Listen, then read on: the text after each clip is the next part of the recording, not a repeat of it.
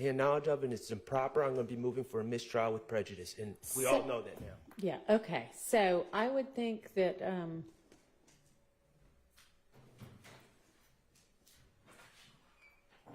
y'all, do I have I don't know if I've got a copy of the interview or not, but y'all could get together and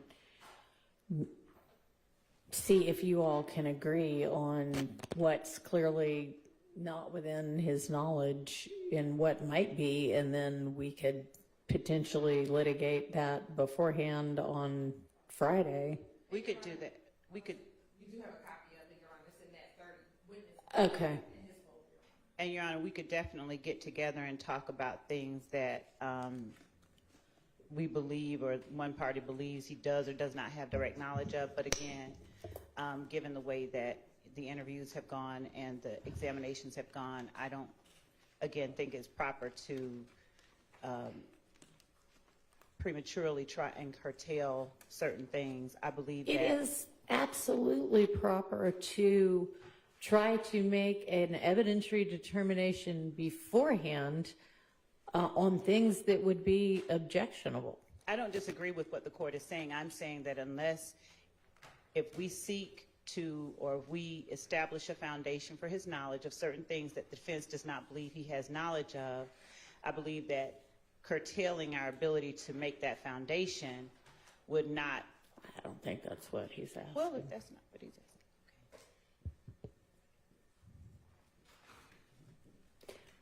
So which, those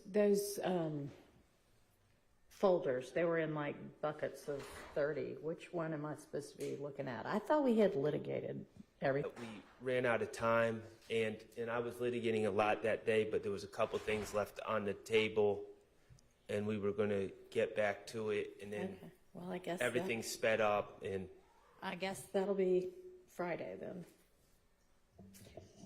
All right. Anything else? Do you know whether we have all the jurors? Not yet. Oh. Okay. I didn't want to hold court up for the day, so I was going to bring it up at the end of the day, but if we're waiting on the jurors, I'll just raise it now. They're continuing to wake my client up at 5 a.m. in the morning. He's exhausted. He has trouble participating in his defense in that state. I would just, once again, I know you said something once. The election, thankfully, was over yesterday. So maybe if that I'm not sure what the election has to do well, I with thought it. that was the reason that the jail was short-staffed. But anyway, okay, I got you. if that's the reason they're waking up at 5 a.m., that's over. So if they could get back to what they were doing prior to the brief recess we had last week. What time does he get to go to bed? I mean, he can go to bed early. I don't know. I'm not saying I want him to keep having to be woken up at 5, but I would suggest that maybe he try to get his sleep in as soon as he gets back after he has his evening meal. I understand, but for some reason, since the pleading out of the other defendants, there's been some kind of shift. And if that shift isn't wholly necessary, it would be good if he could get the same amount of rest he was getting prior to that. Okay, so who would be in charge of what time they are awakened in the mornings?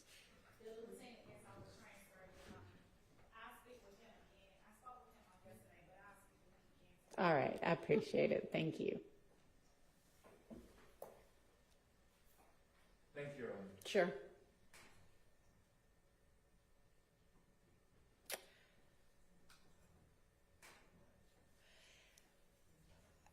Can I ask the state a question?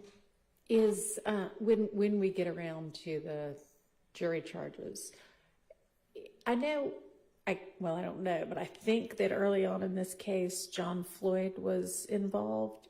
Is he still going to be available? Because certainly he's got some knowledge of RICO that might be helpful to the court in crafting the charges. Okay. And Judge, we've actually been working with him. Okay. Great. We'll make him available. Thank you. So, Ms. Pursfield was just looking at wherever someone's evidence is and does not, oh, no. That would be.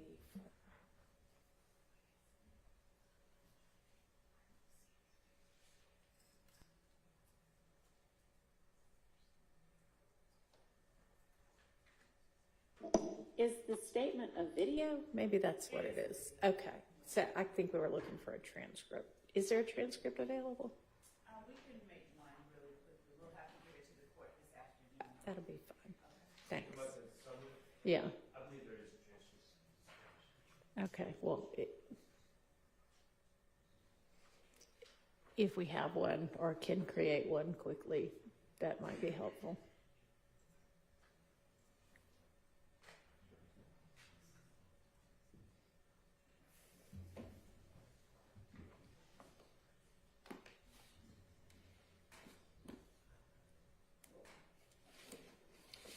All right, so since we're waiting on the jury anyway, what else did we need to be covering on Friday?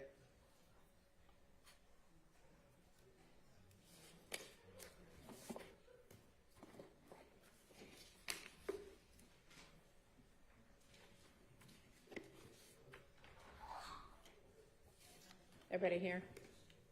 All right, well, y'all get back to me sometime before Friday morning on that question. All right, you'll have your witness ready, whomever your first witness is going to be. We can go ahead and get them out.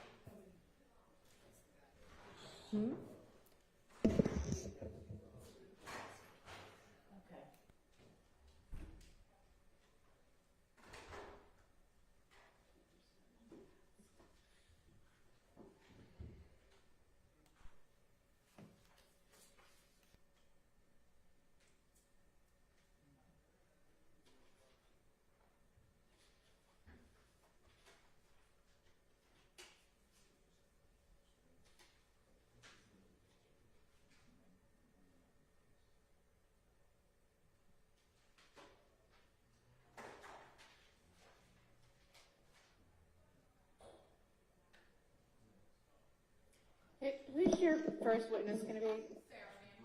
Okay.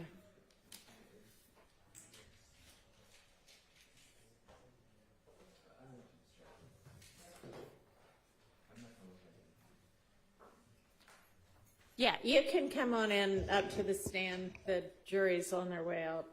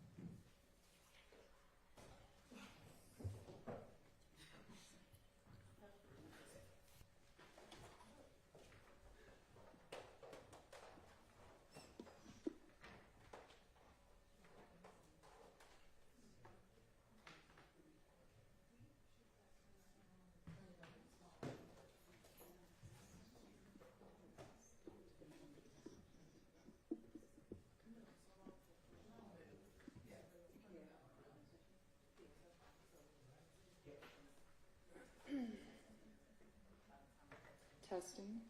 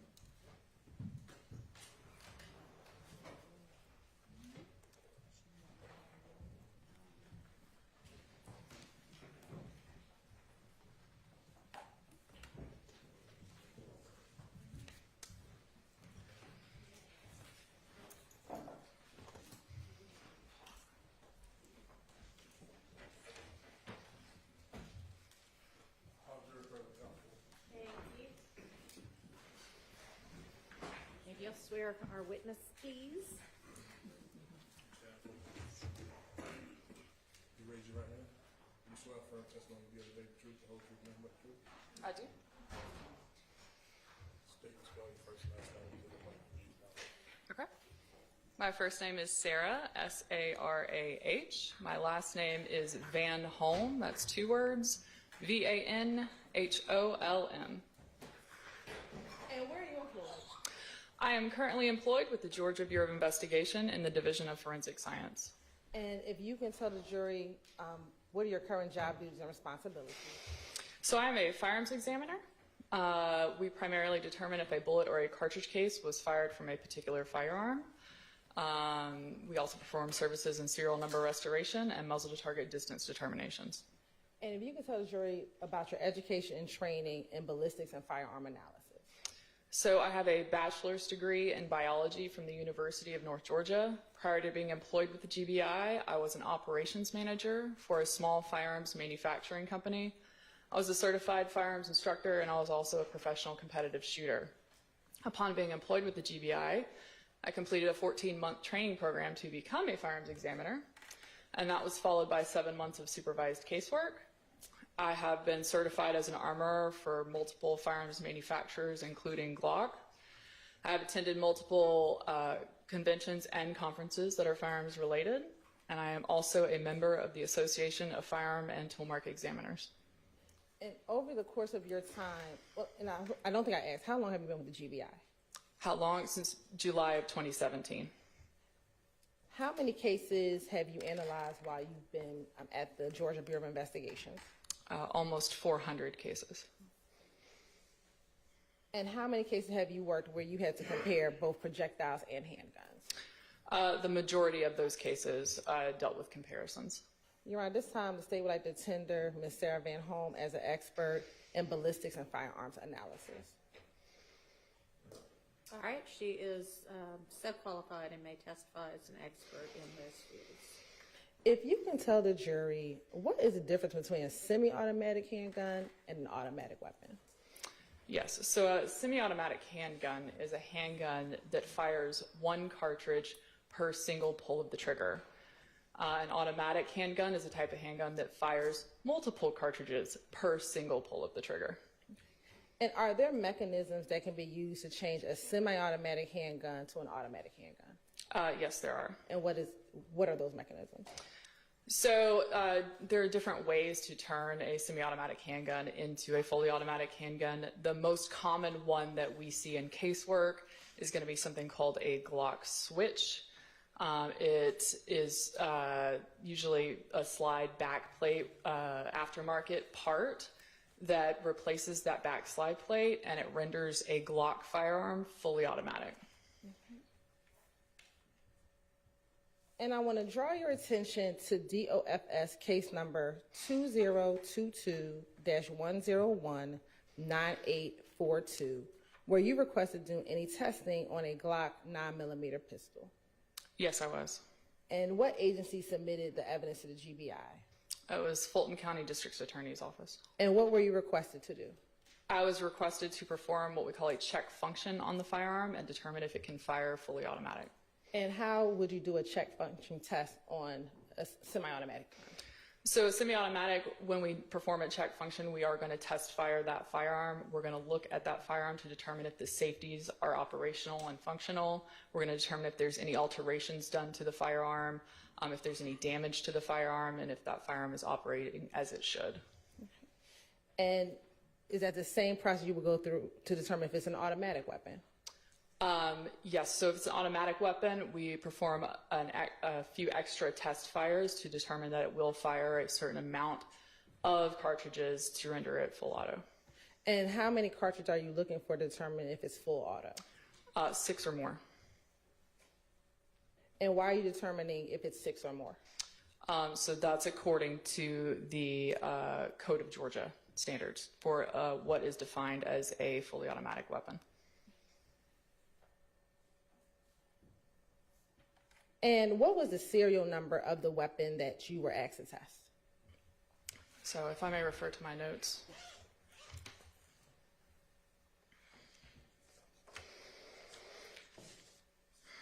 So the serial number on the slide and frame was BPHW105, and the serial number on the barrel, which was different, was KUT516. And what was the type of firearm? The type of firearm, according to the frame, was a Model 45 Glock 9mm pistol.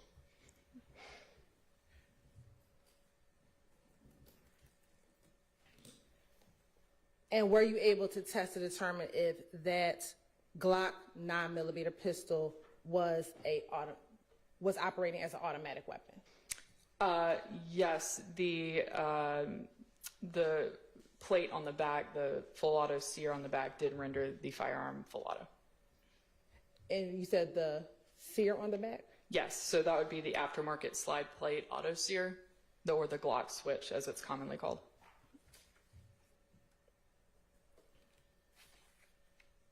And after conducting this test, did you write a report? Yes, I did. And are your findings contained in that report? Yes, they are.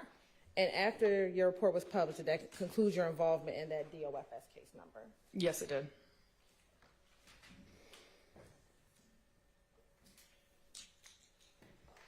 You talked about the fact that there was a different serial number, BPHW105, on the barrel of the gun, and then KUT516 on a different portion of the gun. Is that unusual?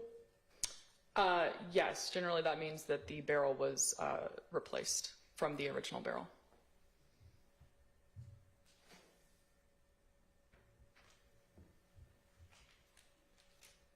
Court's indulgence for a moment.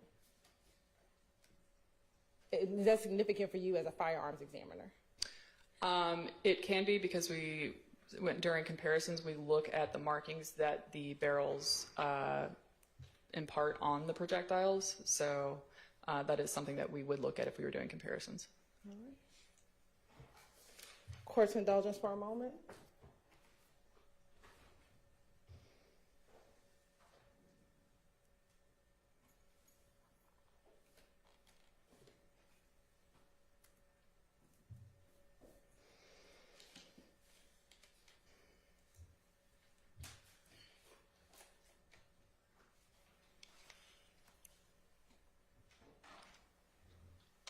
If there is a difference of the serial numbers, does that have any impact on being able to trace that firearm? So typically the firearm is traced using the serial number on the frame, because that's technically what the firearm is. That is the frame of the firearm. So that is how you typically would trace a firearm. Permission to approach? I'm going to show you what's been admitted as State's Exhibit 51XXA. Tell me if you recognize State's Exhibit 51XXA.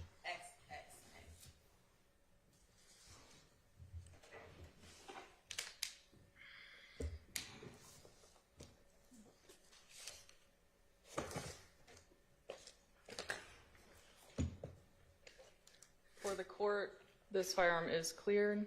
There is a lock through the chamber.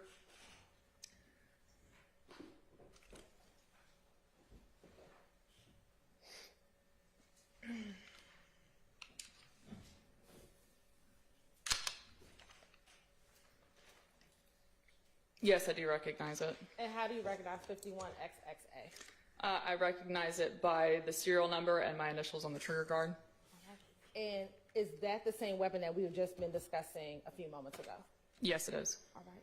And you talked about the Glock switch. If you can pull the weapon out again for us, if you can just kind of show the jury, point to where is the converter or the switch on the weapon. Yes, so typically Glocks will have a back slide plate that is flush to the slide on the back. So that was removed, and this Glock switch was then replaced and put on the firearm. And when you talk about the two different serial numbers, if you can just point or show the jurors where the two different serial numbers are. Yes, so there's a serial number here on the frame. There's a serial number on the slide. And so that's the slide and frame serial numbers, which is going to be BPHW105. And then the serial number on the barrel is actually going to be right here on the chamber of the barrel. And that is KUT516.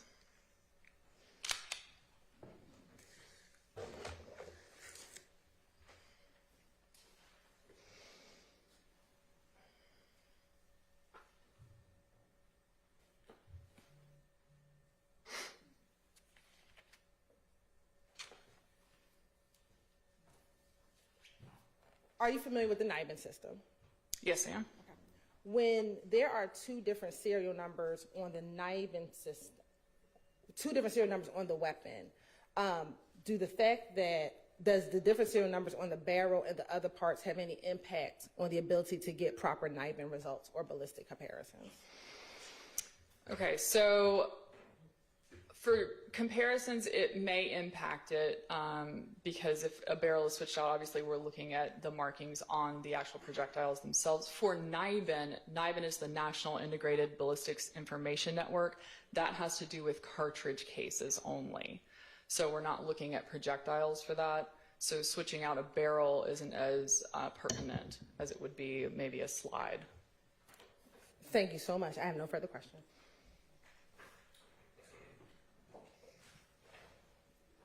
Good morning, ma'am. Good morning. Good morning. My name is Max Shard. I represent Shannon Stillwell. I just have a couple questions. It seems that you're telling us that there's components from two different firearms on this gun. Yes. Okay. Ultimately, at the end of the day, what caliber bullets or projectiles does this gun, as is, fire? 9mm. Okay, fires 9mm. All right. Do you have any evidence that this gun has been used in any crimes on record? I do not. Okay. Do you have any evidence that this firearm has ever been fired by Shannon Stillwell? I do not. Do you have any evidence at all that Shannon Stillwell has ever been in possession of this firearm that you tested? I do not. Okay, thank you.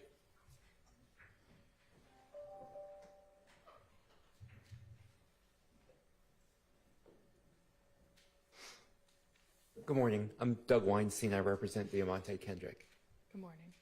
I have some similar questions to Mr. Sharp. Do you have any evidence that Mr. Kendrick ever fired this firearm? I do not. Do you have any evidence that Mr. Kendrick was ever in possession of this firearm? I do not. Do you know who modified this firearm to put the switch on the firearm? I do not. And do you know who may have modified the firearm so that it has a barrel that is inconsistent with the frame? I do not know. Okay, no further questions. Thank you. Redirect.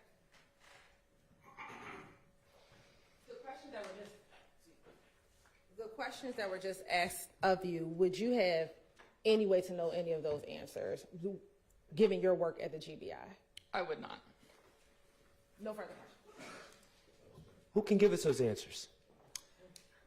I do not know. All right. I look forward to hearing from them. All right. You are excused. State, call your next witness. Your Honor, the state calls Brian Shea to the stand.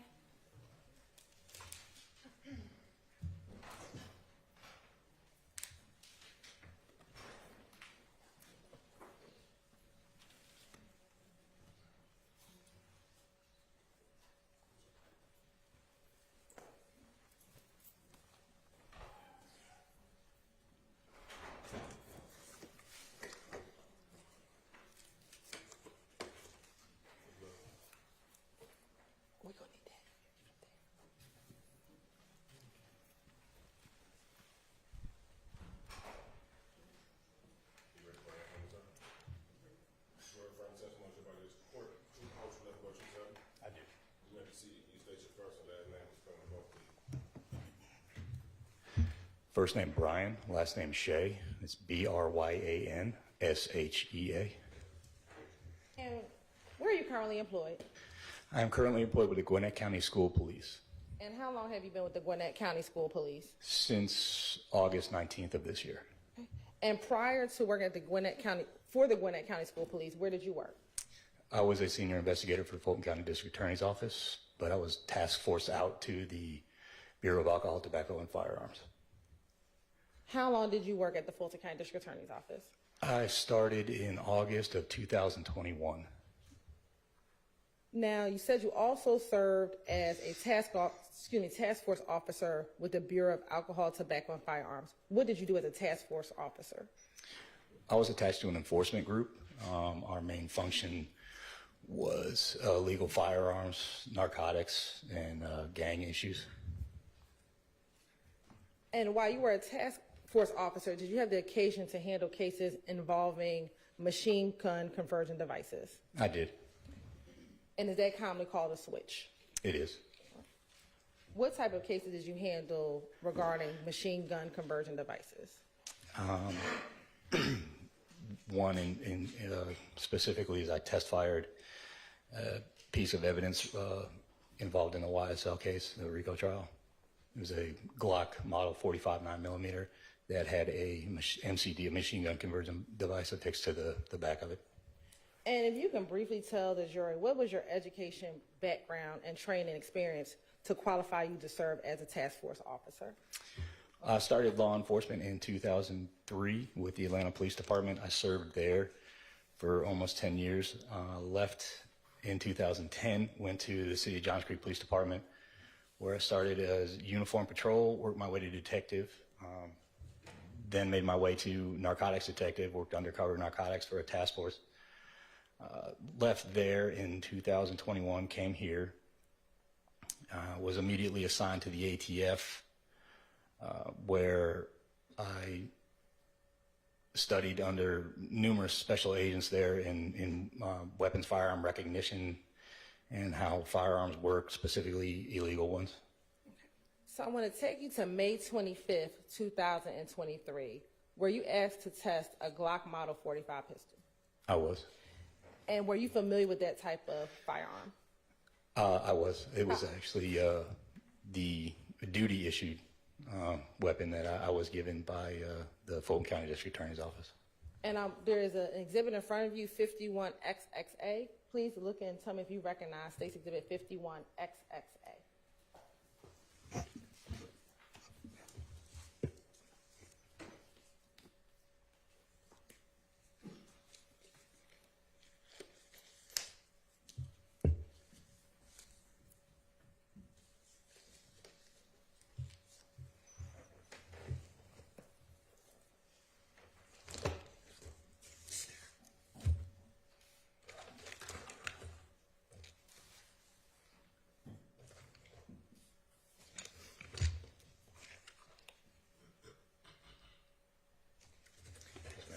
Familiar, I recognize this weapon. How do you recognize it? This was the weapon that I test fired that day. And when you say that day, you're talking about May 25th, 2023? Correct. All right. And how many, in your time either as a task force officer or as in your other roles, how many guns with switches have you handled during the course of your law enforcement career? Oh, numerous.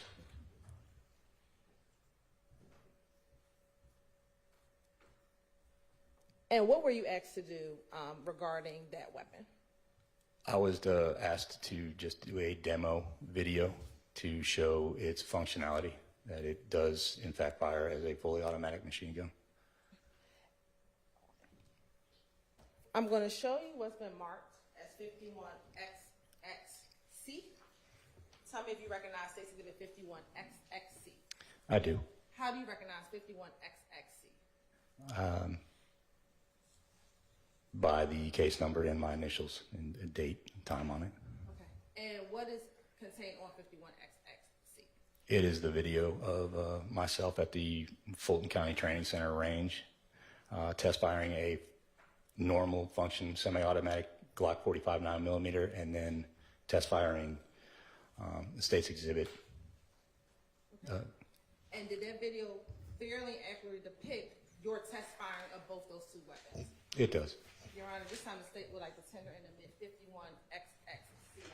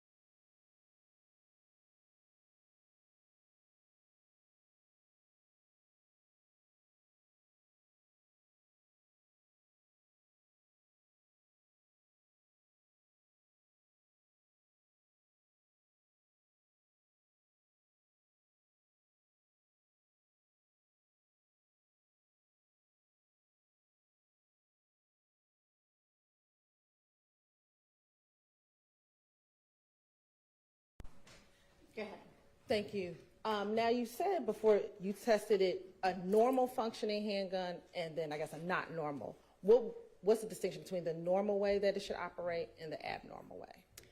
So the normal way, a semi-automatic pistol is one trigger pull expels one round from the magazine out of the barrel of the firearm. And when I test fired the state's exhibit, it was one trigger pull and it expelled 6 rounds out of the magazine, out of the weapon.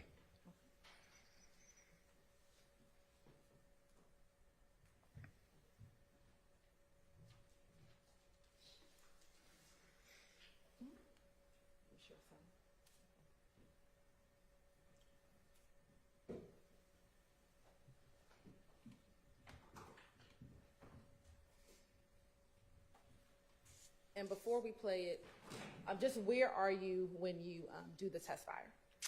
The Fulton County Training Center on their range.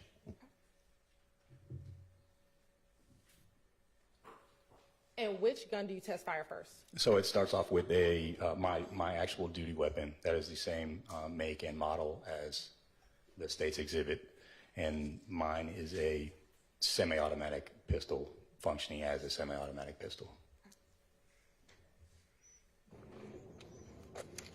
Glock Model 45. This is my duty issued weapon.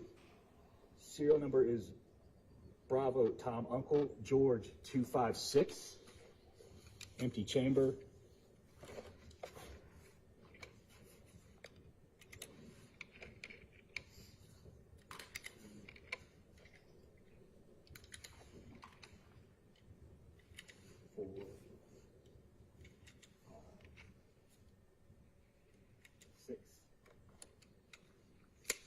Six-round magazine loaded into duty weapon.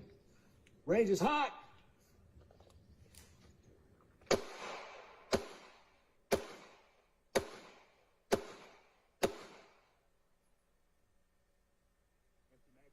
What did you say there? I said empty magazine, and I showed an empty chamber, that there are no more rounds inside the pistol.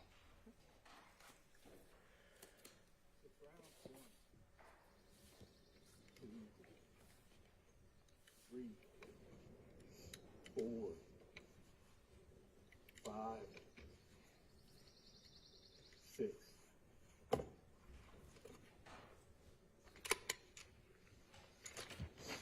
Glock model number 45, serial number Baker Paul Henry, Whiskey 105.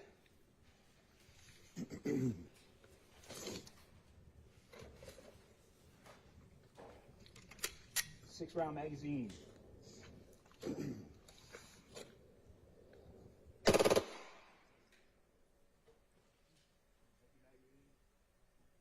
And what do you say there? I said empty magazine, empty chamber again.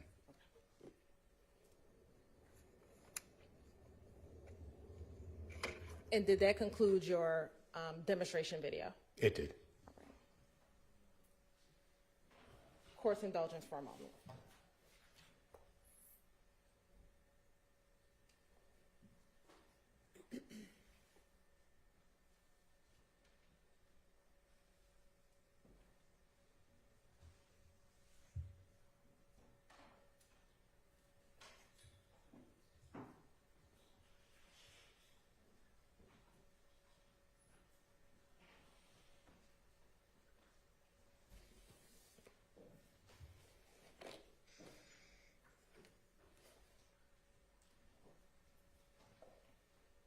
When you shot the automatic weapon, did it fire 6 rounds with one trigger pull?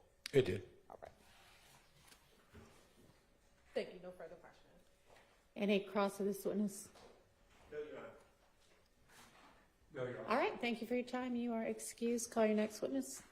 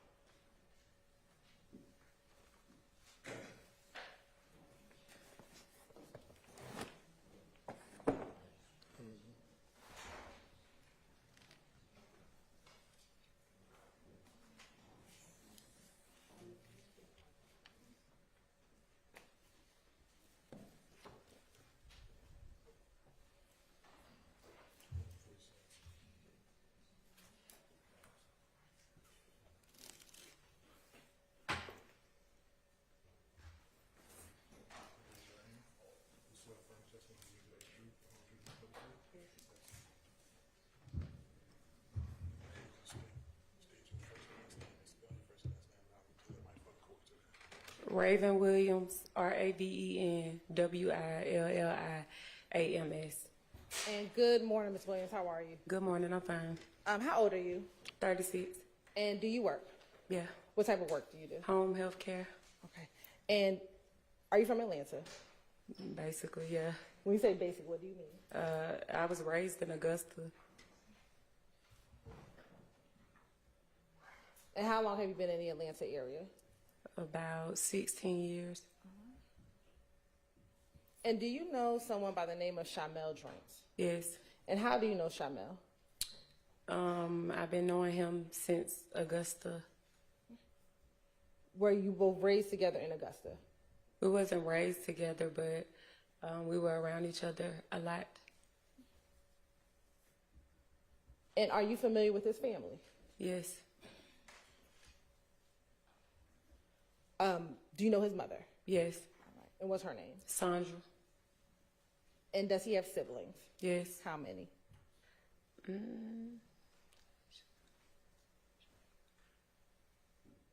4. And did he have children? No. Did Shamel have a nickname? Yes. What was his nickname? Peanut. And is that a nickname you called him when y'all were back in Augusta? Yes.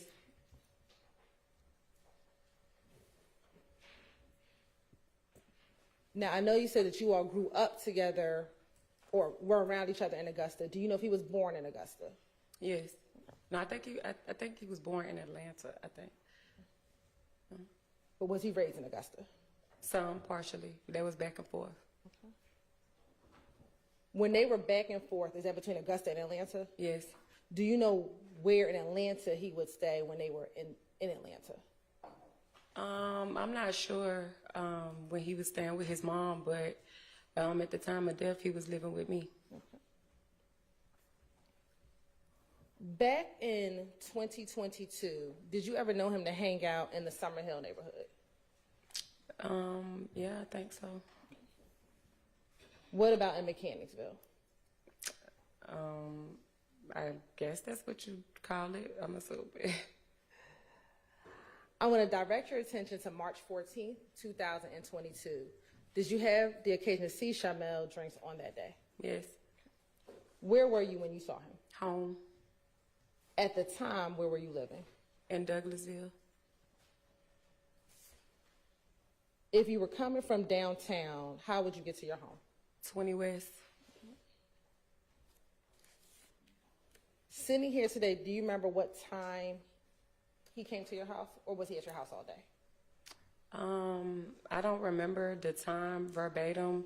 I just know when I got there, it's like it was almost time to get my daughter from gymnastics, and that's normally like I want to say like 6 something, but I just can't remember verbatim. But like around that time frame, I believe. And we say 6 something, that's 6 something p.m.? Yeah. Was he already at your home when you were getting ready to maybe get your daughter from gymnastics? Yes. Was he at your home with anyone? Yes. Do you know who? A boy named Barter. Had you ever met that individual, Barter, before? No. Do you know if Barter was a nickname or his given name? I'm not sure. Okay.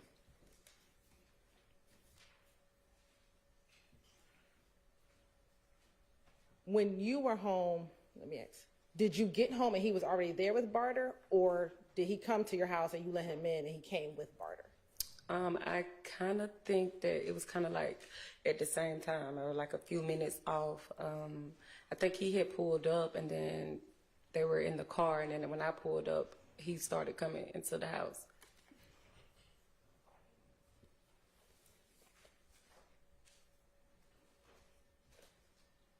Did both he and Barter come inside of the house? He was coming in first with me, telling me who it was, and then the guy was coming up. Now, I think I may have asked you this, but I'll ask you again. Had you ever seen Barter before? No. Had you ever heard Shamel talk about barter? No. Did you all have plans for that evening? Yes. What were they? I was getting ready to cook dinner, so he was coming back home to eat and chill with me and my daughter. And let me ask you, at the time, were y'all two dating? Yes. All right. Did he stay at the house That night? that night? No, he never returned.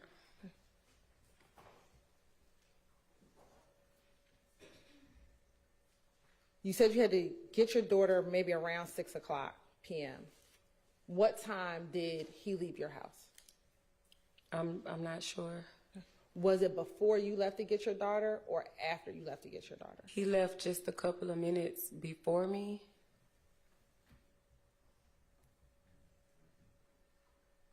Did you know where he was going?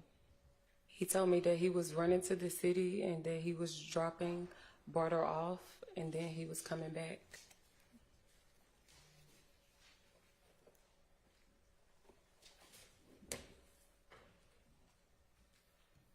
Was there anything that you saw or observed that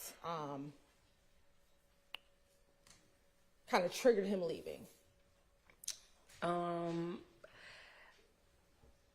Kind of, but not really. I mean, I guess like the boy kept like just trying to insert himself like, oh, you cooking? I'm staying too. Can I stay? And like he was, my niece was there. So he was trying to like court my niece or whatever. And so I want to say the phone rang, if I remember correctly. And that's how he just ended up go ahead and leaving. Do you know whose phone rang? Okay. When he left, did he leave with barter? Yes.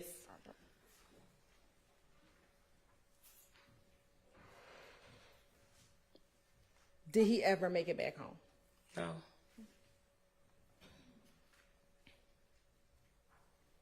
Did you at some point learn about his death? Yes. All right. Permission to approach your mom? Yeah. I'm going to show you what's been marked as State's Exhibit 123VV. Do you recognize the individual in 123VV? Yes. How do you recognize him? That's Shamel. Is that a fair and accurate depiction of how Shamel looked prior to his death? Yes. Your Honor, this time the state would like to admit 123VV into evidence. It's admitted. Permission to publish. You may.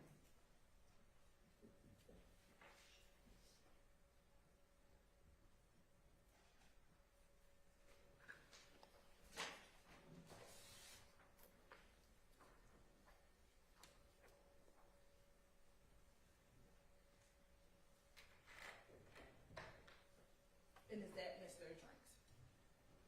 Drinks? Yes.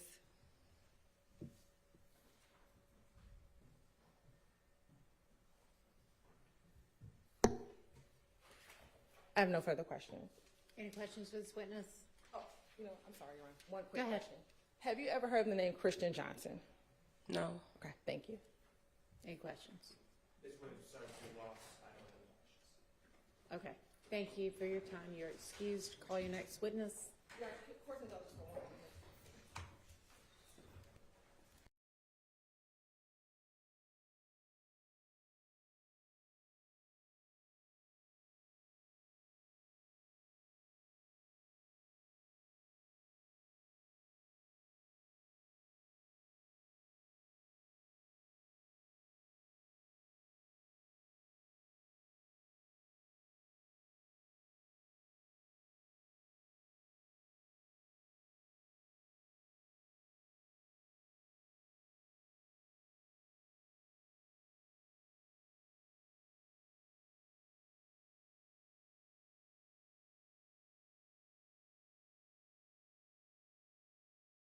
Whomever it is.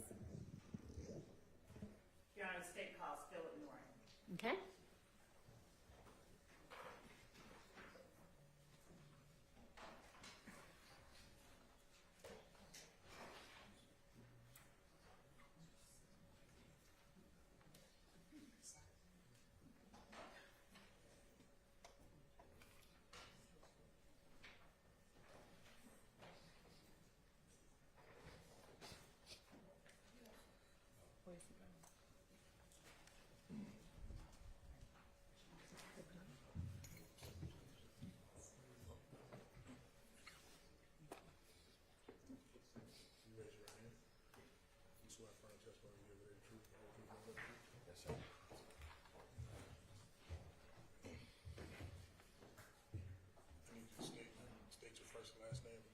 Spell the first and last name to the record. Phil Norton, Philnorton. Good morning, Mr. Norton. How are you? Good. Good. Mr. Norton, would you tell the jury, are you a gun owner? Yes, How long have you owned guns, firearms? my entire life. What type of guns have you owned throughout your lifetime? Couldn't tell you. Have you ever owned a Glock 9mm weapons? Yes. All right. Now, when you purchase your firearms or when you obtain your firearms, where is it that you ordinarily get your firearms from? Various places. I make holsters for a living, so I come across a lot of guns. You make what for? Holsters for guns. Okay. And you said, so you come across a lot of guns? I do gun shows almost every weekend, All right. And where do you do your gun shows? all over the place. During your gun shows, do you buy guns from people or do you just sell them? Everything, it changes every day. It's almost like a pawn shop. Okay. All right. And do you There's a have... lot of trading going on, selling, buying, not necessarily just guns, everything. Okay. Including Ammo, your optics, holsters, bags, everything in the industry. Okay. Do you have to comply with any federal regulations at those gun shows? If you buy from an FFL agent, yes. If you buy from a FFL holder, yes. And what is an FFL holder? Federal Firearms license. All right. Now, when you say if you buy from an FFL holder, you have to comply with federal regulations. During those exchanges and during those sales and transactions that take place at the gun shows that you attend, are you either buying from FFL holders or are you an FFL holder? No. So there's no restrictions to the way that you sell and purchase If you're a guns? private owner or a private seller, under the Constitution, you can buy and sell guns. You don't have to have an FFL license. Okay, Just like if you were my neighbor and I sold you a gun. okay. I don't know if you know that or not. I do not because you just told me. Yeah. So when you purchase a firearm from someone, is there any kind of record or do you keep any kind of record of the types of Not firearms? unless it's an FFL agent, no. Unless, if it's an so in other words, if I go to Academy Sports, there's paperwork filled out. Okay. If it's a private sale, no. Now, you said you've owned guns all of your life, or at least you've had Yes, ma'am. access to firearms. So is it safe to say that you're pretty familiar with firearms and how they work? Yes, ma'am. Now, the types of gun that you've owned, have they all been semi-automatic? Have they sometimes been revolvers, pistols, a whole range of guns? Yes. Yes to which question, since I asked a All compound of them. one? Okay. Have you ever owned an automatic weapon? No. Have you ever handled an automatic weapon? No. Do you know what an automatic weapon does? Yes. And how do you know that? Because this is my business. Fair enough. And so is it safe to say you make it your business to do that type of research, or you've seen it in action? It's 2024. If you can't see that on YouTube, it's pretty easy. Okay. It's very acceptable knowledge. Everybody has it. All right. And what about the way that a gun is made or transitioned from a semi-automatic to an automatic weapon? Are you familiar with that as well? No. Not how to do it. Not how to do it? Are you familiar with the mechanism that causes a gun to go from semi-automatic to automatic? Which one? The switch. I am familiar with it. All right. Have you ever purchased a switch? No. I've only seen it on TV or YouTube, I would say. Okay. Now I'm going to show you what we have marked as states 51XX alpha. May I approach? Yes. Thank you. May I approach you, sir? Yes, ma'am. Now, are you able to recognize the firearm that is in this box? Yes, ma'am. And have you ever owned the firearm that is in this box?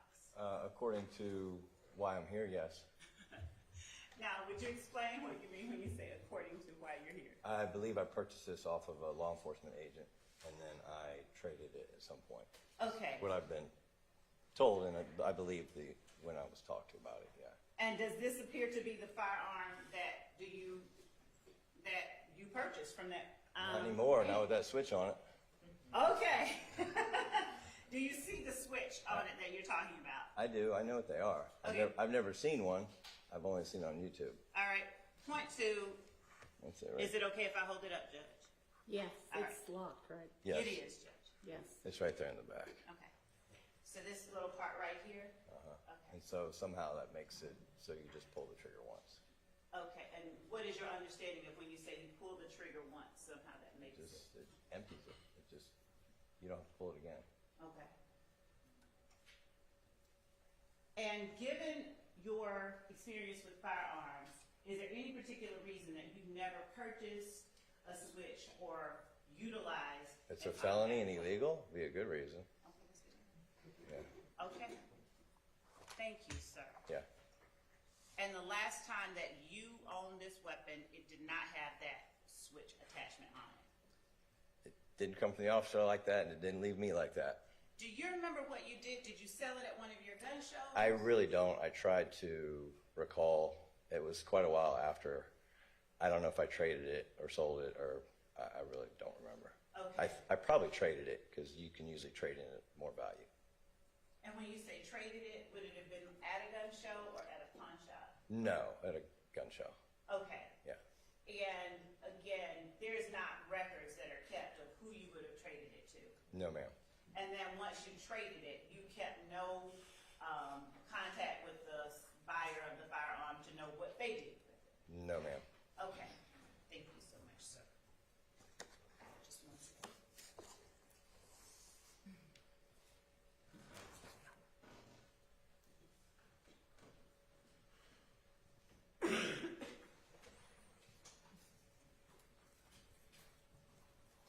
Now,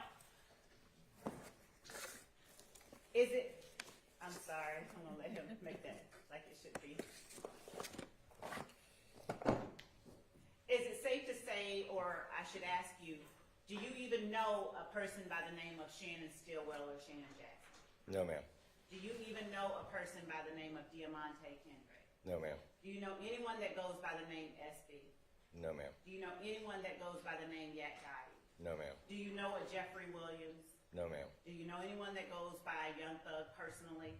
No, ma'am. And is it safe to say you've never had any transactions with either of those people?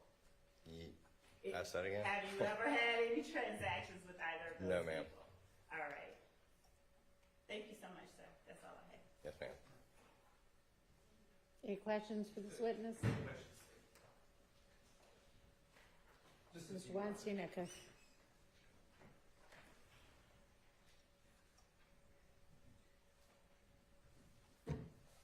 Good morning, Mr. Norton. Morning. My name's Doug Weinstein. I represent Diamante Kendrick, who's sitting right over there. Okay. Just a couple of questions. You said that when you had this firearm, it did not have a switch on it, correct? Yes, sir. You don't know who modified it to put that switch on there, do you? No, sir. You don't know if my client, Mr. Kendrick, has ever been in possession of this gun, do you? No, sir. Okay. You don't know if he's ever fired this gun, do you? No, sir. All right. No further questions. Thank you. Redirect. Just briefly, you were not at a person by the name of Jeffrey Williams' house on May 9th, 2022, were you? No, ma'am. Thank you. All right, thank you for your time. You may step down, call your next witness. You're excused. Thank you. City call, Dr. Melissa Sims Stanley.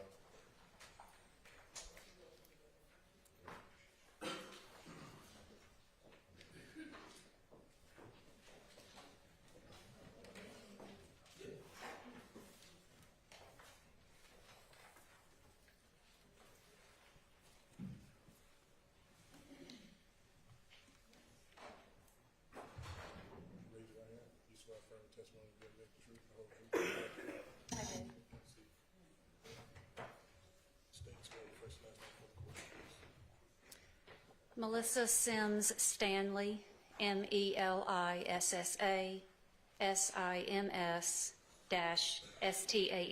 -Stanley. Say good morning. Good morning. Could you explain to the jurors how you are currently employed? Currently I'm retired as of July this year. And prior to July of this year, well, congratulations, one. And prior to July of this year, can you tell the jurors how you were employed or where? Yes, I was an associate medical examiner with the Fulton County Medical Examiner's Office. And can you tell the jurors how long were you an associate medical examiner with the Fulton County Medical Examiner's Office? I began at Fulton County as a locum tenens or contract medical examiner in March of 2020 and was hired full-time in July of 2022. And prior to beginning your contract work in March of 2020 with Fulton County, can you tell the jurors, were you employed by other medical examiners, agencies in other counties?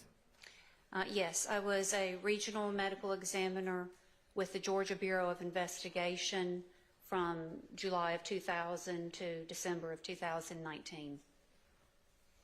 Now, can you tell the jurors a little bit about your educational background and training that has allowed you to work as a medical examiner for all these years? I obtained a Bachelor of Science degree from Emory University, a medical degree from the Medical College of Georgia. I did a one-year internship in internal medicine, also at the Medical College of Georgia. I then completed an anatomic and clinical pathology residency, followed by one-year fellowship in forensic pathology at the Medical University of South Carolina.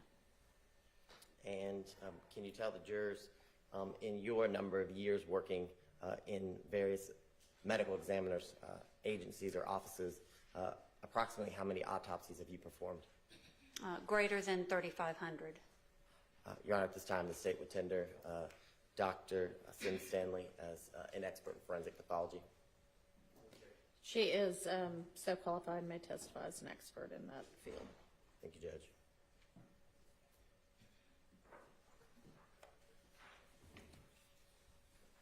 Now, Dr. Sim Stanley, can you tell the jurors generally when you are preparing to begin an autopsy, some of the first steps that you take before actually beginning the autopsy?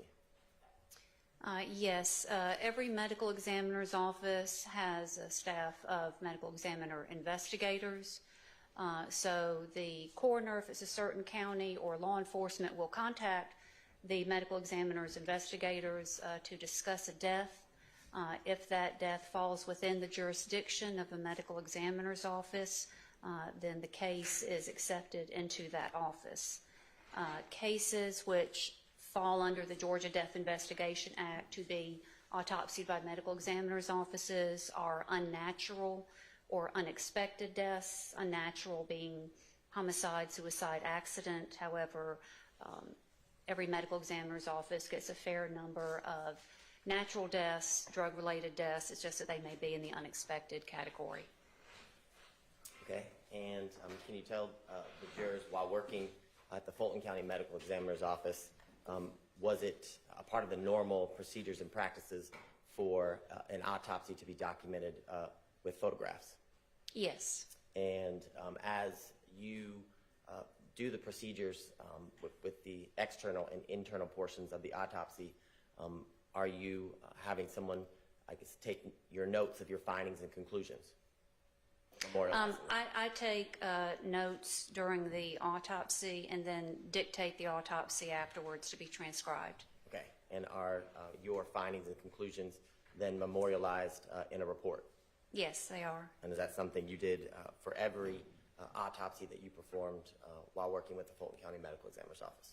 Yes, sir, that's correct. Okay. Now, I want to direct your attention to March 17th of 2022. Did you have the occasion to perform an autopsy on a gentleman named Shamel Drinks? Yes, sir. Okay. And can you tell the jurors, as it relates to the autopsy of Mr. Drinks, were the policies and procedures that you just described completed? And I mean, were photographs taken and was a report created? Yes. Okay. And I want to show you what's been marked as State's Exhibits.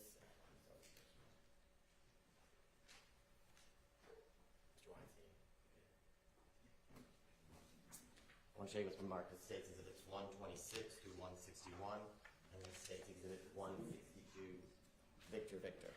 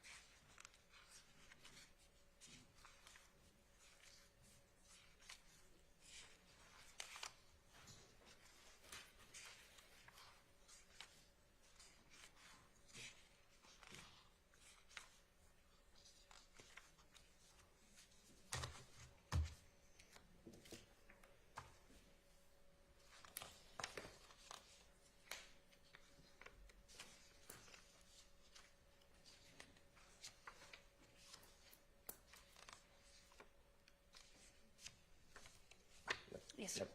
Dr. Sim Stanley, in your review of State's Exhibits, we'll start with 126 VV through 161 VV. Do you recognize the photographs contained in those exhibits? I do. And can you tell the jurors how you recognize those photographs? They are photographs which were taken during the course of the autopsy. And are those photographs in State's Exhibits 126 VV through 161 VV, are they fair and accurate copies of the photographs taken during the March 17, 2022 autopsy of Mr. Drinks? Yes, sir. And I want to move to State's Exhibit 162 VV. Can you tell the jurors, do you recognize that exhibit? I do. And how do you recognize it? It is a copy of my autopsy report. Okay. And is State's Exhibit 162 VV, is it a fair and accurate copy of the autopsy report that you created for the autopsy that you did on Mr. Drinks on March 17th of 2022? Yes, sir. Your Honor, at this time the state would tender what's been marked as State's Exhibit 126 VV through 162 VV.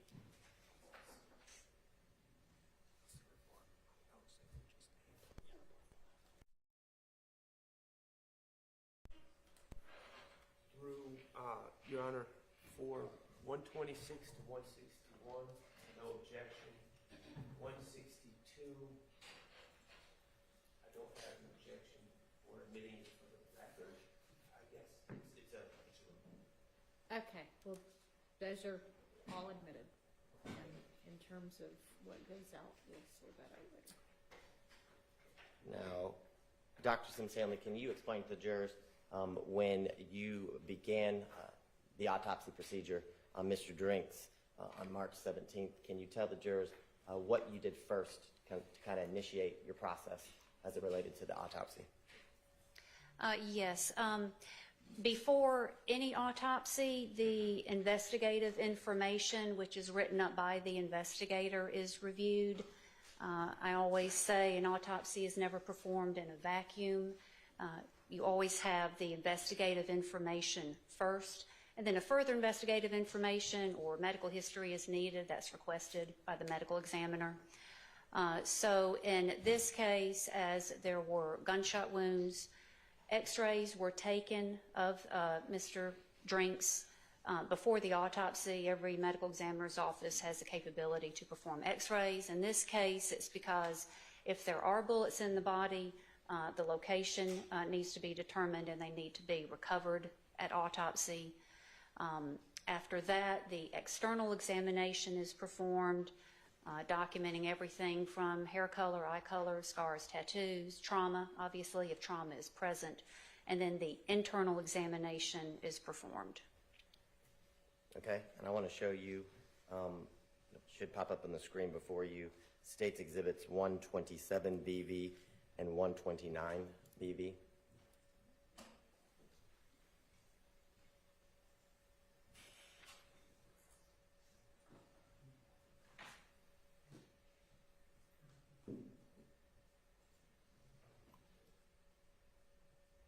Now, Dr. Sim-Stanley, can you explain to the jurors, I guess, the purpose of this photograph that is taken during the autopsy procedure? This is a facial identification photograph. You will notice in every photograph there is the unique identifying case number for this autopsy and for every piece of evidence which is associated with this autopsy. Okay, and in State Exhibit 129,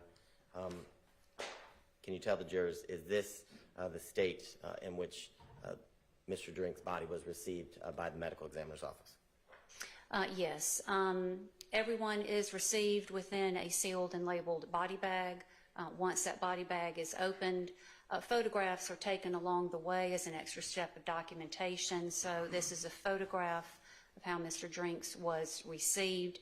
The white paper bags on the hands are placed on the hands, typically by law enforcement at the scene for preservation of possible evidence. Okay, and can you tell the jurors, in your, I guess, when you began the external review of Mr. Drinks, can you tell the jurors, did you notice, as it relates to the injuries, anything like soot or stippling? No. However, there was what's called pseudo stippling or false stippling associated with the entrance gunshot wound of his neck. Okay, can you explain to the jurors what is pseudo stippling and how is that created? Yes. Well, first, soot is the combustion of gunpowder, which is associated with contact or near contact gunshot wounds. Gunpowder stippling refers to the burning and unburned grains of gunpowder, which can impact on the skin around an entrance gunshot wound. They look like red pinpoint, very small abrasions. This is characteristic of close range or intermediate range gunshot wounds. In this case, the investigative information and the scene findings I had was that Mr. Drinks was found deceased within a vehicle and that there were gunshot wound defects noted in the car doors, the front door, the front driver's door, the front passenger door, as well as the front passenger's windshield. So he had what's called pseudo stippling, so it's not gunpowder stippling, but there were larger irregular abrasions which were associated with the entrance gunshot wound of the neck. So what that tells you is, in conjunction with the scene findings, that when a bullet passes through an intermediary target, say the bullet passes through a wall or a window prior to striking the victim, that can fragment the bullet, and those bullet fragments can impact on the skin around the entrance wound, or it can fragment the intermediary object itself, the door, the window. So those fragments can impact. So there were those irregular fragments of either the intermediary target or the projectile around the entrance wound of the neck. And the irregularly, can't say that word this morning, the irregular, the things that you found to be not normal, I guess. My mouth is not going to say that word today. Can you tell us, in State's Exhibit 138B, can you point out to the jury what you are talking about as it relates to the pseudo stippling? Yes, it's easier to see on what's termed the clean photograph. Photographs of wounds are taken before cleaning the body and after. Yes. But 145BV, if that will help assist.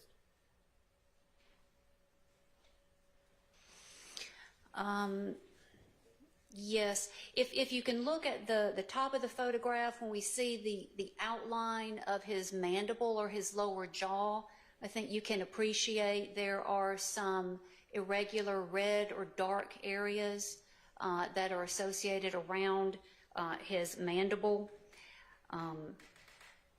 and also around what's termed the mastoid process, this bump that you feel at the base of the skull. So those are characteristic of what's called pseudo-stippling. So they're fragments of the intermediary target. Now, can you tell the jurors how does that affect or your ability to determine, I guess, the range of fire or how far a barrel of a gun is from the gunshot wound that we're looking at here in State's Exhibit 145, Victor Victor? Well, once a projectile has passed through an intermediary target before striking the victim, the medical examiner is not able to determine that distance. Say if there is the shooter, a door, and the victim, the medical examiner is not able to determine whether the shot was fired immediately next to the door or 30 feet, 50 feet, or more away from the door. So it's termed indeterminate range. In other words, you don't know the range of fire through an intermediary target. So this was indeterminate range through an intermediary target. That's the range of fire. So the findings that you just talked about, are they consistent with someone being shot while in a vehicle? Yes. Okay.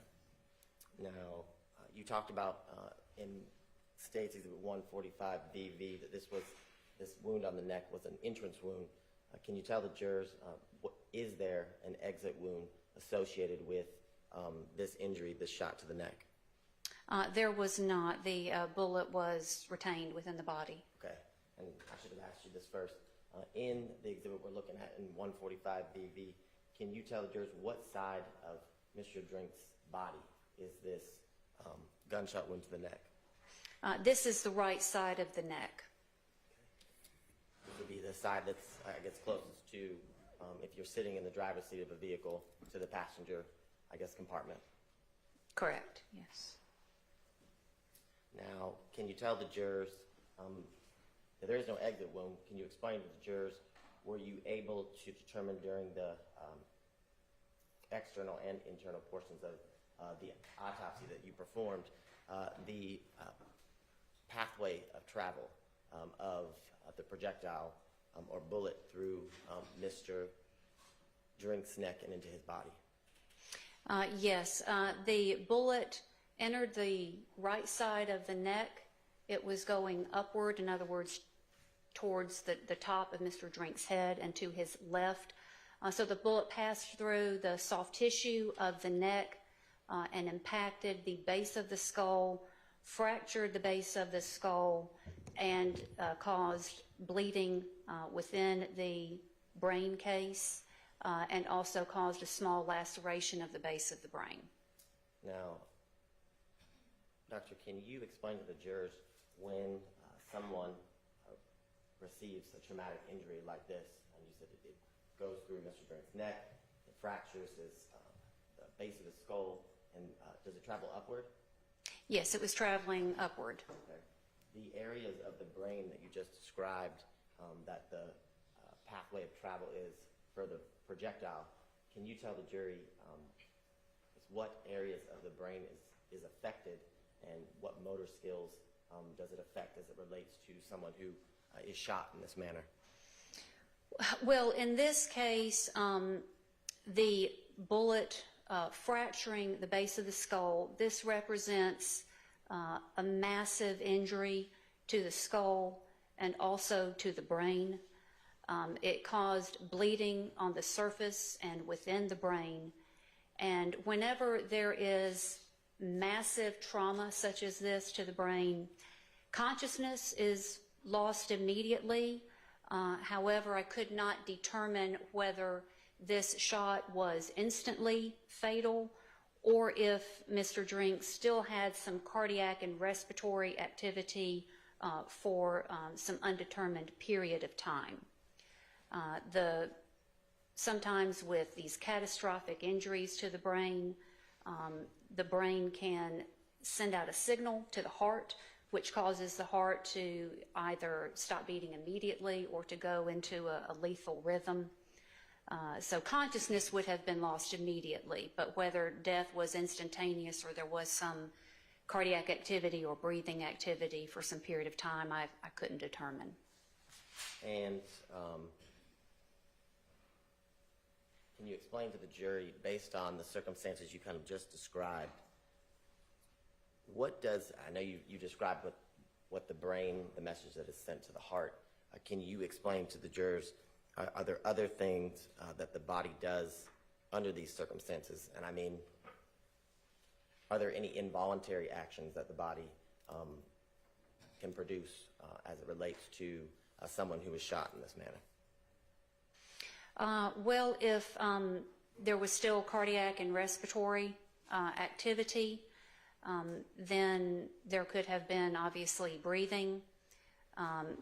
As people are dying, they can exhibit abnormal patterns of breathing. So I'm not sure if that's what you're referring to. And I guess I'll give you an example. In an instance where someone is shot like this, and can someone's hands clench and it remain clenched because of the immediate traumatic injury that they received to their brain? It's possible, yes. Now, as it relates to the direction of travel, if Mr. Drink's head is tilted to the left and he's shot from the right side through the passenger door, would that be consistent with, I guess, why the projectile would travel upward? Yes. And just a clarification, when I talk of the direction of the bullet, that means the direction of the bullet once it enters the body. I'm not able to determine direction of the position of the gun or the shooter from that. Okay. And so if the bullet enters the right side of his neck, it travels upward. Can you explain to the jurors where the bullet ended within the head cavity of Mr. Drinks? Yes, the bullet was recovered within the fractured base of the skull.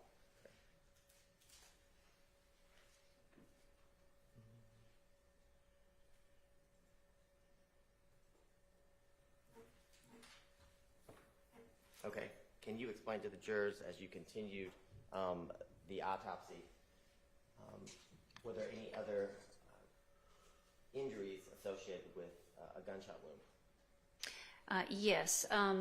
Mr. Drinks had a gunshot wound pathway through the upper portion of his right forearm. It entered what's referred to as the back or the dorsal aspect of the forearm. The bullet passed through the soft tissue of the forearm and then exited the ventral or inside surface of the right forearm. And in the exhibit that we're looking at in front of you states that 140VV, is that the entrance wound that you just described as it relates to the shot that he received in his forearm? Yes, that is the entrance wound. Now, I want to show you State's Exhibit 142VV. I know you just described kind of the travel or the pathway of travel of the bullet. In this exhibit, 142, Victor, is this the exit wound that you just described? Yes, it is. Now, can you explain to the jurors how you're able to determine which is an entry wound and which is an exit wound based on your training and your number of years of experience? In general, entrance gunshot wounds have a more round, regular appearance. Typically, entrance gunshot wounds have what's called an abrasion border. This means as the bullet pierces the skin, it abrades or scrapes off a thin border of the skin around the wound. Exit gunshot wounds typically have a more irregular appearance. They typically do not have abrasion borders, but there can be exceptions. And in State's Exhibit 141VV, the abrasion border that you're describing, is that what's in the middle of, I guess, State's Exhibit 141VV, the darker color area around the gunshot wound? No, that's more of the flap of skin. So you're the doctor, I'll let you do it. This entrance gunshot wound was larger than normal. It was ½ an inch. The entrance gunshot wound of the neck was about 2/10 or 3/10 of an inch. So because this entrance gunshot wound was round, it was larger and more irregular. That was also consistent with this projectile also passing through an intermediary target. The abrasion border was slightly more irregular. So here We see this is a dark abrasion. There's also a thinner rim of dark abrasion on this side of the entrance gunshot wound. This represents a laceration or tear of the skin, and then this area is just somewhat of an irregular flap of skin. Okay, and then I'm going to bring back up States 142 BV. Can you explain to the jurors the difference in the exit wound that we're seeing here as it relates to the entry wound, and how you are able to make your determinations? Yes. This is an exit wound. Exit wounds can either look like multiple lacerations or tears of the skin, but one of the characteristics of exit gunshot wounds is that you can reapproximate the skin edges, and that exit gunshot wounds typically do not have an abrasion border. So there's no abrasion border associated with this wound, and it was very easy to reapproximate the skin edges. Thank you very much. Now, as a part of the autopsy that you performed, I want to show you States Exhibit 147 VV and 148 VV. Can you explain to the jurors, I guess, the analysis that you did as it relates to the jacket that Mr. Drinks had on when he was shot? Yes. For homicide cases, photographs of the clothing are always made, and then photographs are taken to determine if there are defects in the clothing which seem to correspond with the gunshot wounds. And when you're examining the clothing of a victim who's been shot, do you look for soot, like you talked about earlier, to help you make a determination as it relates to range of fire? Yes. Okay. Now, lastly, I want to show you States Exhibit 161 VV.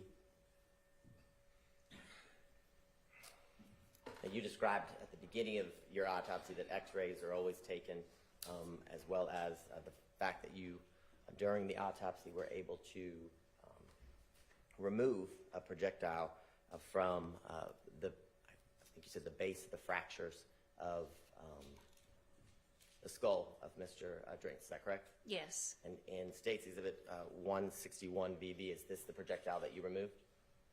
Yes, it is. Okay.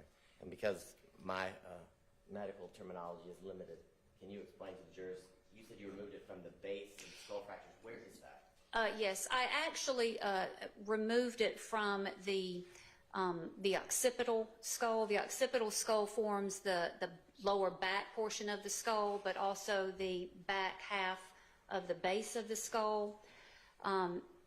I wrote sphenoid skull, which is a portion of the skull which is in the central base of the skull, and that was a mistake, and I noted it in the report. It was recovered from the occipital skull, not the sphenoid skull. And in 146 VV, can you orient the jurors, I guess, do you see, I guess, the general area where the projectile would have been removed? Is it contained in that photograph, like the base of the skull? No, that photograph was just to document whether there were injuries behind the right ear. So I'm going to have you, I guess, show on me where would the bullet have been removed as it relates to the base of Mr. Drink's skull? The bullet would have been removed from, it's difficult to point because it would have been, if we think of the base of the skull, it would have been inside, below the skull base, somewhat on the right side. Okay. Is it near the knot that you described earlier? It would have been internal to that, yes. And can you tell the jurors, once you removed the projectile and placed it in the clear box with it being labeled, what do you do with it next? It is then submitted as evidence to the Georgia Bureau of Investigation. Now, as a part of your autopsy procedures, can you tell the jurors what your determination was as it relates to the cause of death of Mr. Drinks? Yes, I stated that the cause of death was multiple gunshot wounds. And as it relates to your determination of the manner of death of Mr. Drinks, can you explain to the jurors what your determination was? Yes, for the purposes of a medical examiner, if the actions of another individual cause or contribute to the death, then the manner is classified as a homicide.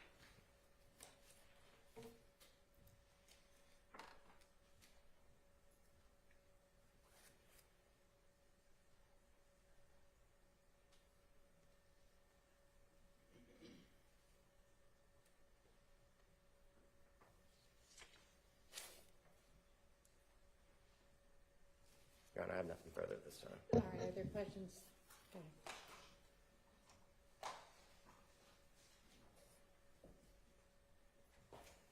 Doctor, good morning. My name is Max Shard. I represent Shannon Stillwell, okay? Yes, sir.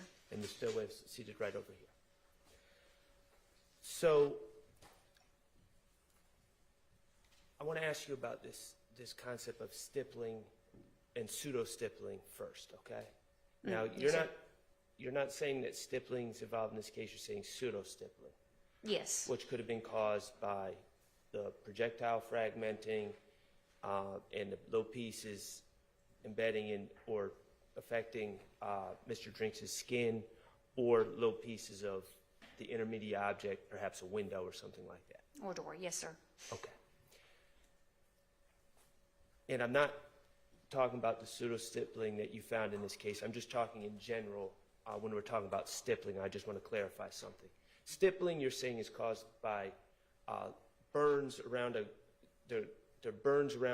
gunshot wound when it's a close in range shot. Yes.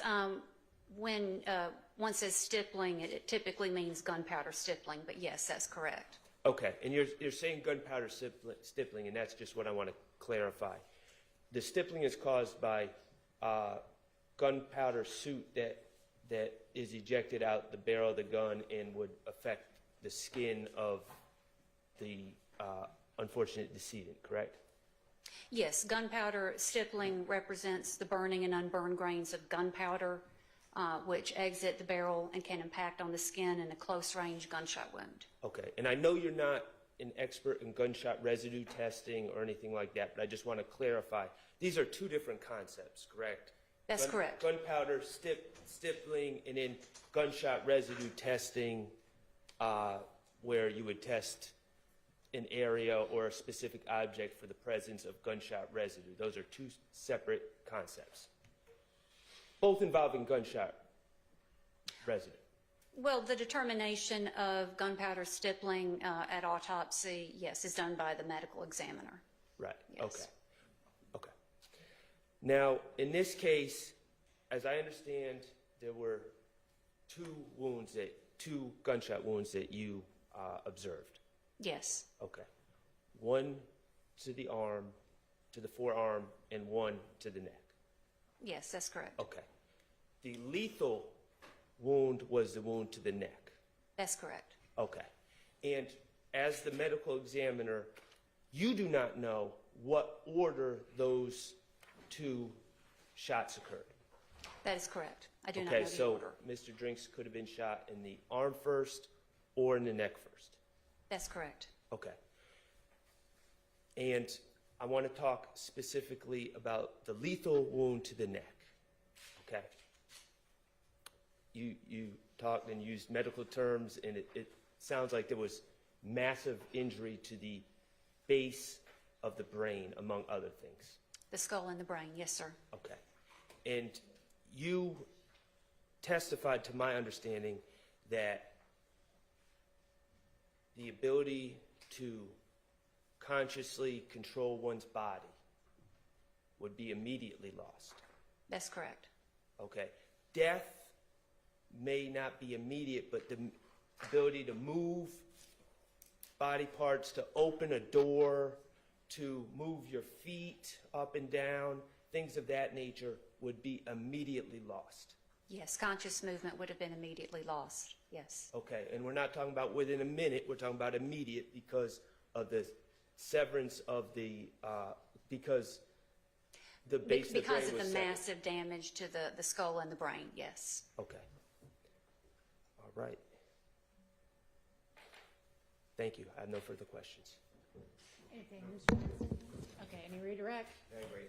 Dr. Stanley, if after receiving a gunshot wound to the neck, as Mr. Drinks did, and prior to being shot, he had his foot compressed on the brake, is it possible, or is it consistent with the fact, would his foot remain on the brake? Is that possible?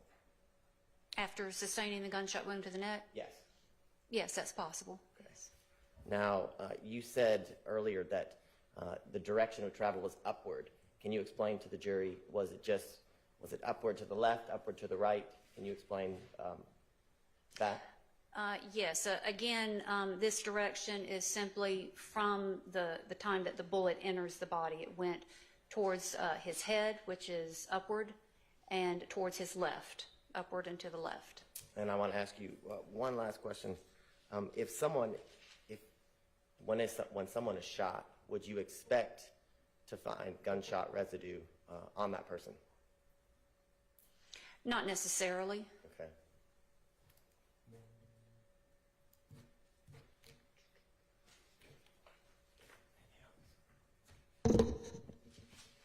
I don't have anything further on. Doctor, Mr. Abadi just asked, after being shot in the neck in the way that Mr. Drinks was, unfortunately, whether it's possible that one's foot could remain on a brake if it was already there. And you said that's possible. Yes, sir. Okay. What is not possible, you would agree it's not possible after suffering that wound that someone would be actively moving their feet up and down off the brake. That would not be possible, would it? That's correct. Okay, thank you. All right, thank you for your time, and you are excused. Yes, How long thank is you. your next witness? Probably about 35 minutes. Okay, why don't we take a break, and then we'll get back with our next witness. All right, here.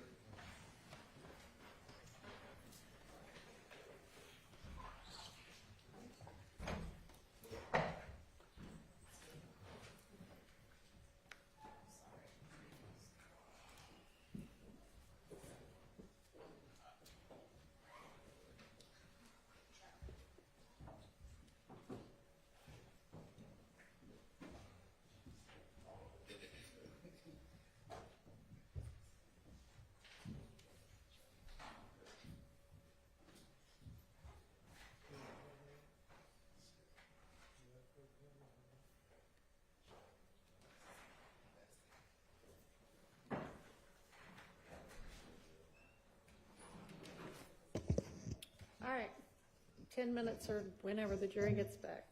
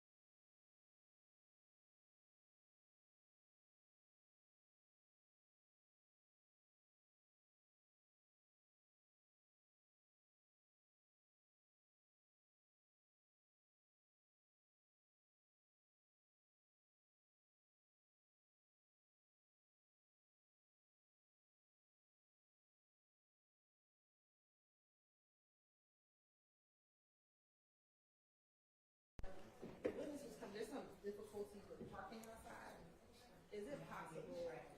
Oh, yeah, because there's a gas leak at the corner of MLK and Piedmont. Can we just have Tim, he's getting out of his car at court and walking.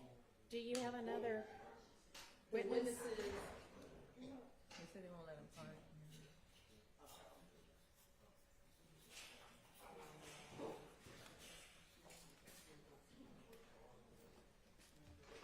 I mean, if we hadn't taken our break, he'd be like 30 minutes late already. But if that had happened, he would have been here. Do you have somebody else you can call? Yes, Sean. All right, call somebody else. Let's get the jury out. Please. We're ready for the jury. That's all right.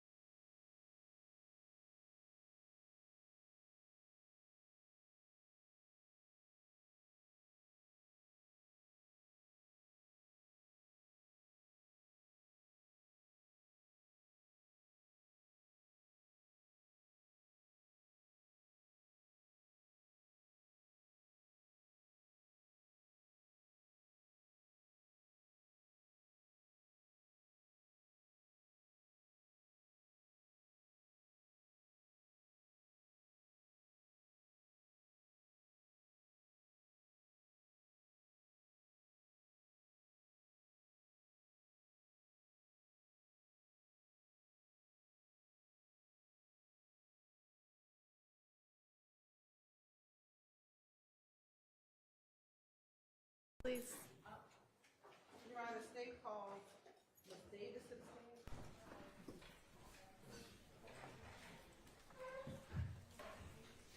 Raise your right hand. You swear affirm the testimony you give today, the truth, the whole truth, nothing but the truth? I do. Have a seat.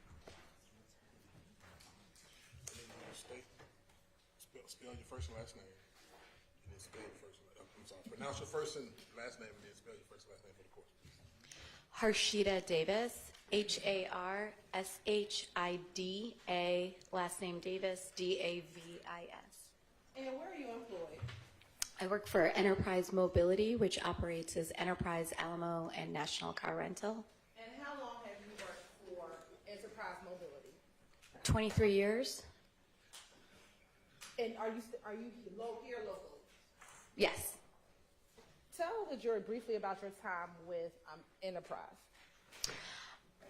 So I've worked with Enterprise in several different markets. I started in North Carolina, in Charlotte, North Carolina. I have worked in the Chicago market, the Fort Myers market, and most recently here in the Atlanta market. I've been here for just over 5 years, and I manage the risk management program for all of Atlanta and Atlanta metro area and suburbs and north of Atlanta. And if you can tell the jury, what does your group do as far as the risk management program? So my department is primarily responsible for vehicle safety, security, investigations, compliance, and litigation. And in your role, are you familiar with the official records of Enterprise Holdings? Yes. Right. And are those documents or records generated when an individual rents a vehicle? Yes. And are those records kept in a regular and ordinary course of business for Enterprise Holdings? Yes. Tell the jury, what are the documents that are generated when an individual rents a vehicle? So we generally have the rental agreement, which would be signed by the person renting the vehicle. And then we also have documents that are generated once the rental agreement is initiated, documents that can be generated throughout the rental, within the computer system. And when you're renting a vehicle with a rental agency, a part of Enterprise Holdings, are there security cameras and security footage at the locations? There are typically security cameras at the locations. Not every single rental location in our company has security cameras. And if there are certain facilities with surveillance videos, are those surveillance videos kept in a regular and ordinary course of business for Enterprise Holdings? Yes. Can you generally describe the rental process for an individual renting a vehicle with Alamo under the Enterprise umbrella? So typically someone renting with Alamo where specifically, it would be different based on location. So I'm just wanting to make sure which location you would like me to. Let's talk about the location at the airport. At the Atlanta airport. Atlanta airport, yes. Okay, so at the Atlanta airport, an individual would typically, they could walk up for a reservation or they could book a reservation in advance. They would arrive at our counters at the rental car center, and we would validate the reservation, validate form of payment, as well as validate the driver's license for the person who would be renting the vehicle. And when you say you validate the driver's license, what exactly do you do in order to validate? We visually validate the driver's license, that it belongs to the person who's renting the vehicle. And are cars with Alamo sometimes rented through third-party businesses? Yes, you can book through a third-party agency. So there's different agencies that book rather than going just straight to the Alamo website. Is the rental process different if you book through a third party versus going directly to the Alamo website? It's not. The only difference would be the form of payment may be prepaid versus paid at the counter. You talked about verifying identification. What identification needs to be presented to rent the vehicle with Alamo? If you have a valid U.S. driver's license, we would just require you to present your original, true valid driver's license. If you have a foreign driver's license, we would need the foreign driver's license. If the foreign driver's license, we're not able to, interpret it, we would require also an international driver's license be presented alongside the foreign driver's license, and then a copy of we would view the passport. When individuals rent cars with Alamo, are they allowed to have a secondary driver? You can add a secondary driver to the contract. If the secondary driver is a spouse, do they have to be added to the contract? We do not add spouses to the contract. Built into our contract, a legal spouse with a valid driver's license is able to operate the vehicle. Now, if a renter approaches with an individual and they say that's their spouse, can they be an authorized user? Do you verify whether or not they are actually married or not? We do not.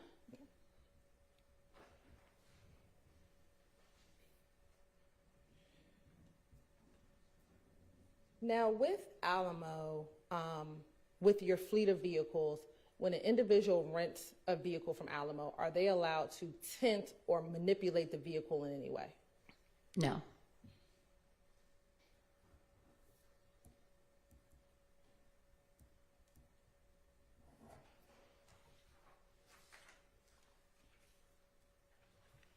We earlier talked about surveillance footage. Is there surveillance footage at the Alamo Alamo rental location at the Hartsfield-Jackson International Airport?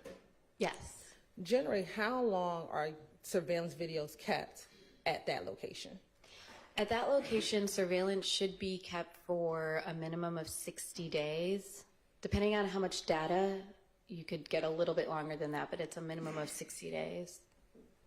And in your role, do you sometimes get requests from law enforcement to assist with law enforcement investigations? Yes. Now, earlier you talked that part of the risk management job duties is to ensure vehicle safety and security.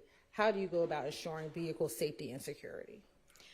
Well, we have a lot of internal processes in place, but there's also external laws and guidelines we have to follow in regards to keeping vehicles safe. And our job in our risk management department is to coach and train all employees that come through are hired on in the company to know, how to ensure that they are only renting safe vehicles, and how to properly inspect vehicles and what condition they should be rented in. I want to direct your attention to March 16th, 2022. Did a member of Alamo Security team get a request for documentation for a rental vehicle associated with a tag number of MD8ED7071 from the Atlanta Police Department? They did. And were you able to provide any documentation or any other information regarding that vehicle? I'm sorry, what? Sure. Were they able to produce any documentation to the Atlanta Police Department? Yes. And have you had an opportunity to see that documentation prior to your testimony today? Yes.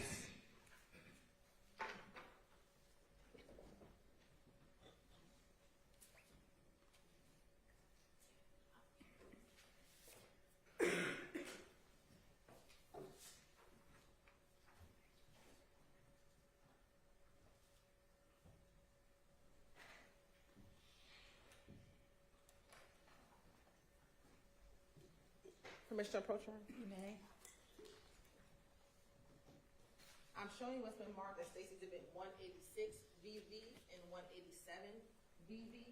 Tell me if you recognize those items. I do. First start with 186 VV. How do you recognize 186 VV?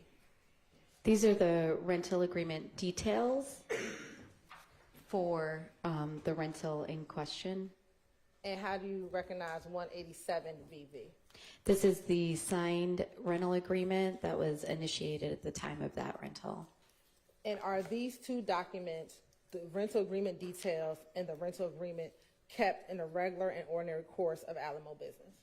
Yes. Your Honor, this time the state would like to admit Stacy Exhibit 186 VV and 187 VV into evidence.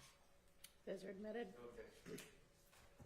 Permission to publish 186 VV.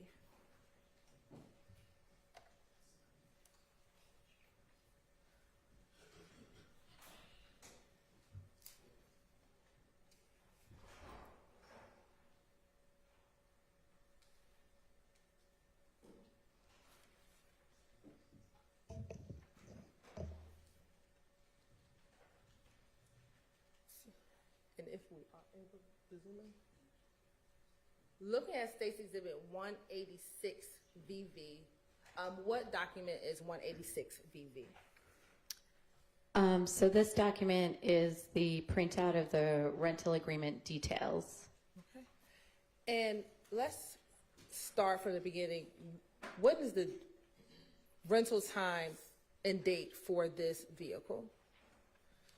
So the rental time of pickup is March 14th, 2022 at 14:58 hours, and the estimated return time is March 20th, 2022 at 1500 hours. Okay. And it's 14:58, 2:58 p.m.? Yes. Right. And is there any other information contained within this first portion of the document of note? Just the rental agreement number, which is our file number for this rental, the reservation number, as well as it does the 258 timestamp is when the contract was started. And then the 3:07 or 1507 minutes just is when the contract was completed. And is completion when it is actually signed? It's when the vehicle is added to the rental and completed at the exit. Okay. All right, I want to scroll down to the second portion of 186 VV.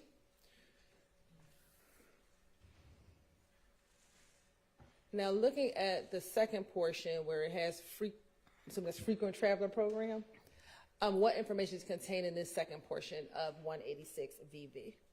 This is just information regarding how the vehicle was booked and what the rates contract numbers are. But you can see where it says Priceline package, it's just saying that it was booked through Priceline. All right. And going down to the next portion, do we see the license plate number? Yes. And what is that license plate number? It's AED 7071, Maryland. And are you able to see here what type of vehicle it is?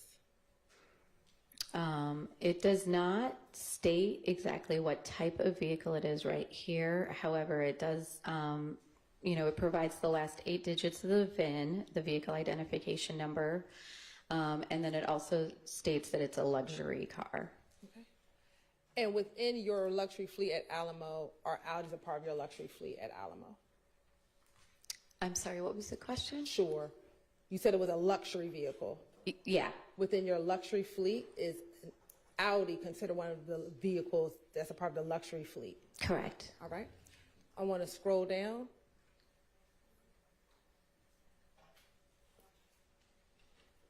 Who is the renter for this contract? Shannon Bernard Jackson. Right. And there's some information redacted. Would that be the information that would have been provided as a part of the rental agreement? Yes, as part of this document, that information this section is the contact information for the renter. Okay. Scrolling down.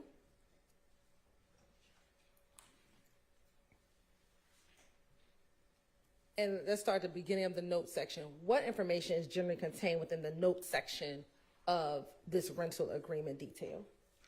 So it's just your basic information when you first pick up the vehicle. It tells you if any products have been added to the contract, just what's been done to initiate the rental. And looking at 258 on March 14th, 2022, what, if any, information was provided within the note section?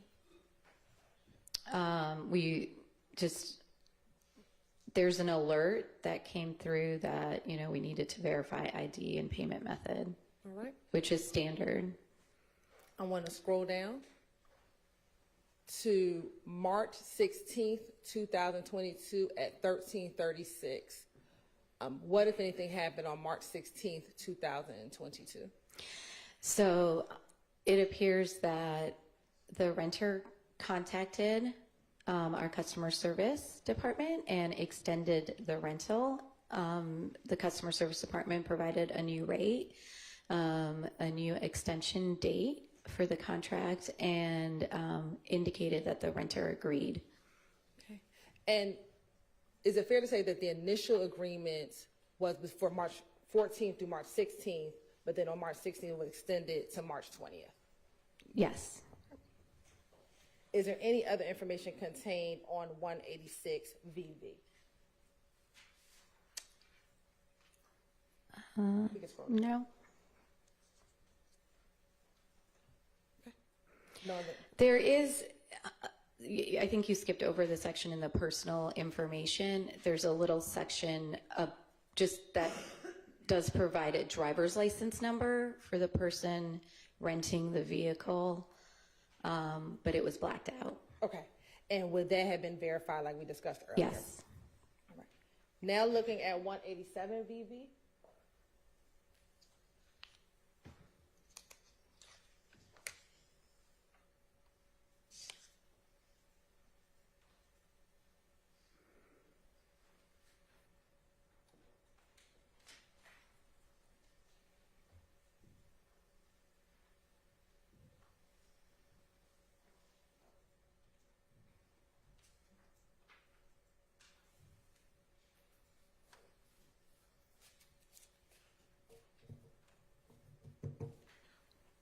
Looking at State's Exhibit 187 VV, what is 187 VV? This is the signed rental agreement that was initiated at the time of the rental. And does it contain some of the information that was in the rental agreement details that we just looked at? Yes, it does contain some of the same information. Now, what was the address of the rental location where this vehicle was rented from? 2200 Rental Car Center Parkway in College Park. And is that your Atlanta Airport location? Yes. And what on here does it tell us what type of vehicle was rented on the rental agreement? It tells you the type of vehicle, and it does tell you the rental information.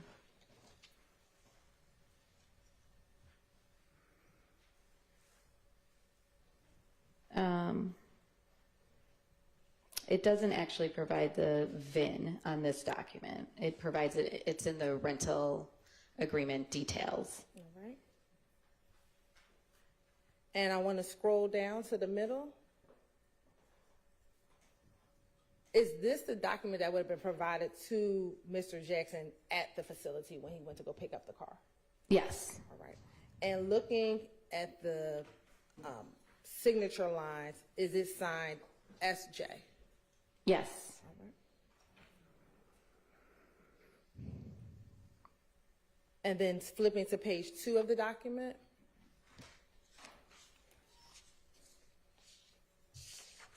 Is there a final signature at the bottom of the page? Yes.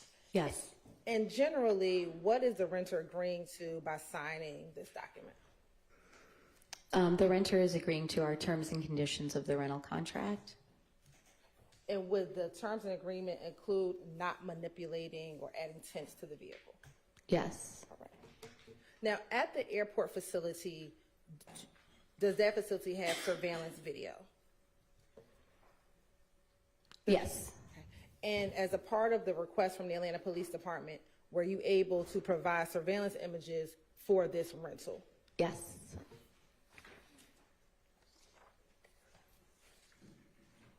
Permission to approach you again? I'm showing you what's been marked as State's Exhibit 189 VV and 188 VV.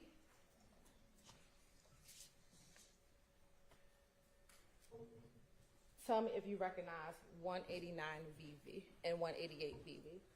Yes. How do you recognize them? They're screenshots from video footage from our camera system. And do those appear to be a fair and accurate depiction of screenshots from the surveillance images from the rental on March 14th, 2022? Yes. You're right. This time the state would like to admit State's Exhibit 189 VV and 188 VV into evidence. Those are, thank you, admitted. First, we're going to publish State's Exhibit 188 VV.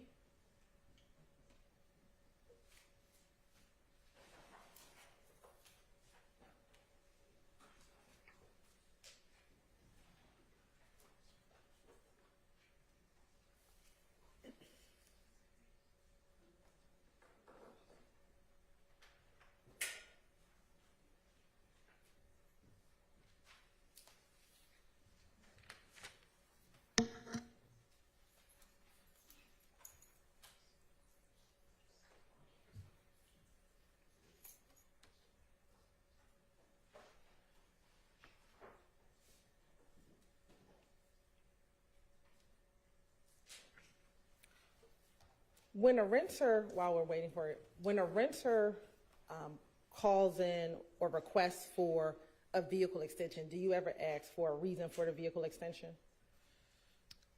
No, it's a pretty common practice.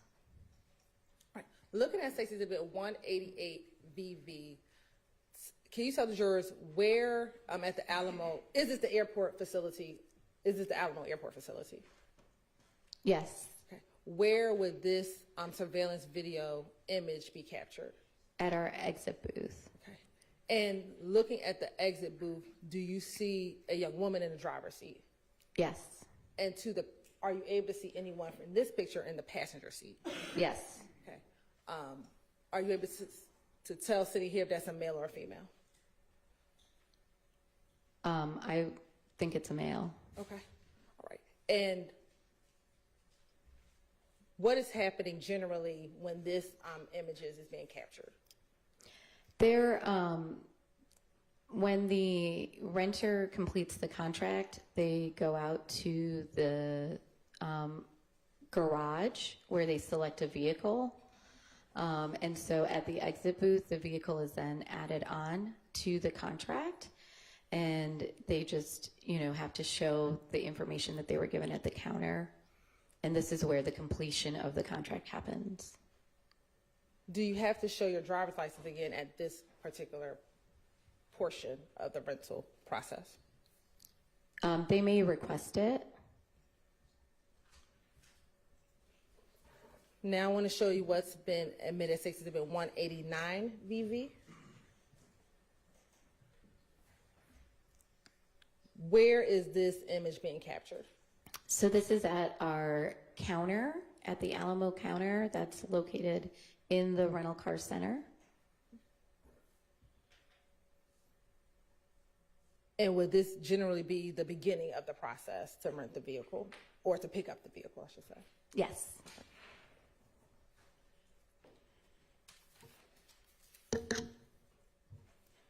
Now, to your knowledge, was this vehicle ever returned to the rental facility on March 20th, 2022? It was not. Did you ever recover this vehicle? We did. And where was it recovered? It was recovered from the police. And when vehicles are recovered, do you take pictures of the vehicles once it's returned back to Alamo? We will if the vehicle is damaged or it has any change of condition from when it was rented out. Okay. Permission to approach again, Your Honor? Ma'am. I'm showing you what's been marked as State's Exhibit 176 BV through 185 BV. I want you to take a moment and look through this.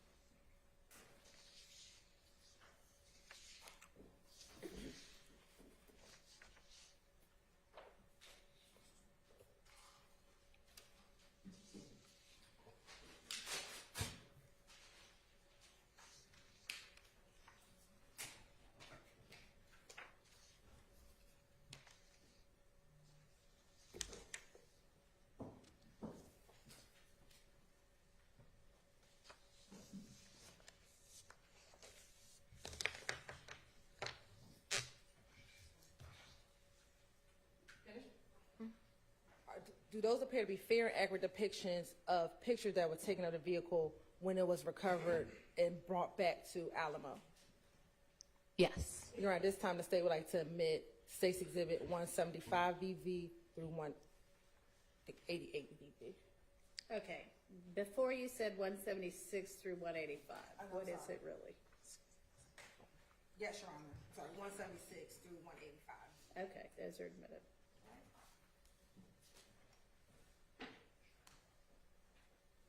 And first I want to start with State's Exhibit 185 BV.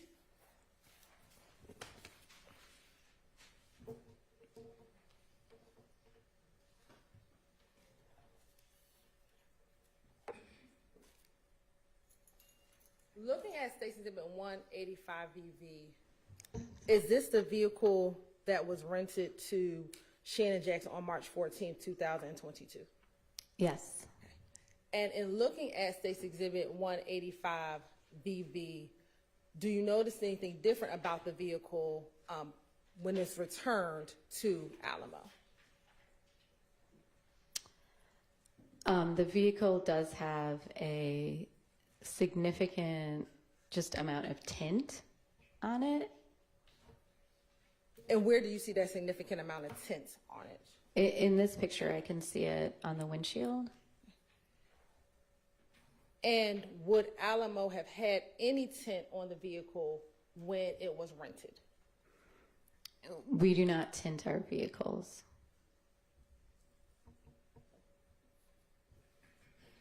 I'm going to show you what's been admitted as Exhibit 176 VV. I'm going to show you 184 VV and 180 VV. Do those pictures also show a similar level of tint on the vehicle? Yes.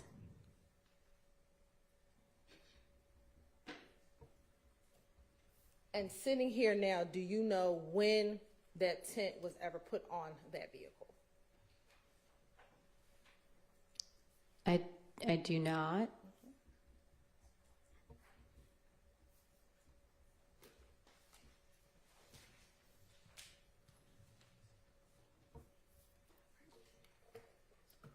Now I want to show you 182 VV.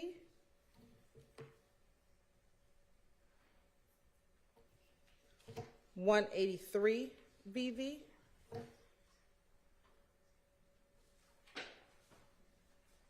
And 177 VV.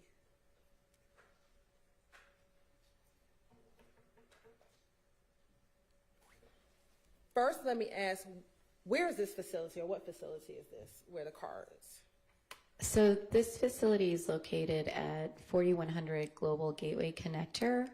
It is at our service center lot where vehicles are taken after, you know, they've either been towed in from being damaged, or they need to be serviced, or, you know, returned by the police if they were involved in an investigation.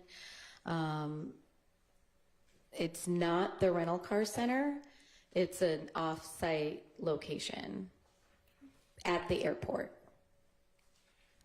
And in looking at, again, 182 VV and 183 VV, do you see any differences on the inside of the vehicle that would not have been present when the car was first rented? Yeah, I mean, you can see where the headliner's down, parts of the vehicle have been dismantled.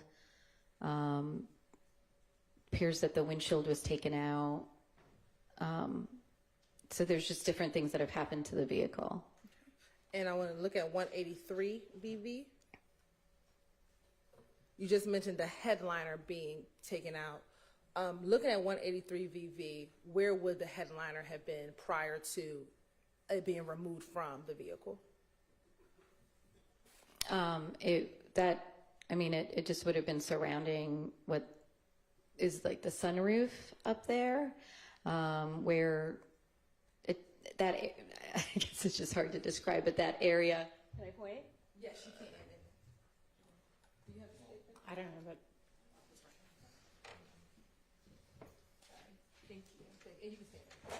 So this is where you can tell that something's been removed. That was originally there. All right, thank you. You can take your seat.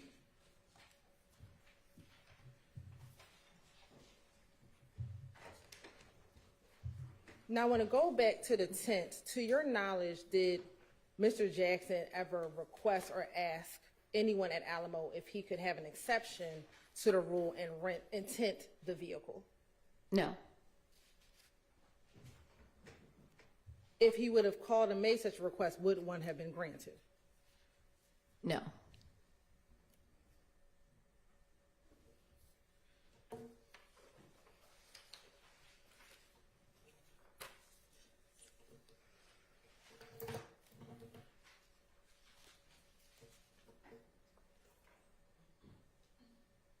Of course, indulge for one moment.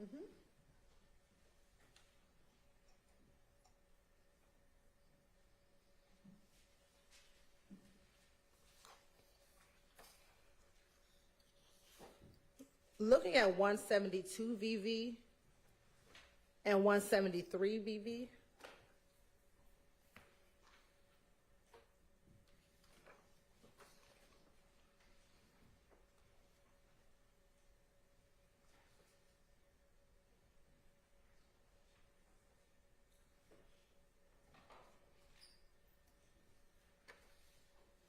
And the item that we see on the ground, this Scott item, is that just an item that's in the facility? Yes. It appears that it's just a piece is leaning up against it, and that would just be stuff that we have in our service center. Okay. Now looking at 179 VV.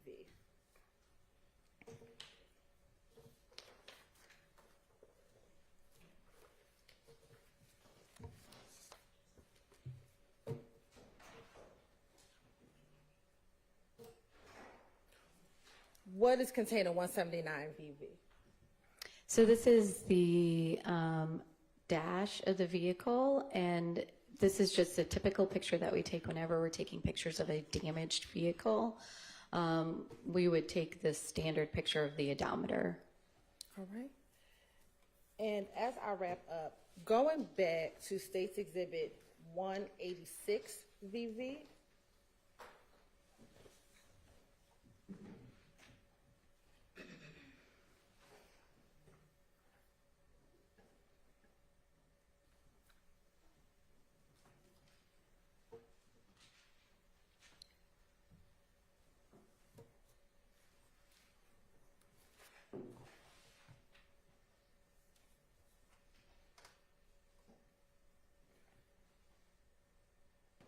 The driver's license information that's contained on this document, would that have been the driver's license information of Mr. Jackson?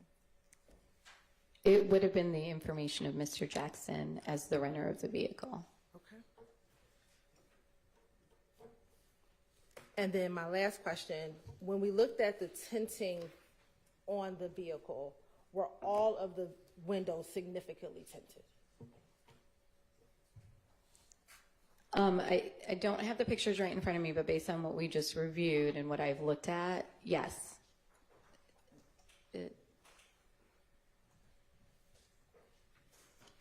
Yes. Court indulgence. It appears that all of the windows are tinted. Court indulgence for one more.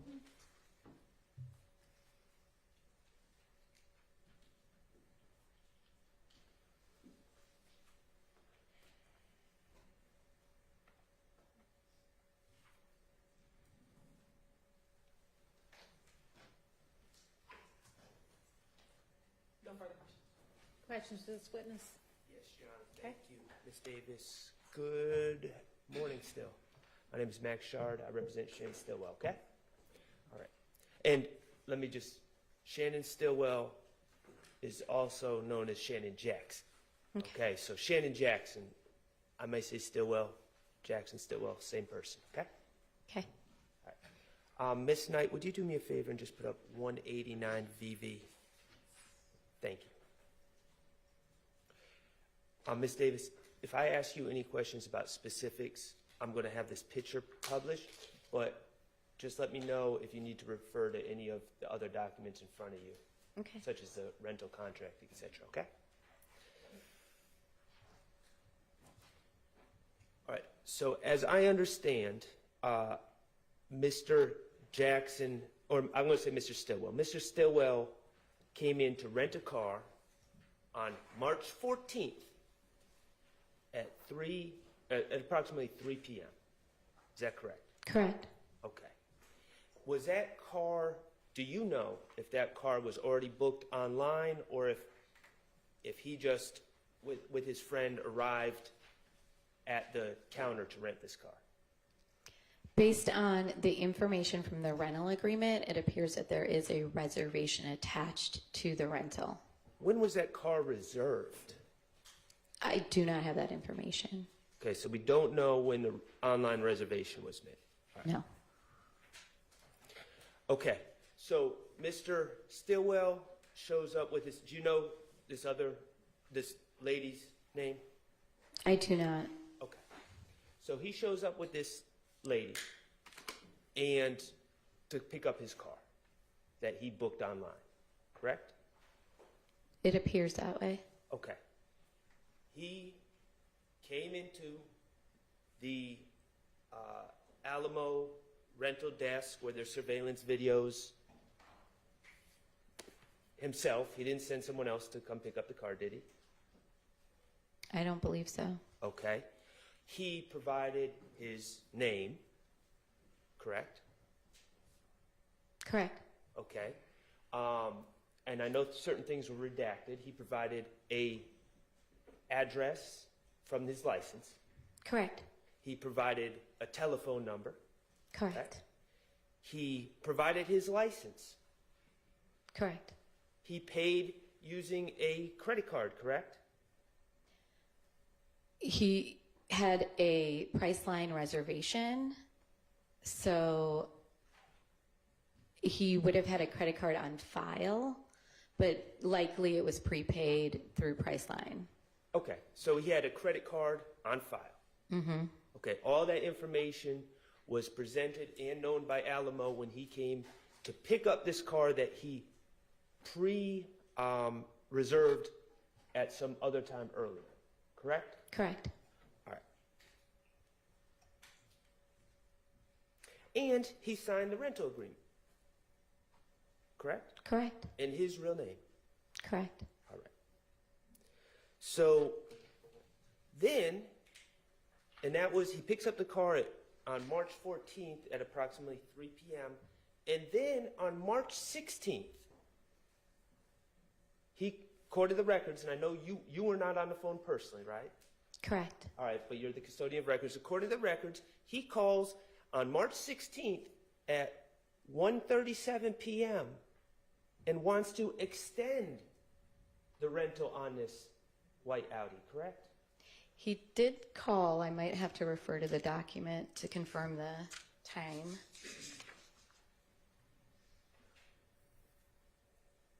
Yes, at 1:36 p.m. Now,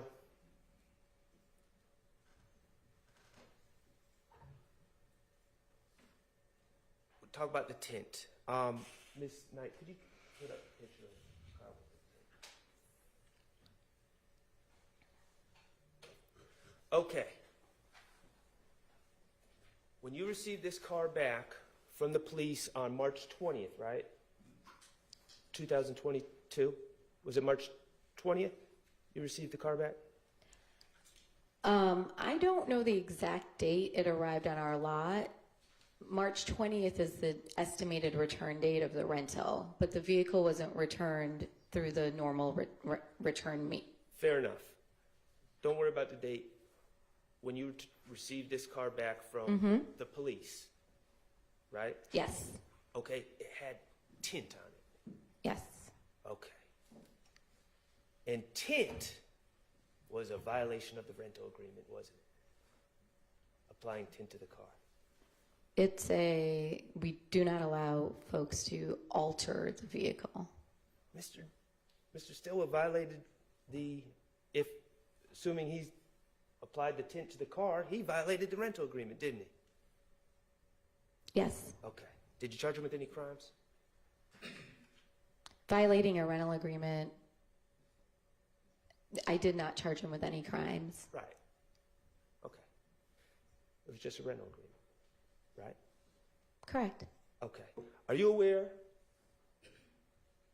that prior to renting a car from you, 2 separate attempts had been made on Mr. Stillwell's life? It's in evidence. Objection. What's your objection? Were you aware, when you came to testify, that 2 different attempts had made upon Mr. Stillwell's life? I was not aware. Were you aware that one of those attempts on his life was made when he was in a car? I was not aware. Okay. Ms. Knight, if you could please display 172 VV first.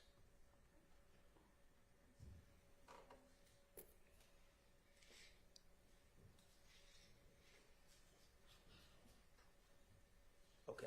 I just want to be clear on this. This picture, and maybe, I'm sorry, Ms. Knight, maybe 173 would be better. Okay. The purpose of this picture is to show, and we're going to get to the headliner in a second, but when you received the car back, the sunroof is it moonroof, sunroof? Whichever one it is. Yes. Okay. Had been damaged somehow before you got the car back. Yes. Okay, and you don't personally know if that was damage done by Mr. Stillwell or done by the police when they were manipulating the car. That's fair to say? Correct. Okay, and the purpose of this photo is just to document the damage to the glass in the sunroof. Correct. Okay, and I just want to be clear what we're talking about. These other supplies, those are just supplies that were in the Alamo business, wherever this was, a storage facility, and not anything more than that. Correct. Okay, cool, thank you. And if you could just put 183.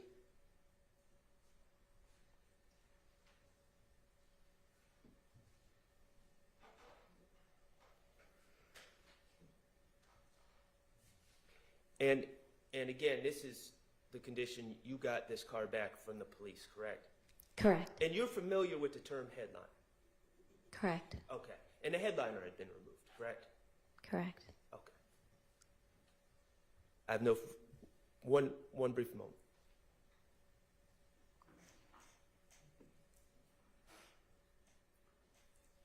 I have no further questions. Thank you, Ms. Davis.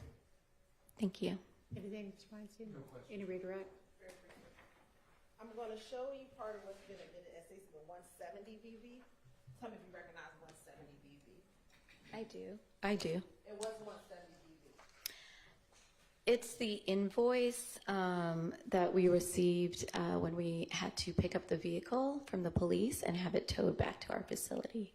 And what is the date on that document? March 24th. And would that be when the vehicle would have been returned back to Alamo? Yes. Mr. Shar asked you a series of questions regarding potential attempts on Mr. Jackson's life. Do you know if he has rented any other vehicles between 2015 and 2022? I'm not aware.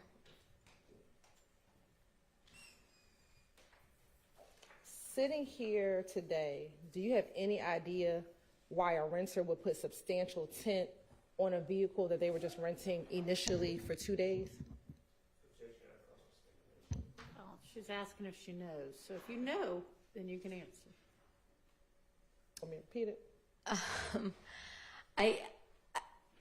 I have my, I mean, a renter would. Sustain. Let's Sounds say like don't she does speculate. not know. Yeah. All right. Think I have no further questions. Any recross? Sure, I'm sorry. Oh, that's all right. Go ahead. During the course of your time with Enterprise, how many cars have you had that may have had their headliner removed? I wouldn't be able to answer that question. Okay. Thank you so much. Recross? All right, thank you for your time. You are excused. Do we have another witness that won't take us more than 30 or 40 minutes?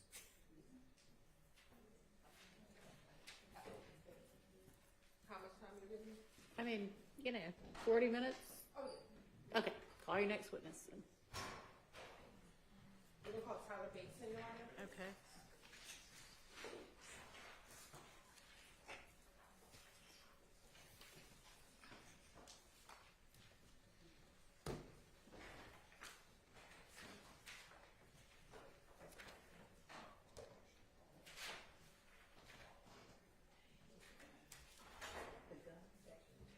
You need it? You got it?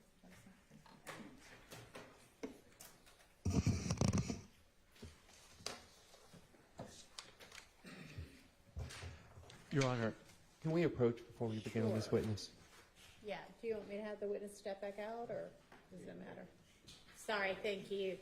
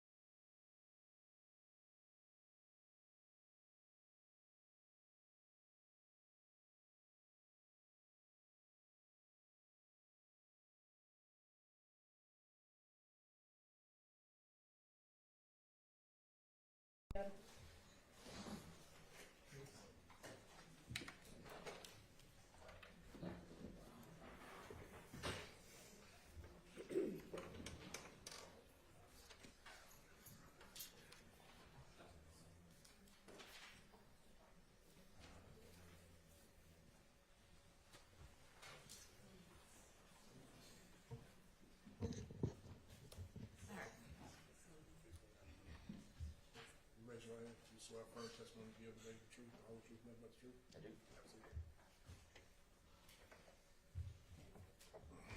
State, spell your first and last name for the court to bring down into the mic. I'm Tyler Bateson.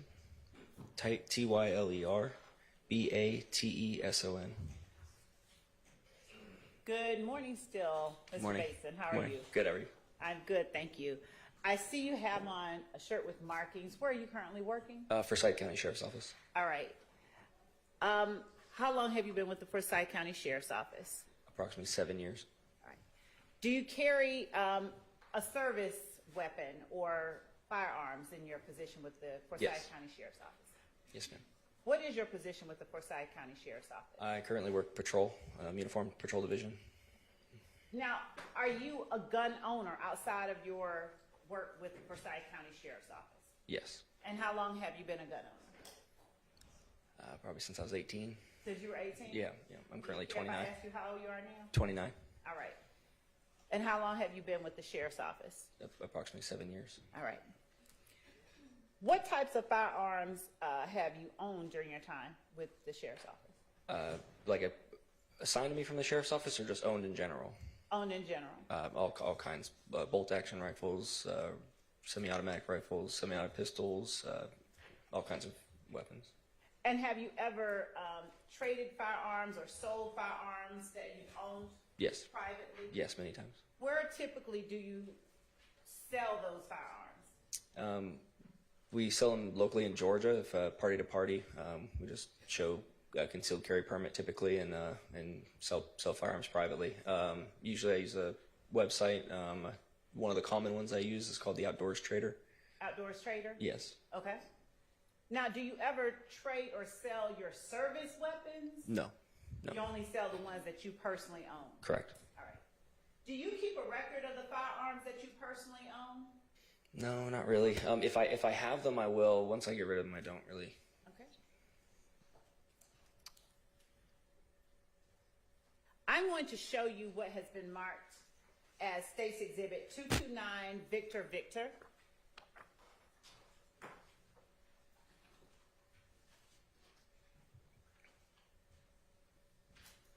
That has been provided, but I'll let the defense see what it is that I'm walking up to you with.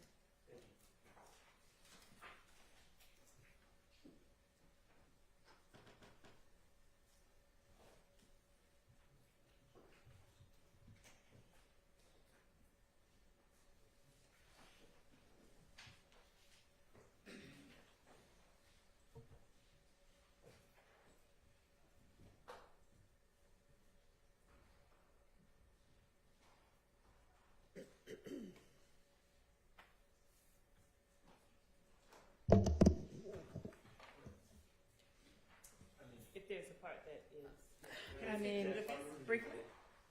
Is there a part that you want to know? No, this stuff needs to be done before we get the witness on the Is this the only stand. part?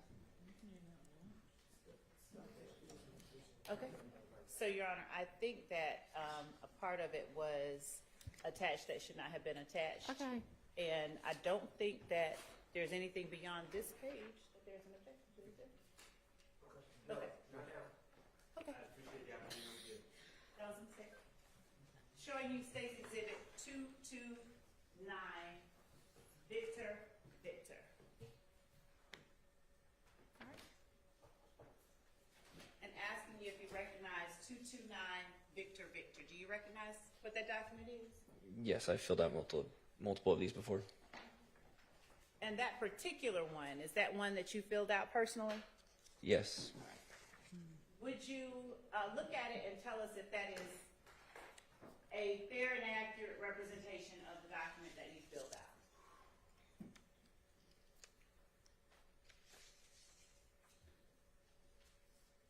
Yes. Your Honor, the state tenders State's Exhibit 229 Victor as evidence. It's admitted.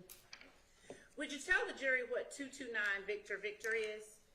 Yes, this is a form that you fill out when you're purchasing a firearm from a dealer.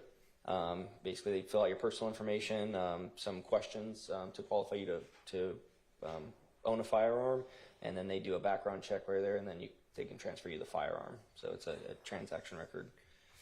And that transaction record, does it have on it the type of firearm it is that you're purchasing? Yes, it does, and it has the serial number as well.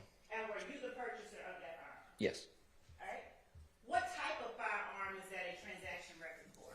This one is for a Glock 45. The model is 45. It's in 9mm. Glock 45 9mm? Correct. And what is the serial number on that weapon?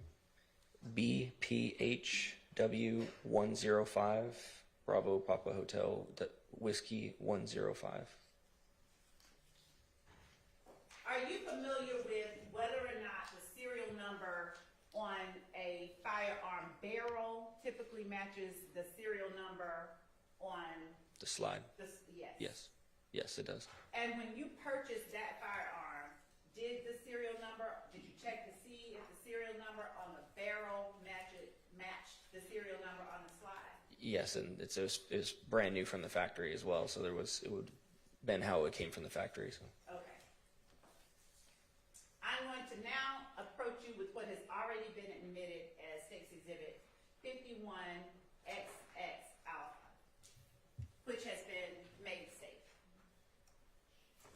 Would you take a look at State's Exhibit 51XX Alpha and tell me if you recognize any part of that firearm?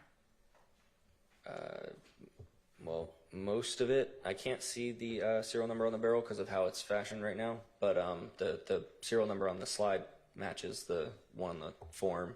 I do not recognize this part on the back of it. Now, you're holding it in your hand, and you pointed to the serial number on the slide. Correct. Would you hold it up for the jury and just point to the area where that serial number is? And what serial number are you reading off the slide? It's BPHW105.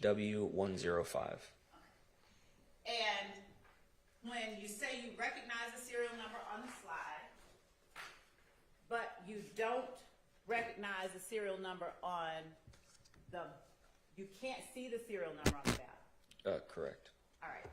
And you also said you didn't recognize a portion of the gun that was on the back. Yes. Which part? This extension coming off the back. That's not factory. I believe that's a bank switch. I've never actually seen one in real life until now, but I believe I know what that is. So is it safe to say it wasn't on there when you purchased it? Oh yes, this was not there. Do you remember how long ago it was when you purchased that firearm? Well, can I reference the form? Yes. Okay. Yeah. So this was 2020. It says. Yeah. You purchased it in 2020? Yes, 7/25/2020. And did you purchase it for personal use? Yes. All right.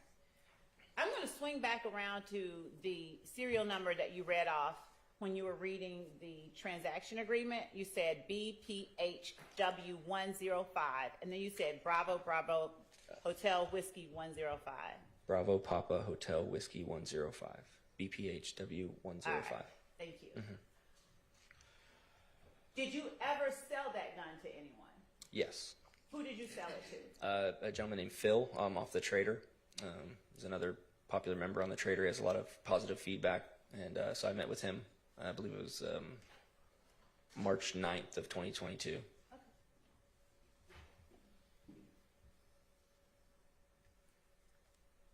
And when you sold it, was it in the same condition that it was when you first bought it? No, it was, it had, actually, I believe it had night sights on it. This one has the factory sights.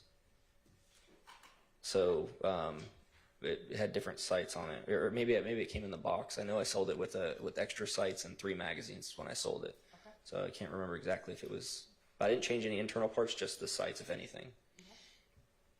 Is there any way for you to, you said you couldn't see I'm going to take this. You could not see the serial number on the barrel. Yeah, from how it's positioned right now. Okay. Actually, there should be something on the bottom too.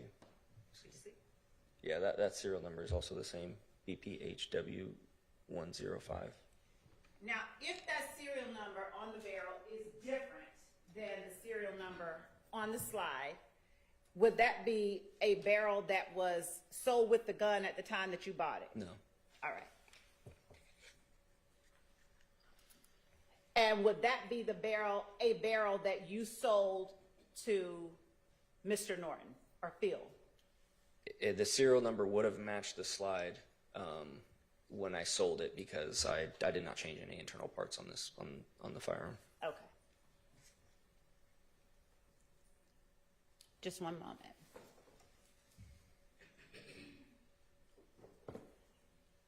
And when you said Phil, do you know whether the last name of the person to whom you sold the gun was Norton?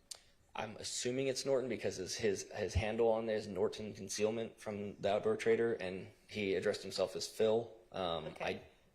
I glanced at as concealed carry permit, but I can't remember exactly what it was, so I'm assuming it was Norton. All right. Thank you, sir. I think that's all that I have for now. Okay. Thank you, Judge. Questions from the defense for this witness? No questions. We have still some questions. All right. Thank you. I'll leave this out unless someone wants to. You can do anything you want to with that. Thank you. Good morning. Good morning. Good afternoon, I guess. Yeah. I'm sorry, I didn't get your rank. Deputy First Class. Okay. Okay. Deputy Bateson. I'm Doug Weinstein. I represent Diamante Kendrick. Okay. I just have a few questions. Yes. As you looked at that weapon, you see that it's been modified with a blank is it? The switch on the back. Yes, correct? Yes. And you say you did not modify that weapon, correct? No. Okay. Other than the sights, I may have changed the sights at some point. I couldn't remember off the top of my head. It's been 2 years. So. Right. You don't know who modified that weapon, correct? No. You don't know that if my client, Mr. Kendrick, modified that weapon. Oh, I don't know who possessed it after I sold it, other than Phil. But that's. No. You have no knowledge that Mr. Kendrick ever possessed that weapon, correct? I don't know. And you have no knowledge of Mr. Kendrick may have ever fired that weapon, correct? I do not. Okay. Thank you. No further questions. All right. Redirect. Just briefly. Do you even know Mr. Kendrick, Diamante Kendrick, the defendant sitting over here? I do not. Okay. Would you have any way to know whether he fired that weapon? No. And do you know Shannon Stillwell? No. And were you anywhere near the home of Jeffrey Williams on May 9th, 2022? No. Thank you. That's all. All right. Can I ask one question? Yeah, go ahead. Do you have any reason to believe that Shannon Stillwell was anywhere near the home of Jeffrey Williams the day it was raided? I don't know anybody, so I don't know. I sold the gun. That's pretty much my involvement. I don't know anything. I appreciate that. Okay. Thank you. Okay. All right. Thank you for your time, and you are excused. And we'll take our lunch break now. Thank you, Your Honor. Let's be back at 1:15, please.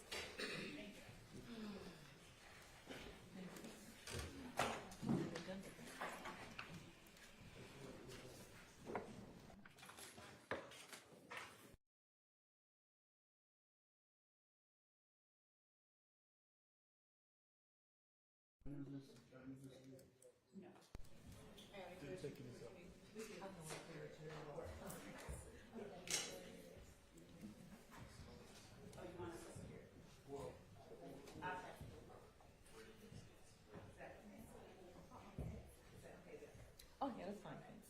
Sorry.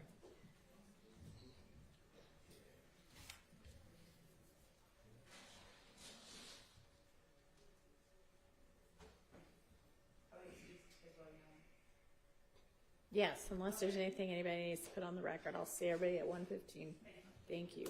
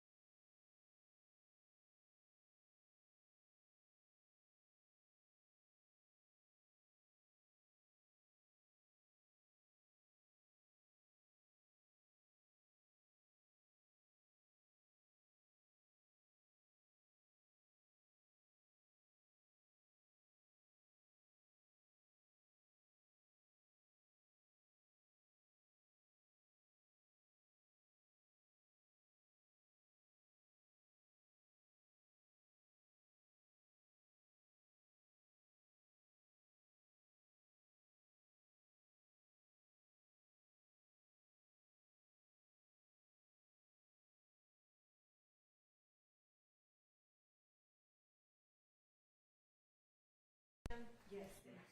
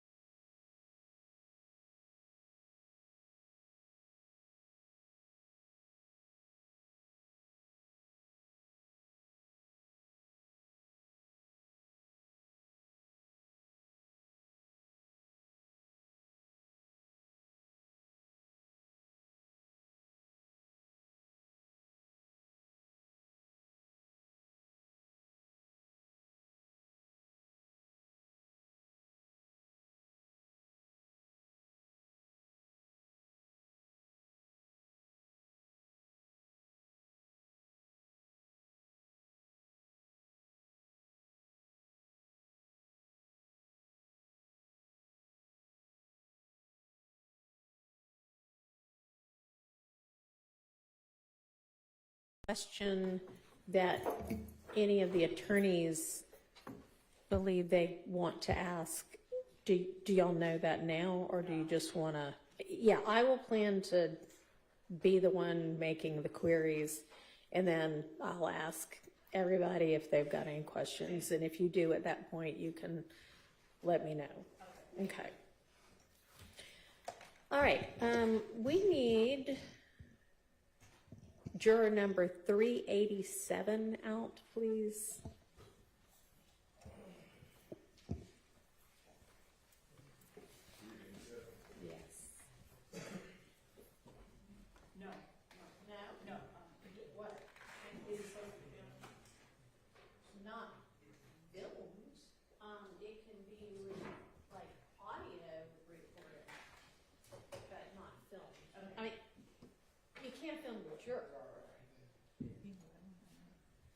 You can film the rest of us if you want to.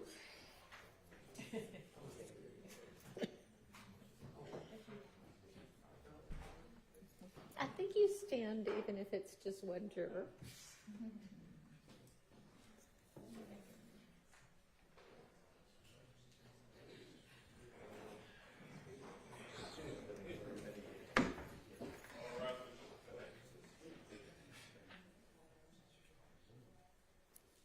Hey, if you could just grab a seat. I got a couple of questions. So I know that earlier this week, your employer reached out to you and inquired whether this this trial that you're on was over, and eventually just said, okay, just send me the next juror excuse note. And I have been in contact with the employer to find out exactly what got said. And so she shared with me y'all's text chain about that.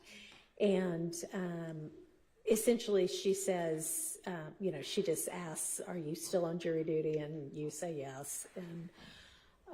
And you ask if everything's okay. And she says, yes, your teammate came in asking which trial you were a juror for and that a specific trial was over. And your response was, everybody and their mama keeps saying that. So what we would like to find out is what anybody might have communicated to you. And I know sometimes you cannot help if people just come up and blurt something out, and hopefully you know to say, I can't talk about the trial, but what has anybody communicated to you about? And you know that we started with 6 and we now have 2, and I instructed you, don't worry about the reasons for it. But has anybody communicated anything to you? And if so, what? More so the decrease of the complaints. Okay. That's been most of the communication where people assume I wasn't here this week. Okay. All right. And let me ask you one more thing. And then she, after you say that, she says, well, that's the reason I'm reaching out. And you said he was one of 6 who are finishing the trial. Who do you mean by he? The communication when I got it was more so specific to say who wasn't here anymore and why they assumed the case was over. And who would you have gotten that communication from? The teammate called. The teammate that made the communication to her. Okay. Called to specify what she meant. I didn't call her, she called. Okay. And what did she communicate to you? Just that. Williams wasn't here. Okay. And did she say anything other than Williams isn't a part of the trial anymore? No. Okay. They assumed him not being here, Meant the trial was over with. Okay. And do you recall the instruction I gave you on Monday, you and the rest of the jury on Monday morning, to essentially not speculate about any reasons why, and that shouldn't have any impact on your verdict or your deliberations? Because the communication with staff was just trying to figure out how we were supposed to address it. Okay. Yeah, and I mean, you haven't done anything wrong. We just have to figure out, because obviously y'all are supposed to only consider the case based on the evidence and the information you get from here in the courtroom. So just want to make sure that you are able to, I know this communication came after my instruction, so are you still able to follow that instruction? Yes. Okay, great, perfect. I'll excuse you back to the jury room. We'll have all of y'all out in just a sec.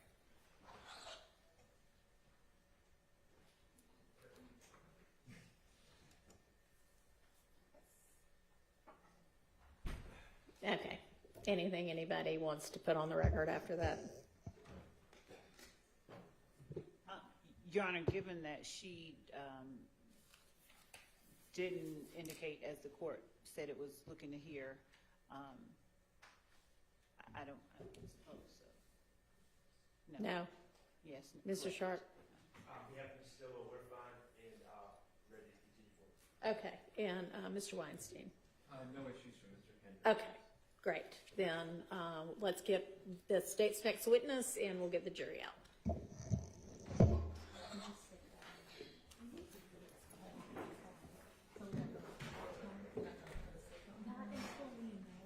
Which number it is.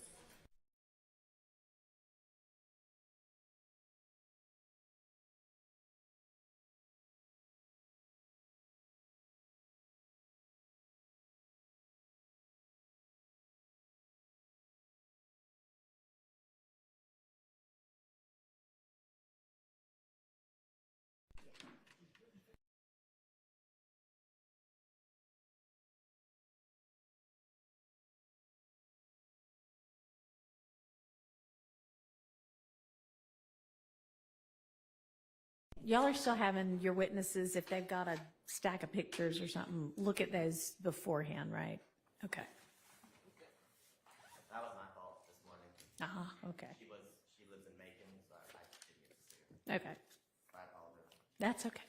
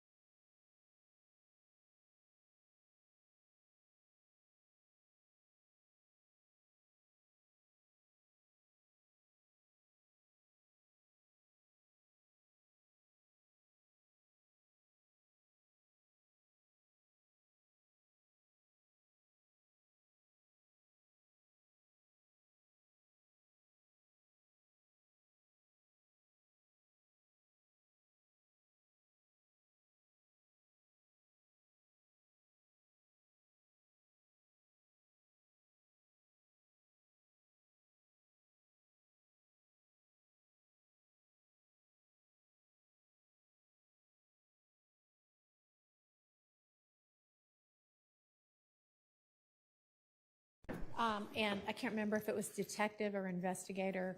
Either one. Okay, you've been with us before, so I'll just remind you, you're still under oath, and you can go ahead and have a seat.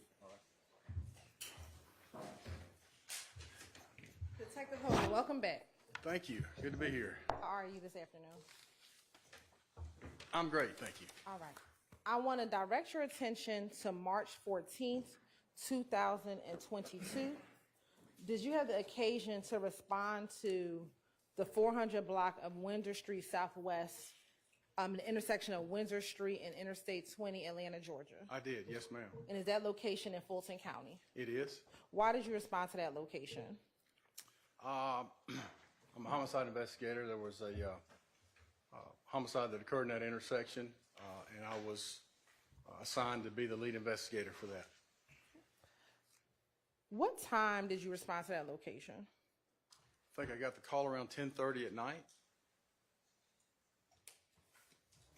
And then I arrived sometime after that.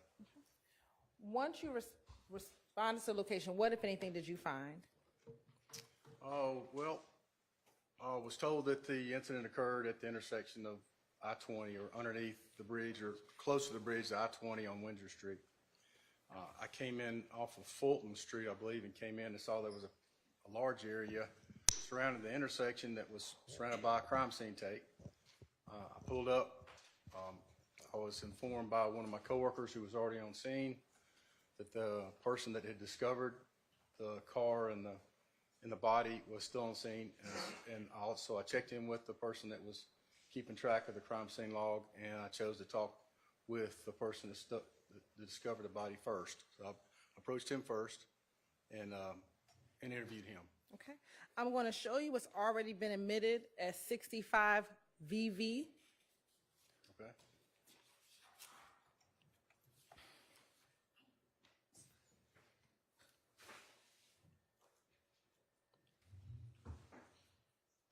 I'm going to also show you 67 VV.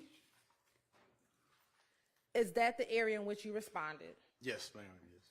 Now, you said you spoke with a witness on the scene. Do you remember that witness's name? It's Mr. Cheeseborough, I believe his name. And was he able to provide you information? Without telling me what he said, was he able to provide you information? Yes, he told me what his experience was there, yes. Were there any other officers or investigators assisting you when you arrived on scene? There were, I think Sergeant Butler was there from homicide, as well as a Detective Churchill was already on scene. Those are the two I remember offhand that were there. I know Sergeant Butler, I was at home when I received the call, so I had to come from home. They were in the office. Sergeant Butler had checked the camera and knew that there was a camera at that intersection. He happened to save the photo. The camera at the DOT there does not record, but it does show live images, but that camera just so happened to have frozen at the point where Mr. Cheeseborough was getting out of his car to go check on the person in the red car. When you got there and after you spoke with Mr. Cheeseborough, spoke with Sergeant Butler, spoke with Detective Churchill, did you make any observation about the vehicle? I did. What did you observe? Well, the car was in the intersection in the far left lane at the red light, stopped. The driver's side door was open. There were bullet holes in the passenger side of the car, and some of the glass is broken out. And the driver of the vehicle was sitting in the driver's seat, deceased, and there was a pistol in the front seat laying in the passenger seat. It had the passenger side glass is broken out, and there was glass fragments on top of the pistol. And I'm going to show you what's been admitted as 77 VV.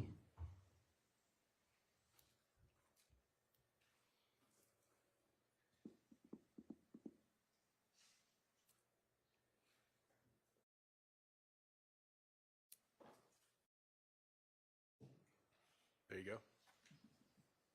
Now, looking at 77 VV, was there any significance to you about how the glass was sitting on top of the gun? Yeah, from my experience, I believe the gun was sitting on the seat when the shooting happened, and the glass was broken and exploded inward and landed on top of the gun, which indicates to me that it was not used in the interaction. It was just laying in the seat. And did you ever have the occasion to view more in-depthly the victim who was in the driver's seat? I did, yes. Did you notice anything with the victim when he was in the driver's seat? Most notably, his right hand was inside his pants. Permission? Go ahead. Permission? You may. I'm going to show you what's been marked as 202 VV and 203 VV. Yes, Do you recognize 202 VV and 203 VV? I do. And how do you recognize it? Those were, when the crime scene's there and the medical examiner's there, they examine the body. The medical examiner does his examination, and our ID unit follows behind and also takes pictures. These photographs are of when the medical examiner was examining the body, and he was pulling back the pants to see what he was holding on to. Okay. And I'm going to, this is a very accurate depiction of what the medical examiner saw back on March 14, 2022. Yes. Your Honor, this kind of state would like to admit 202 VV and 203 VV into evidence. They're admitted. I'm going to publish 202 VV on the screen, and I'm going to hand publish 203 VV. looking at 202 VV, is that how you found the victim's hand when you walked around, saw the body? Yeah, the medical examiner is pulling his pants back, but it's very similar, yes. Right. And then looking at 203 VV, is that where his hands were? Yes.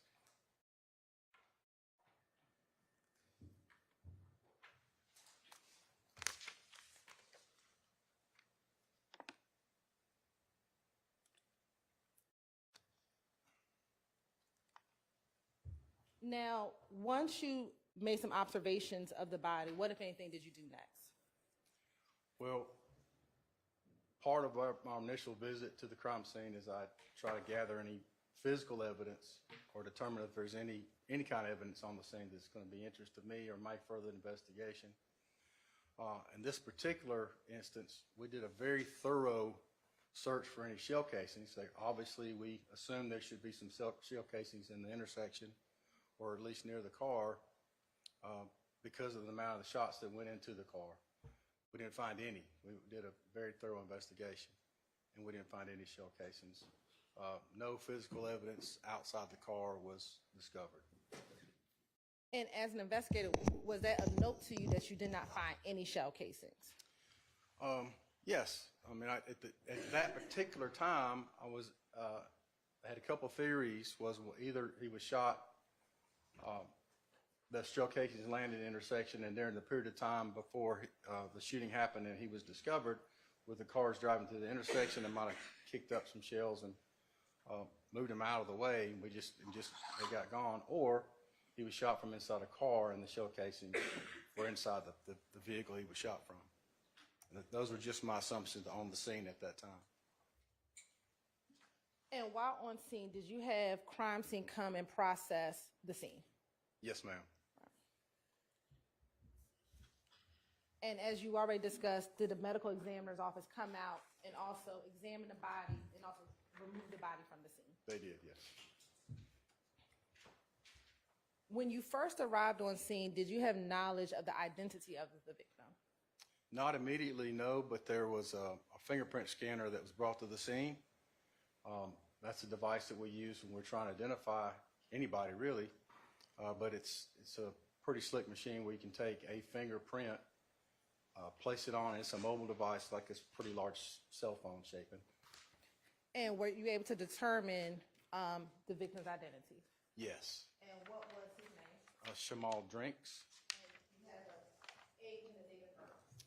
Yes, ma'am. His date of birth was 11/8 of 98. And how old was he? I don't know, let's do some math. 98. I don't know, I can do it. Hold on a second. Okay.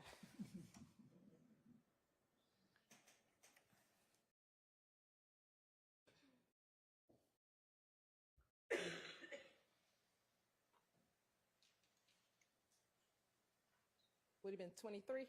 24, well, it depends on his birthday. 23, 24, yeah.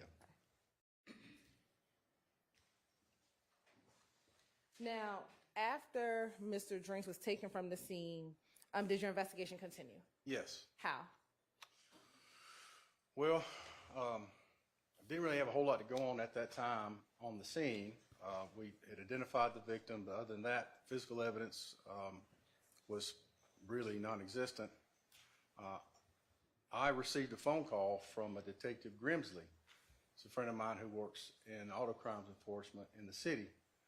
He was working that night, and he had taken upon himself to look at some of the city cameras to see if he saw anything, and he called me and said that he saw two cars following out the victim out of the BP station.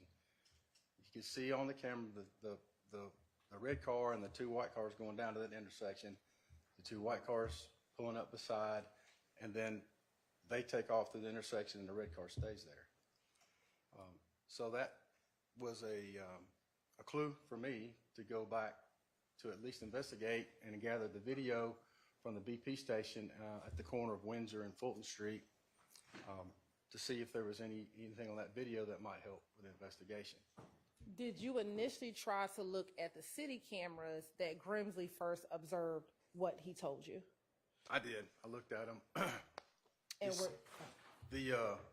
that particular camera is a long ways from the intersection. You can see, but it's grainy. It's not very clear.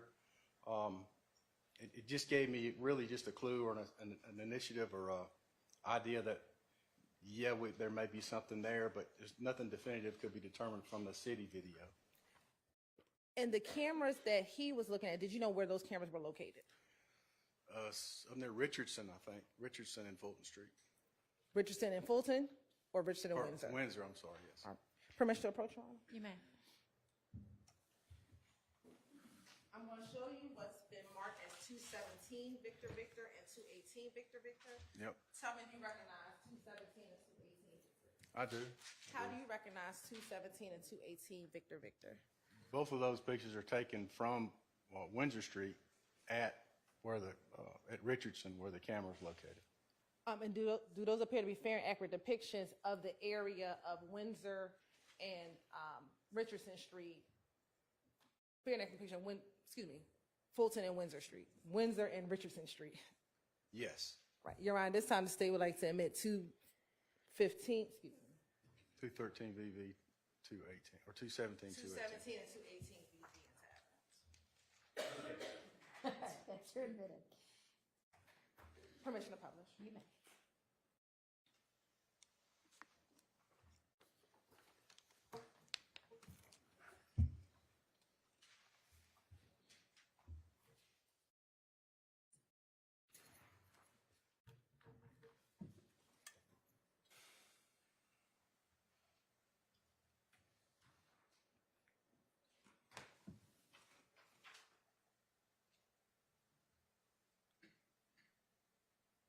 And I want to look at 218 VV. And your permission for Detective Hogan to step down briefly? Permission for him to step down briefly? Sure. Looking at 218 VV, where would the BP gas station be as it relates to this intersection of Windsor and Richardson? Sure. Go down to the next intersection on the other side of Fulton Street on the right-hand corner is that BP station. And from this picture, are you able to see where I-20 is? Yes, but it's in the distance. Where in the distance? You see the bridge right there. All right. Thank you so much.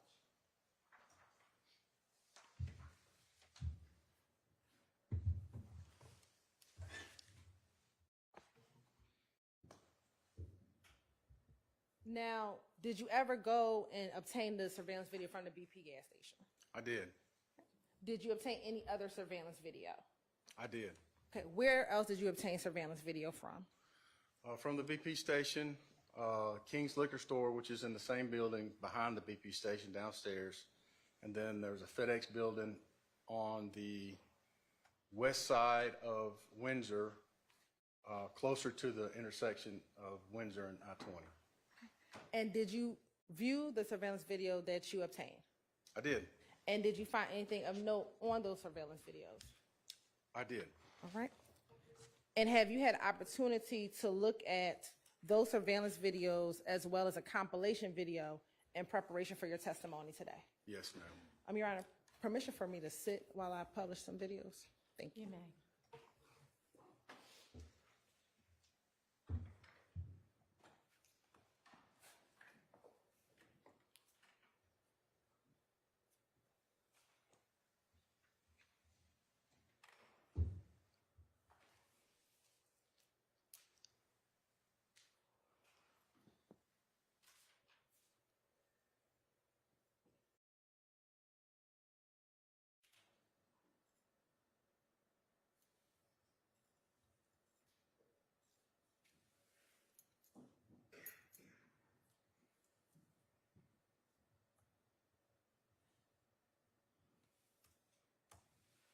I'm going to publish State's Exhibit 116 BB.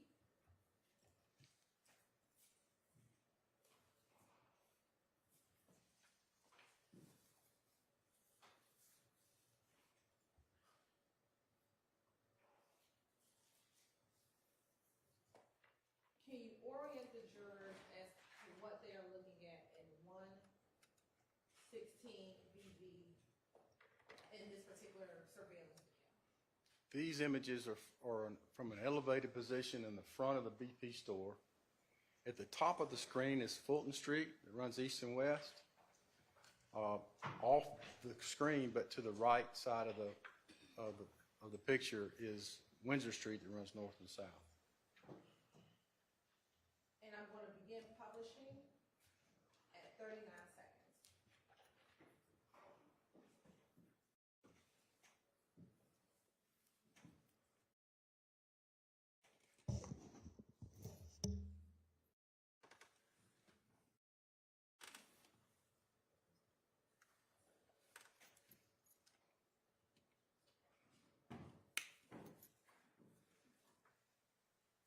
And do you know if this is camera 19 in the surveillance video? Yes. Was there anything of note looking so far at camera 19? Well, the white Audi that just pulled in and backed into the parking space off camera, that turned out to be important. I'm going to pause at 1:08:09.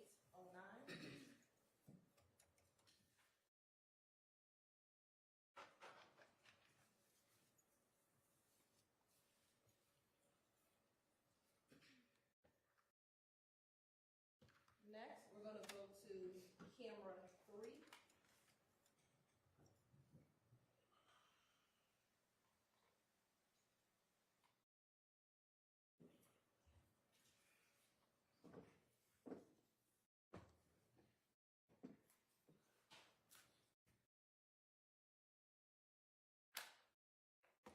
Beginning at 00.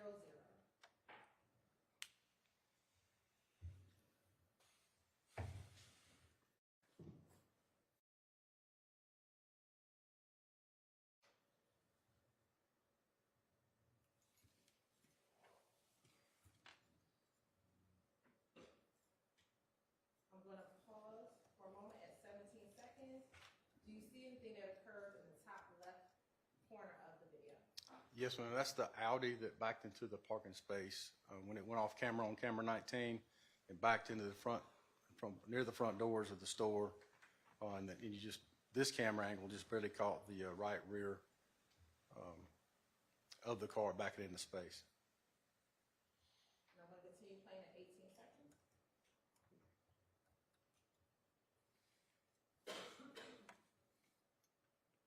And is this the inside of the BP gas station? It is, yes.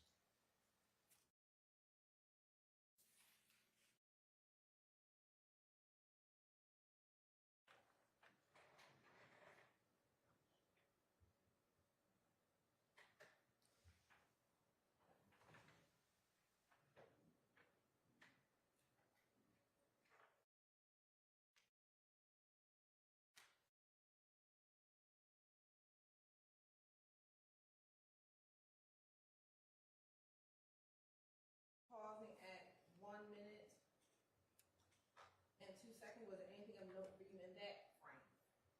Yes, ma'am. I determined that the person who just walked in with the pink hat on was involved. Your Honor? Yes. Just moving forward, I'm just going to object to conclusory statements. Sustained. Disregard that last answer.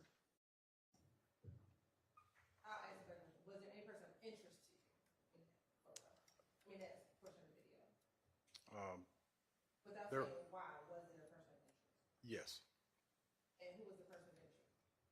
the person in the pink hat.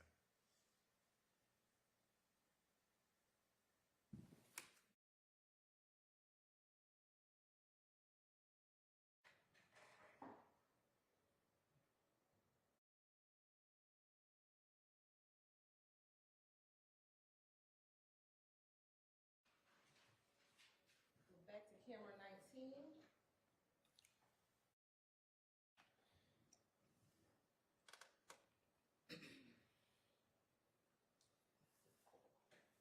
Your Honor, can we close for a second? Yes.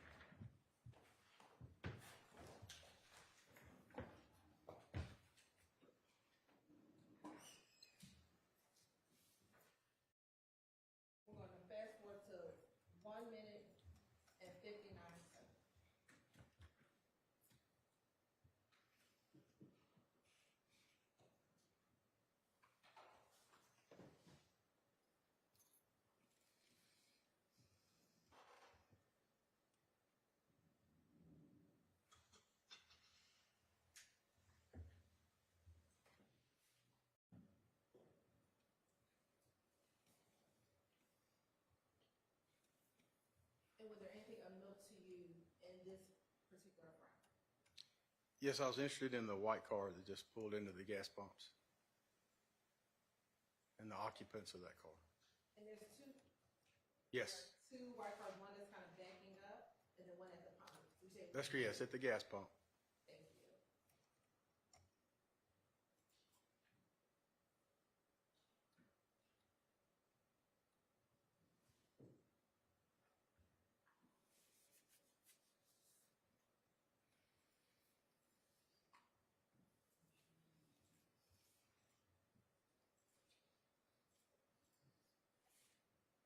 So, Ms. Hilton, are you the one operating the screen right now? Okay, if you recall what we discussed at the bench. Maybe y'all need to leave that with Ms. Knight.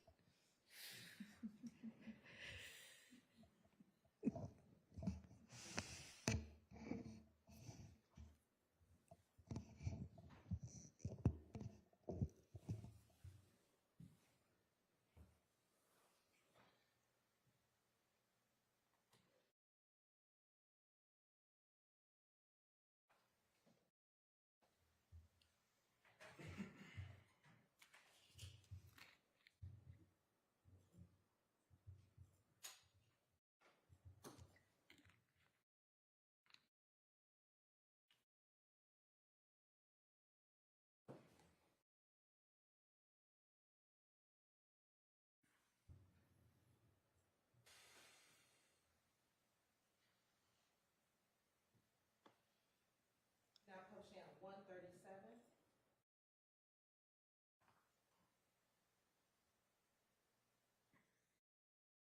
Did you see the individual that got out of the white vehicle and turned to the store in this way? Yes.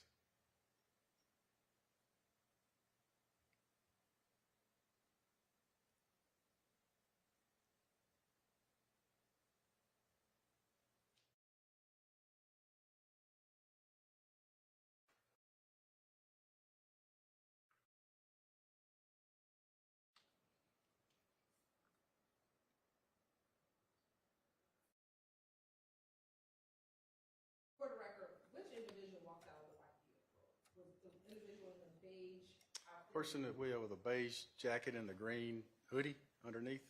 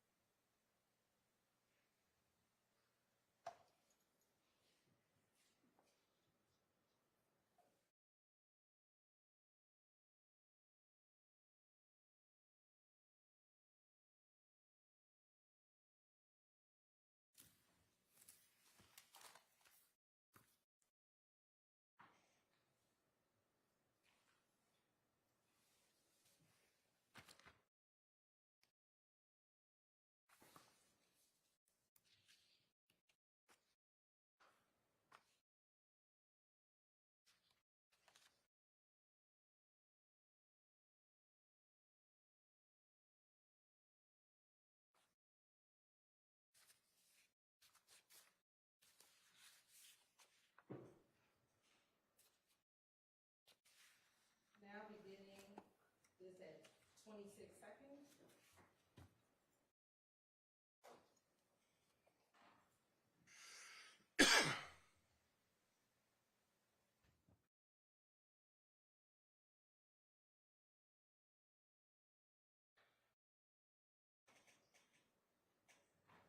And looking at the video, do you see in this upper corner outside of the store that same white Audi? Are you able to see it? Yeah, you see the tail light shining through the window.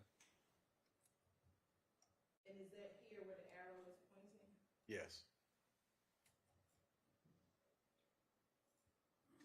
You can see the door just opened and somebody exited the driver's side and is walking in.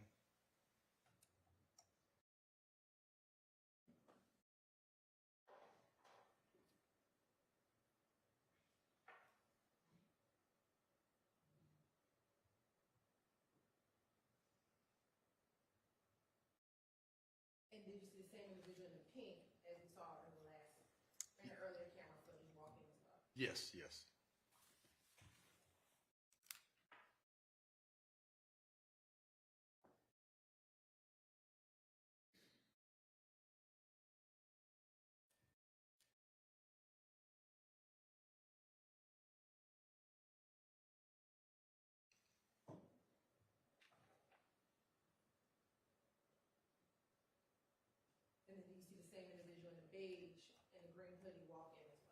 Yes.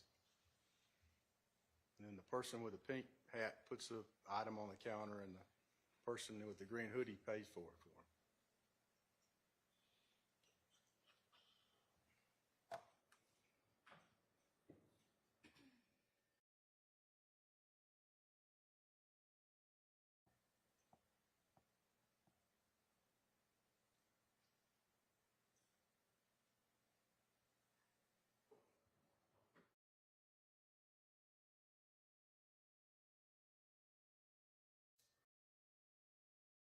And the third individual that just walked in, was there anything of note for that third individual for you?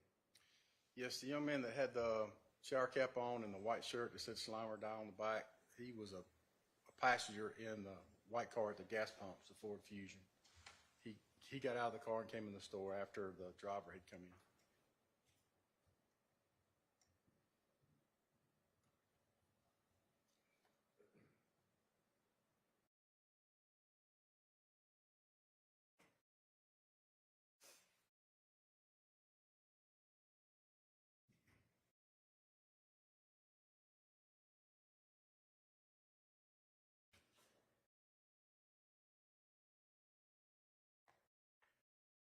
And do you eventually see the person with the green hoodie at 4 minutes and 14 seconds in the video come back into the store? Yes, he had walked back to the car and then walked back into outside the store and made another purchase.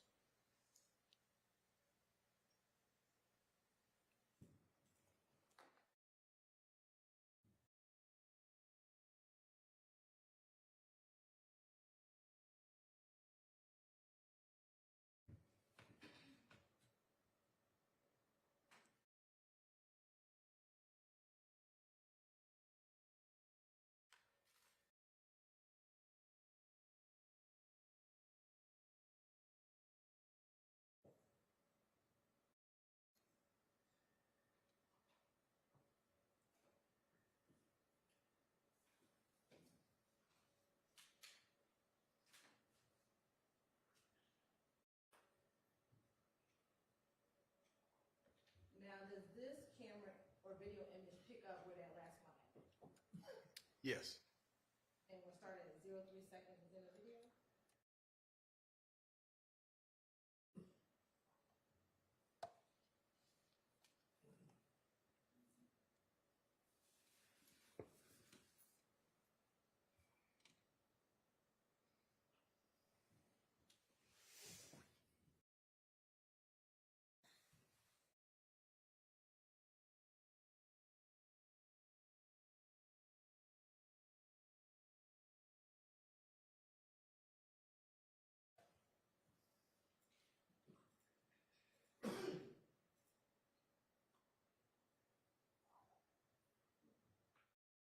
And we're going to pause at 48 seconds within this frame.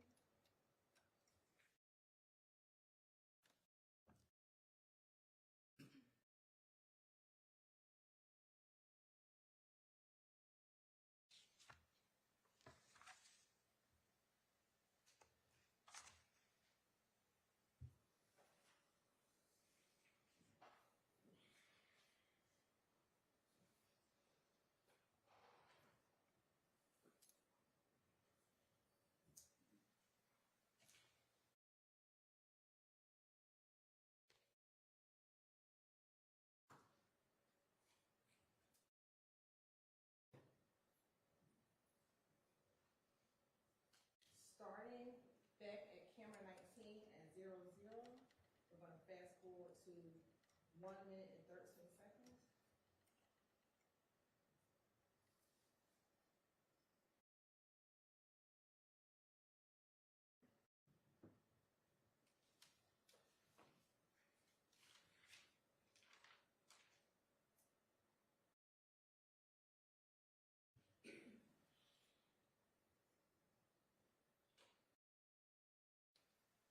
The red car pulling into the gas pumps there now is the victim, Shamal Drinks.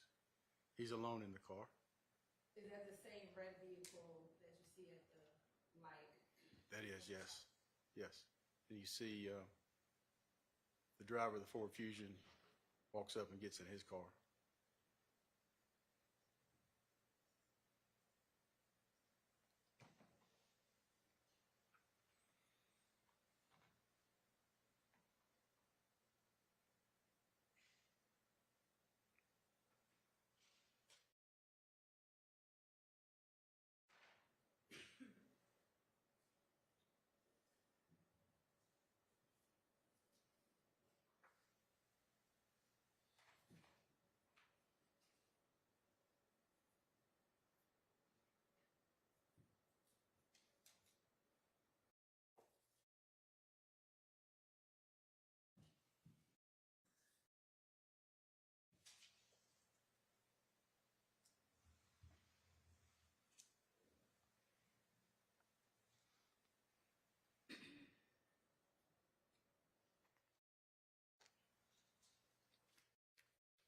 Mr. Drinks exits the vehicle and walks into the store.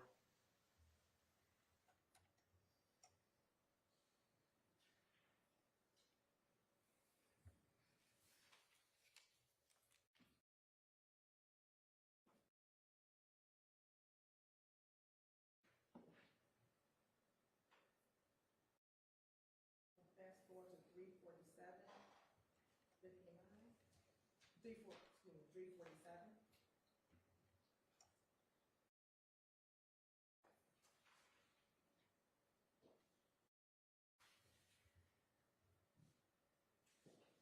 And then Mr. Drinks returns from the store into his car.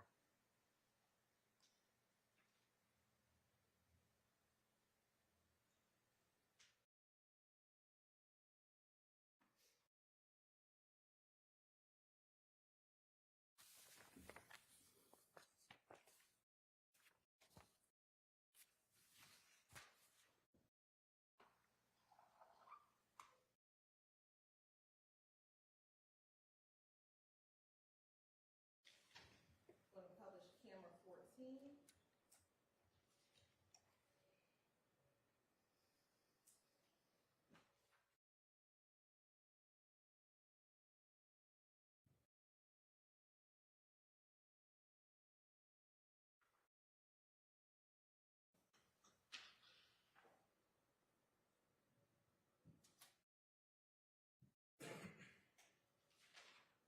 Beginning at 2:04.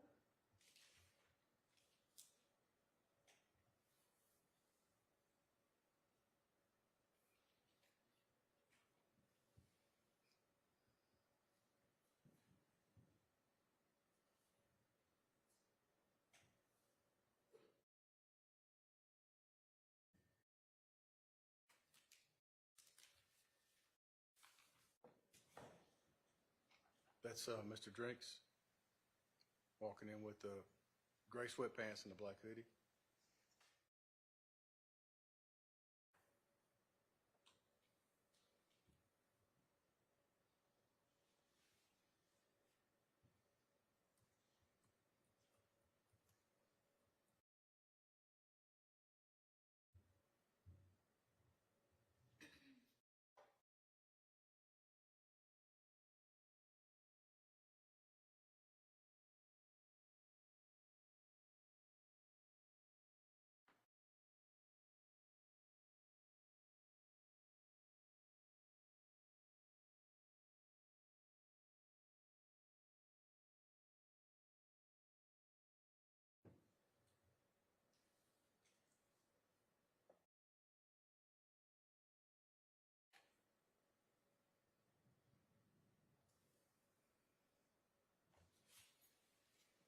He exits the store And is that what picks up on the camera image we just see when he walks when he out? returns to his car, yes.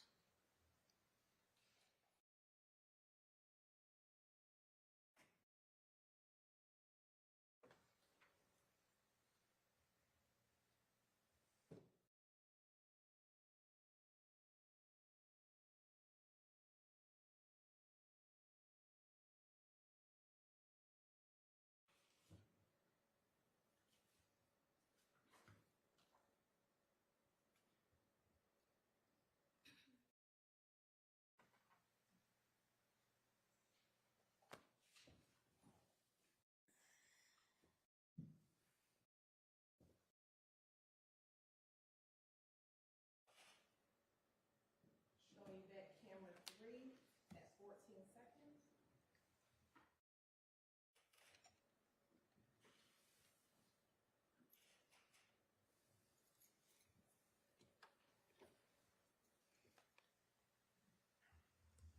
Is this just a close-up view from behind the register of what we just saw in those last two clips? Yes, that wasn't the victim, but yes, it is.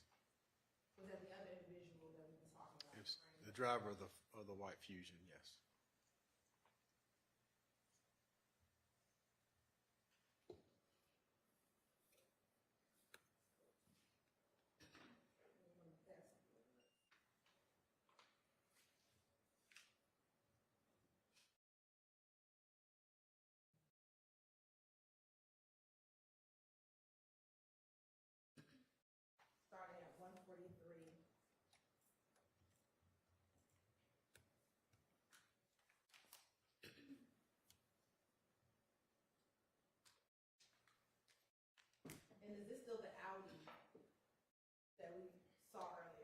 Yes, it's still sitting there with the tail light. You can see the tail light in the left-hand top corner of the frame.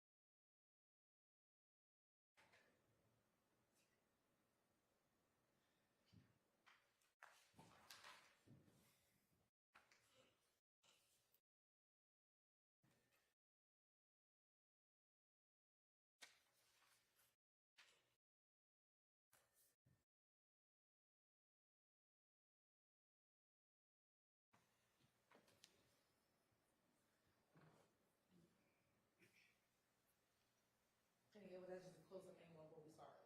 That's correct.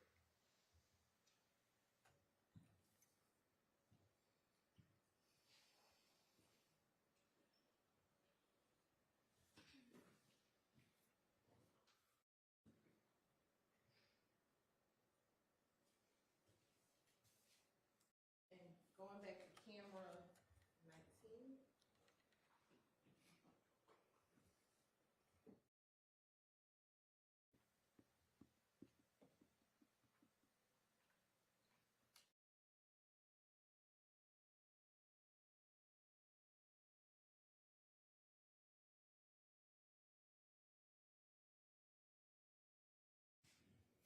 Starting at 11 seconds.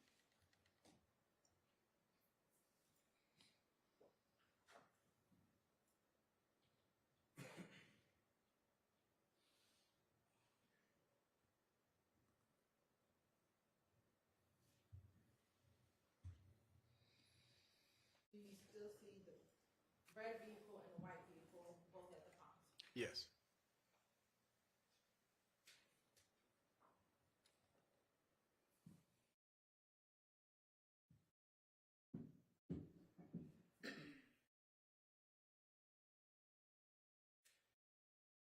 And based on your observation, had this white car been sitting for a few minutes at this event? Yes. And is the Audi still over here, Yes, ma'am. off camera? That's correct.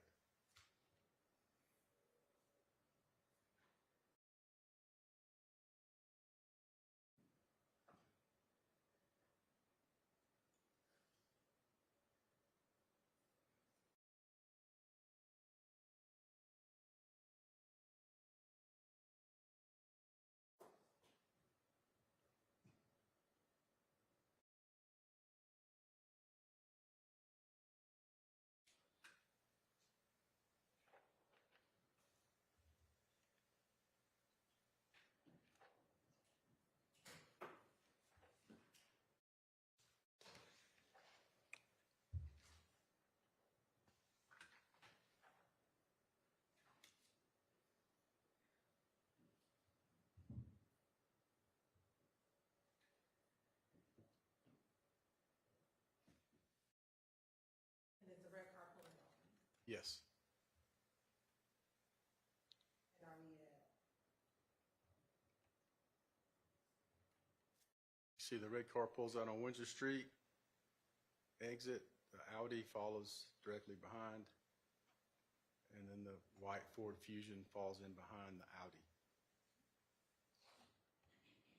And was that everything of note to you on the BP gas station video? Yes.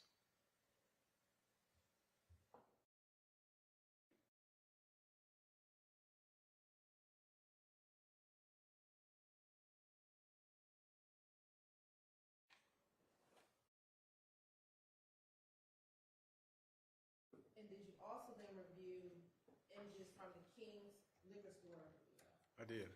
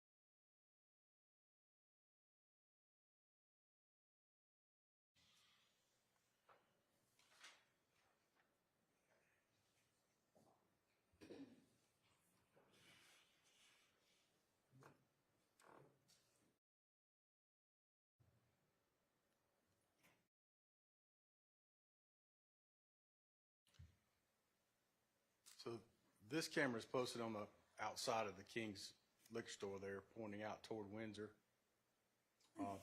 It's not as detailed, it's a little further away. It's not as high quality of an image as I was getting from the BP, but I was able to see from that vantage point. And is this Windsor Street right here? That's correct, yes. And on the bottom of here, while there's a two-bar cover, is there a timestamp at the bottom of the screen? Yes, ma'am, I believe so, yes.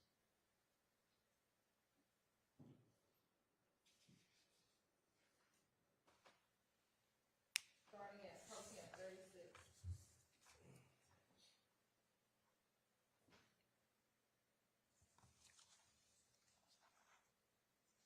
Do you see the timestamp down at the bottom? I can't see it now. You can or cannot? I cannot. But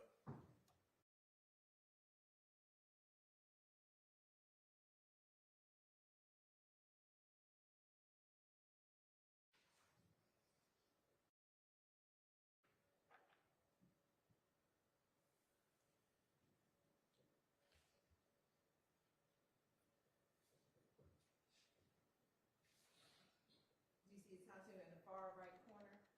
no, ma'am. Look behind you. Oh, yes. And what was the, It's not on this one. I'll just,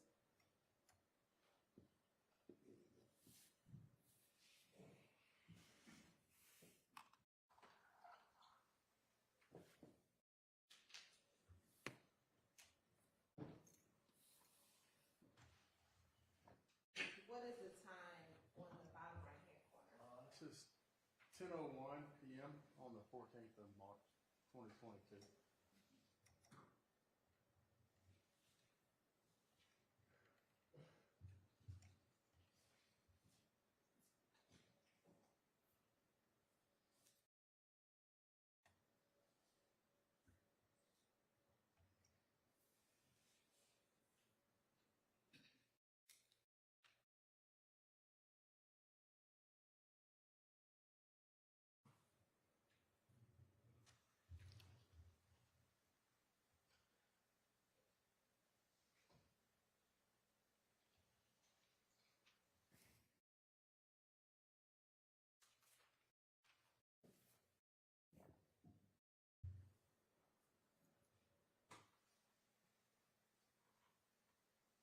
You see the red car go by?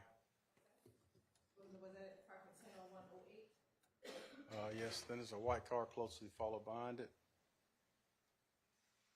At 10:01:20 something. And there was another white car as well, follows in.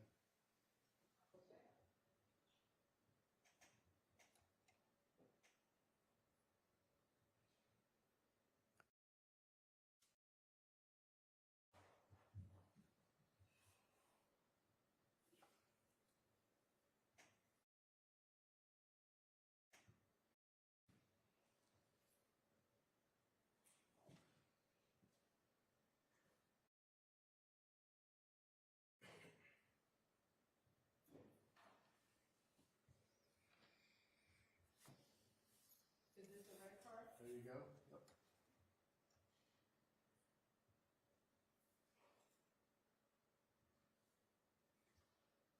And is this the first white car you That's saw? the first white car, yes. Is this the second one? There's the second, yes.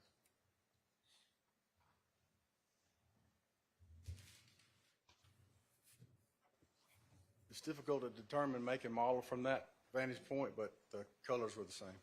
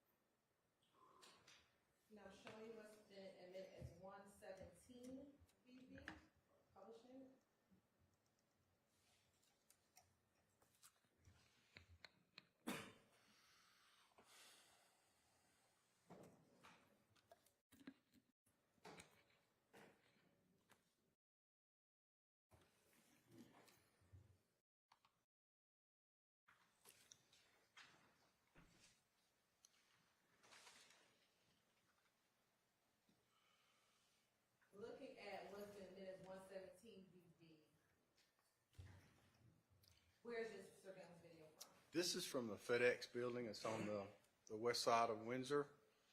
The top left-hand corner is where you see the light shining. That's the intersection, the red light intersection just before you go under I-20 at Windsor Street. And is this the light right here where the hand is circling? Yes.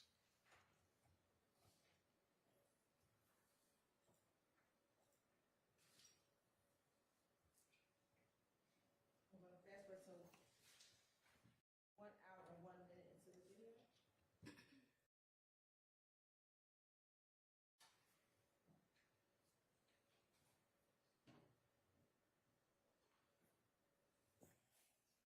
At approximately 1 hour and 44 seconds.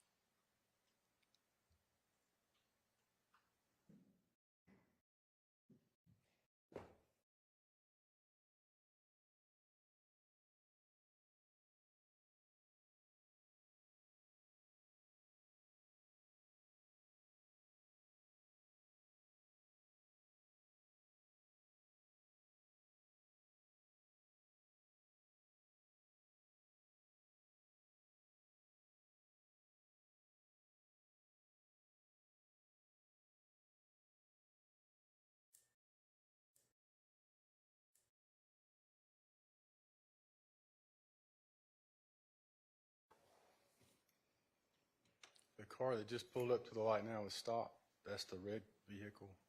This car right here? Yes. The Audi, the first car to follow the red car out is the Audi, the white Audi. It's right next to it. That right here? Yes.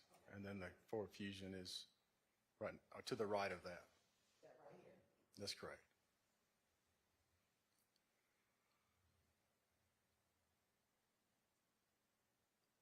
Now, is there traffic going in the opposite direction where the cars are stopped right now? Yes, there's traffic now trying to go onto I-20 eastbound. And so the car where Mr. Drinks and the two white cars are a red light. That's correct. It's red light now. And the Audi takes off through traffic, through the red light, as well as the white car, the Fusion. So the Audi and Fusion go through the red light. Well, the Audi did, yes, ma'am. And was there still oncoming traffic coming as they were going through that light? Yes, there was. And then that car did a U-turn, which is a little odd.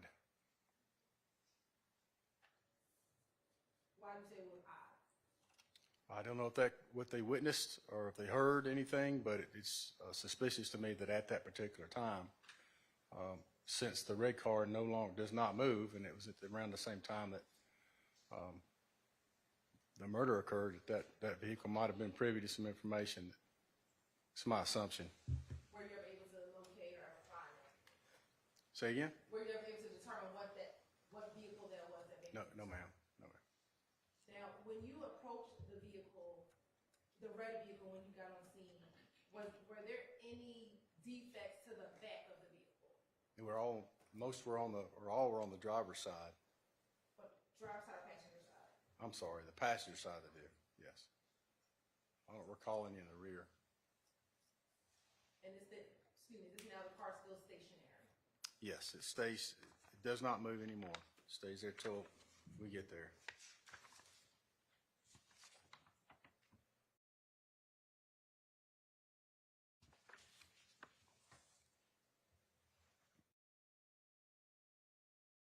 I'm going to fast forward to 127.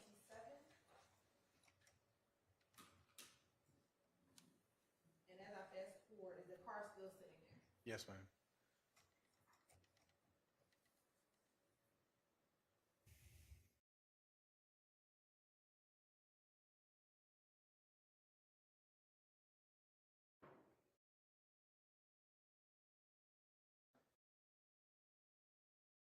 Start 127.02. And at 127.02, is the car still sitting there? Yes.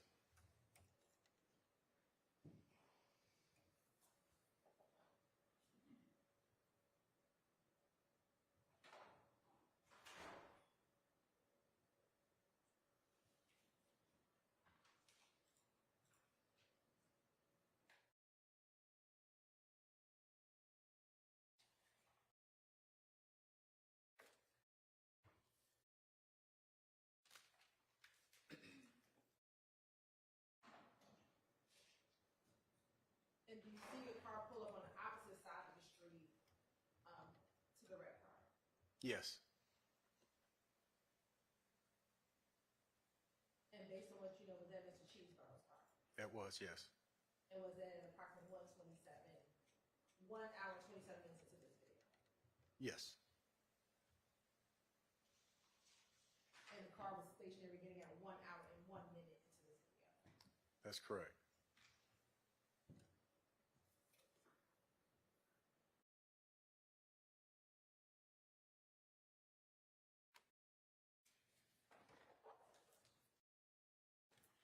Permission to approach him?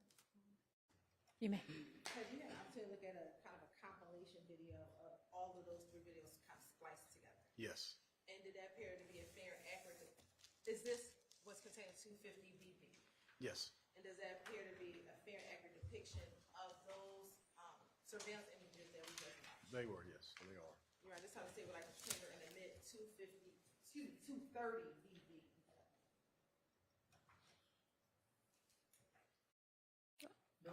All right, those are, that is admitted, 230 VV.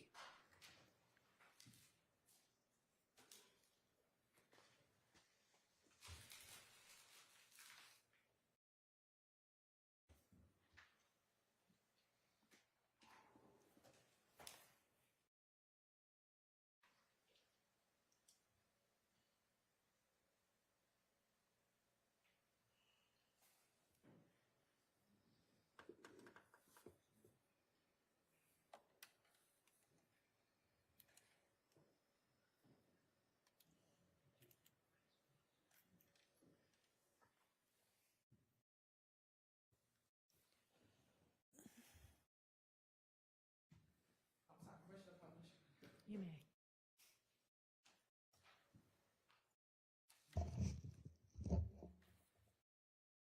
So the Audi comes in, backs into the parking space.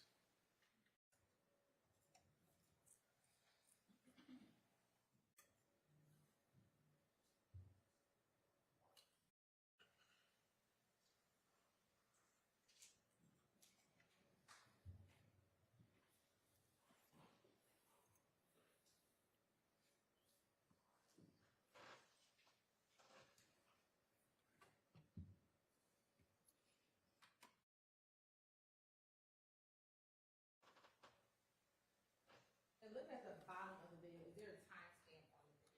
Can you see the timestamp? Yes, it says 21:51, which is, it's 9:51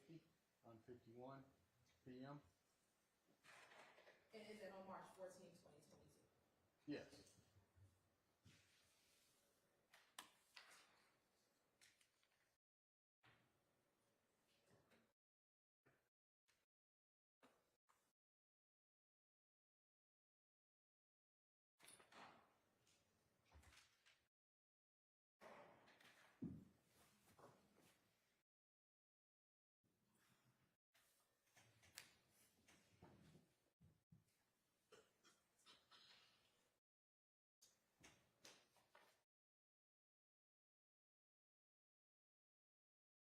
Confusion arrives at the gas pump, and the driver gets out, walks inside.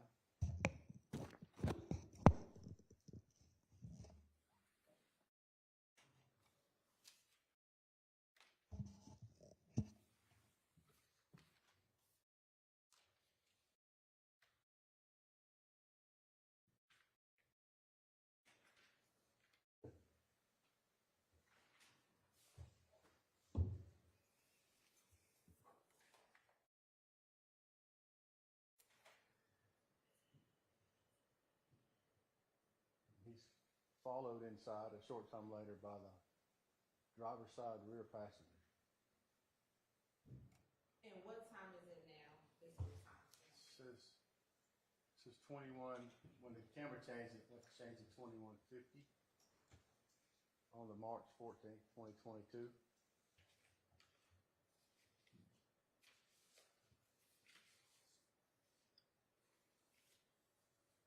See the car backing into the space outside the window.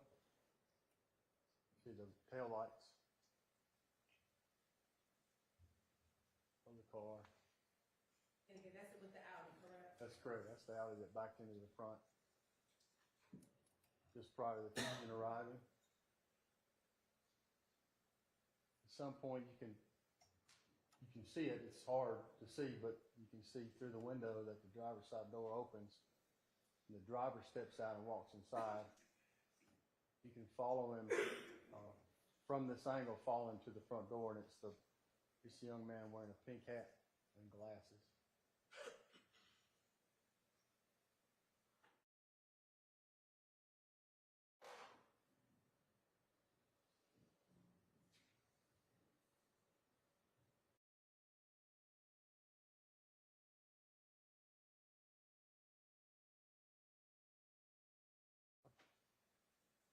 So that's at 2051, and then shortly thereafter, the driver of the Ford Fusion comes in.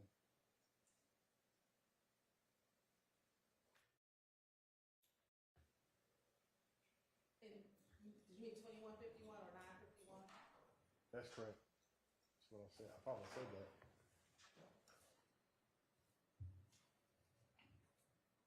And at the time, did you know the names of any of these individuals who were in these videos at all? I had no idea. So 2152, 11 seconds or thereabouts. Driver the Fusion in the beige jacket and hoodie, green hoodie coming in. He comes in and he buys something for the driver of the Audi in the pink hat.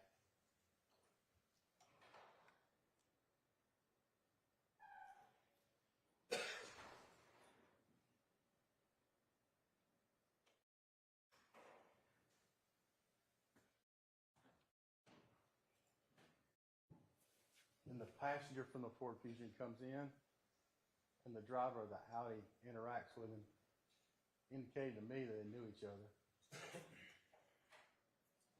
And then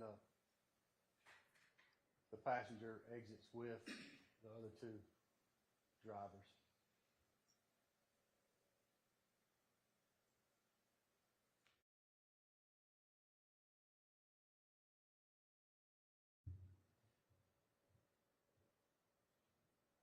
Okay, now we're back at 2153. 953. The driver of the Fusion and the passenger walk back to the Fusion.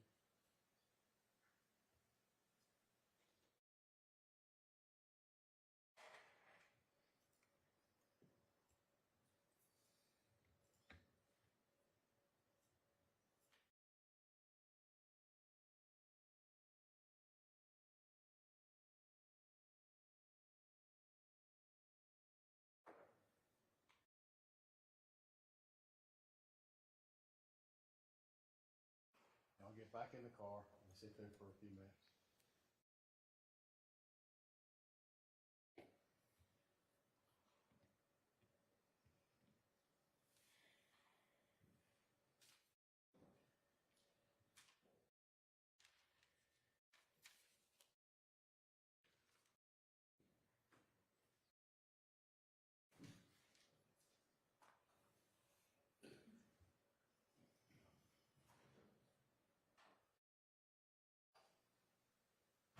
And what time is it now? 2154, 20 seconds. It's 9:54, it's almost 10 o'clock. On the same day.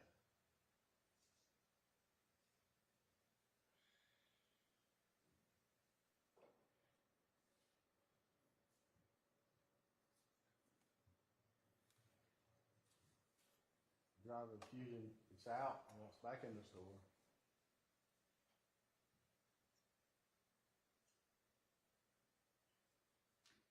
And so that's saying it's 954 time.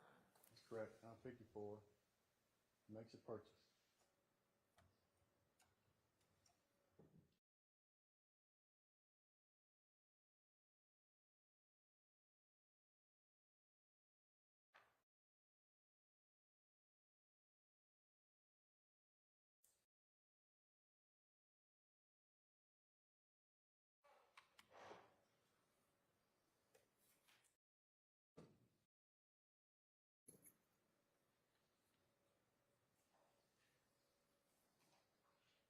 And is this the red car with Mr. Joyce Correct. arriving?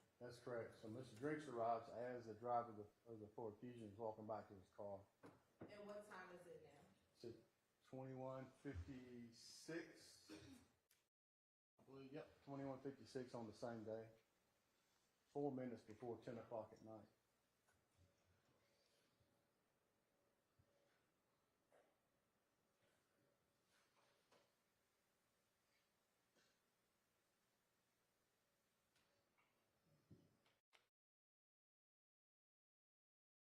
And has the driver of the Ford Fusion already gotten back into the car? Yes, ma'am. He's returned to his driver's seat, and they sit there, both the Fusion and the Audi sit there until Mr. Drinks leaves.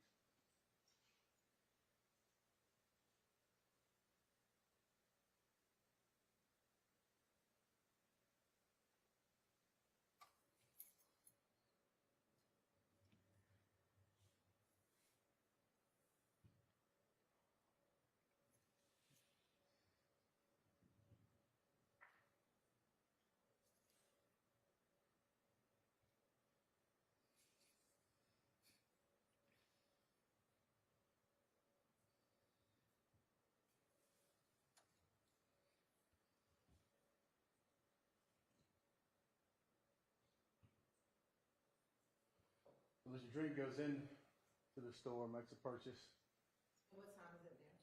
21:57 on the same day. In addition, has the Ford Fusion been sitting idle for approximately since about 21:56 p.m. Sure, yes.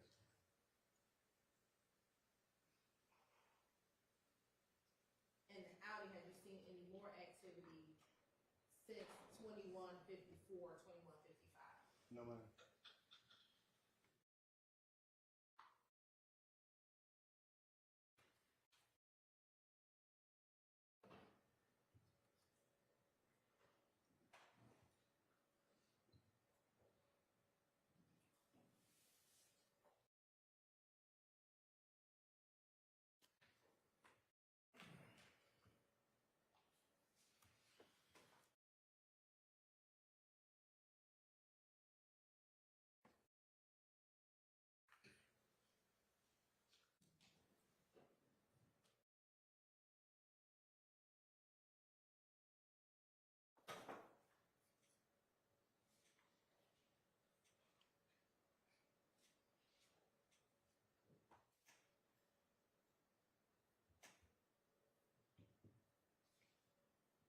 Mr. Drinks leaves. And what time is it now? 21:59. We're at 21:58 now on the camera 19.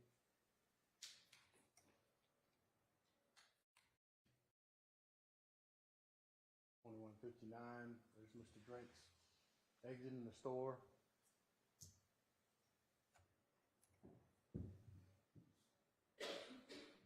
And it has the Ford Fusion now been sitting idle for about 3 minutes. Yes.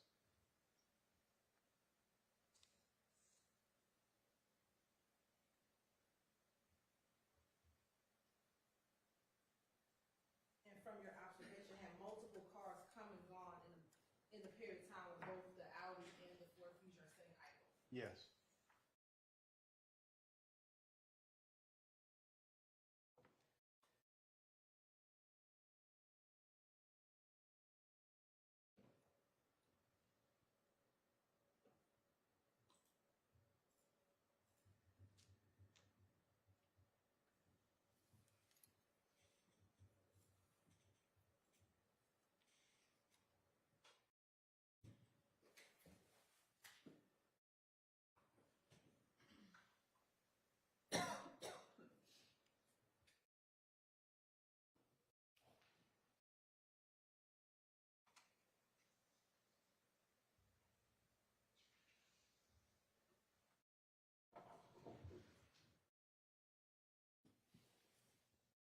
And what time is it now?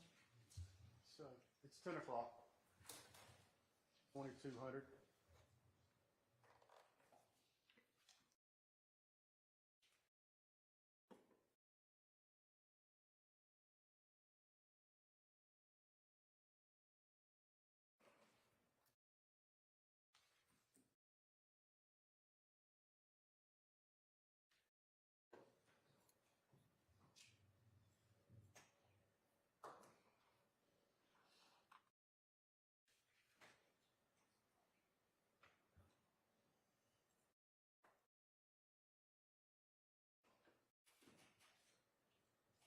it 22:01 or 10:01 p.m.? It's 22:01 right now on the video.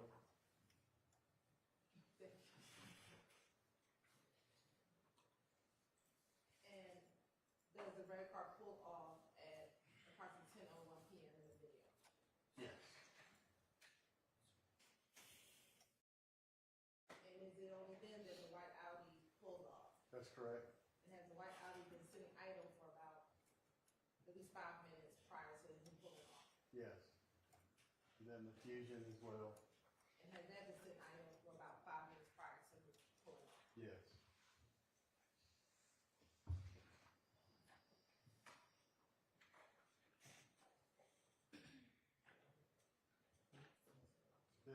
This camera's capturing images. The metadata on that says it's not in military time. The red car go by at 10:01, followed by the white car at 10:01 in some seconds, and then the third car, the white car, at 10:01.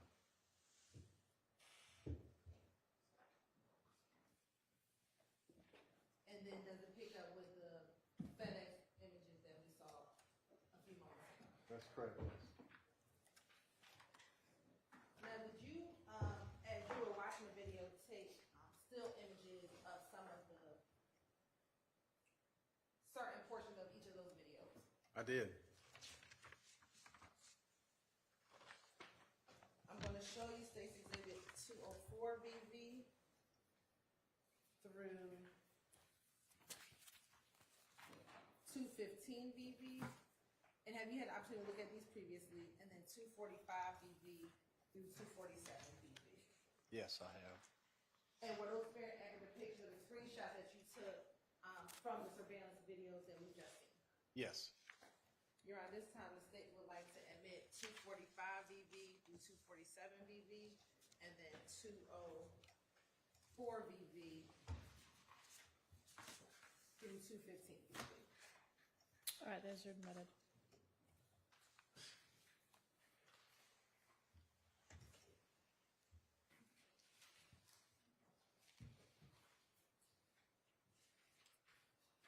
Now, Investigator Hogan, how many homicides have you handled where there has been a vehicle associated with the potential perpetrators of the homicide? I hadn't kept count, but a great number of homicides or vehicles are utilized. For those cases that you have, about how many of those cases does this target vehicle have tinted windows? Judge, Your Honor, relevance. Can you establish the relevance of that? Yes. Let me back up. The Audi vehicle that you were observing, did it have tinted windows? It appeared to, yes.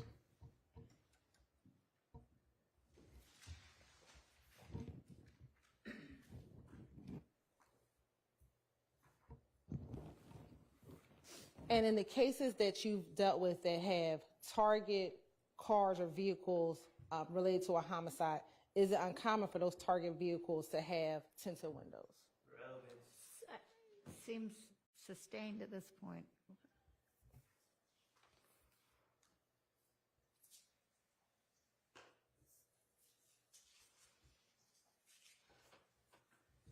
Now, after looking at the surveillance video, did you receive any assistance from a Detective Bender?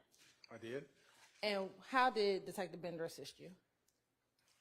Well, we work together quite often in our investigations. Detective Bender is, she sits real near me in the office, or sat real near me in the office, and she asked if she could help, and I asked her to help me identify. I knew that she was very good with our camera system, our LPR system, that captures tags. So I asked her to help me identify the cars, see if she could find the cars on the system and identify their tag numbers for me, which she was able to do pretty quickly. And were there any particular LPR reads that were significant to your investigation? Yes. Okay. And what were the reads that were significant to your investigation?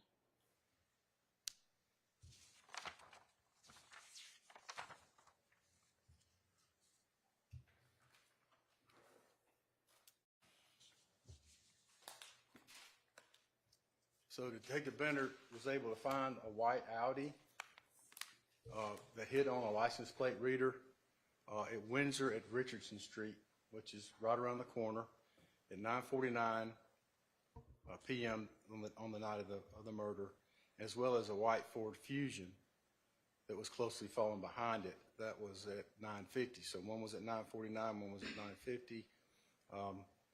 They were both headed in the direction of the BP station. And is that the same area where that Vic camera was located in the picture that we looked at earlier today? Yes, yes, ma'am, it is.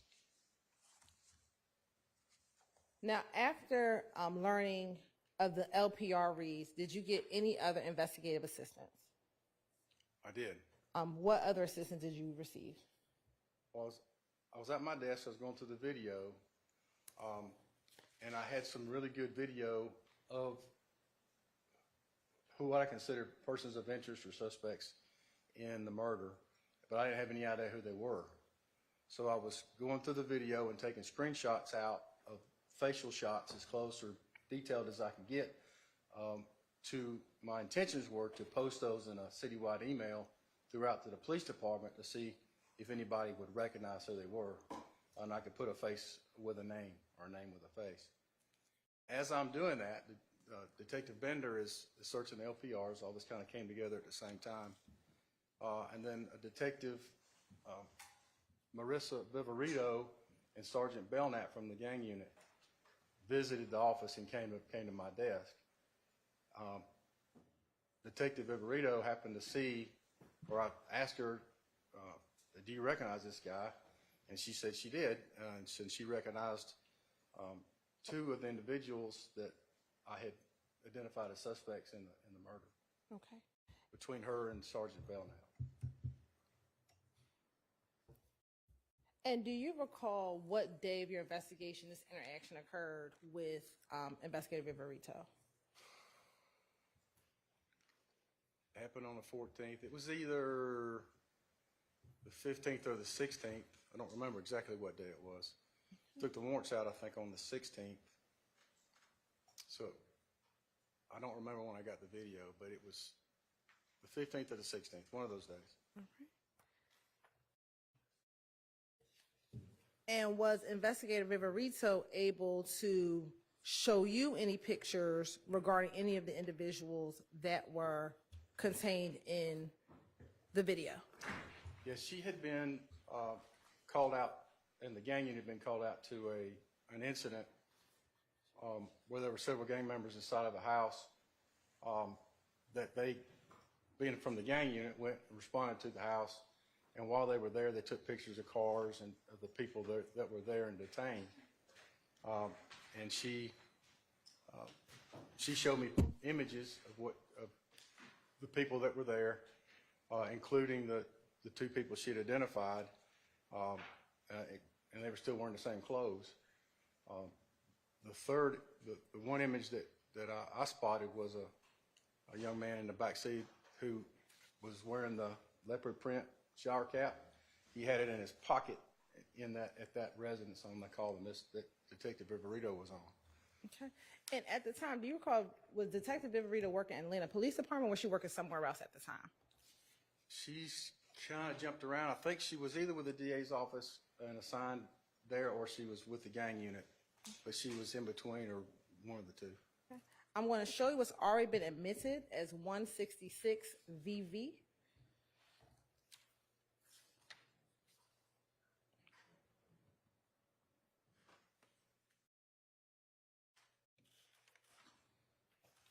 Okay. And does 166 VV, is that the image that she showed you when you saw her at APD headquarters? This is the image that Detective Viverito took on the call she was on after my murder. Again, the pink hat, the hoodie, the same hoodie, and you recognize the face. Okay. And I'm going to show you 167 VV. Was this another one of the pictures that she showed you while you were at APD? Yes. Okay. And were you able to get a name for the individual in 167 VV? Yes. And what was that person's name? Miles Farley. And then were you able to get a name for the picture, for the person who was in 166 VV? Yes. And what was that person's name? Shannon Bernard Jackson.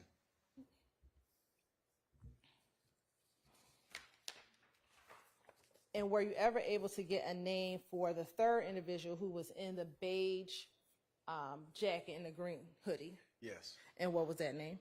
Quamarvius Nichols. Now, were you also shown pictures of any vehicles by Investigator Viverito? Yes. And what picture did she show you? I remember seeing a picture of the Audi.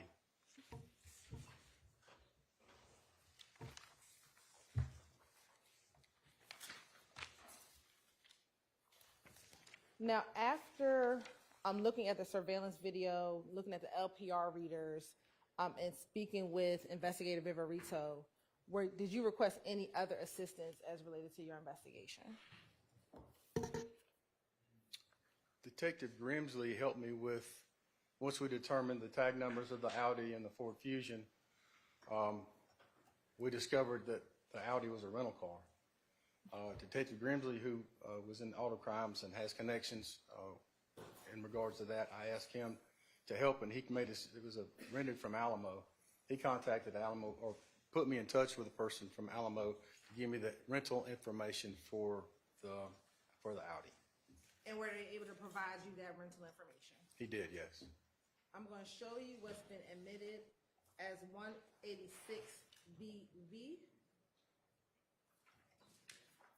A. Tell me if you recognize 186 VVA. Yes. And how do you recognize 186 VVA?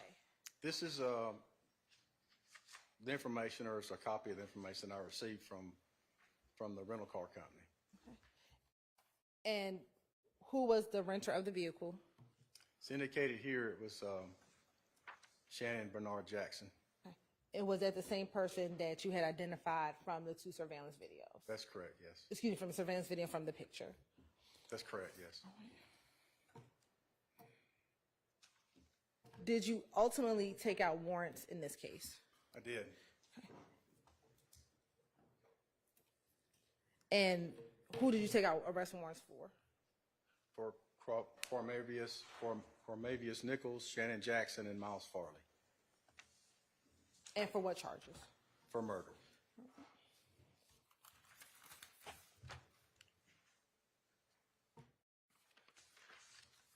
Now, is there any significance to you as a homicide detective or investigator in the fact that a suspect vehicle is a rental vehicle?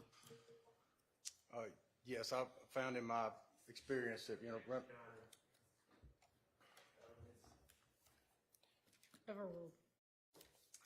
it's been my experience that rental vehicles are quite often used when there's a crime going to be committed, or they're planning on doing a crime.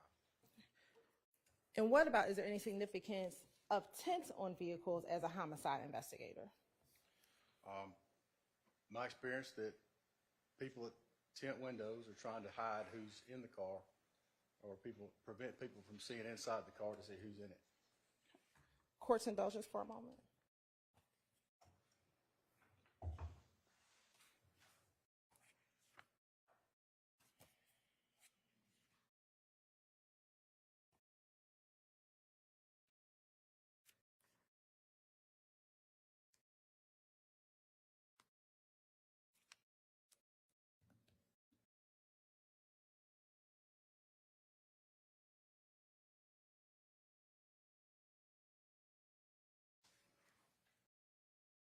No further questions.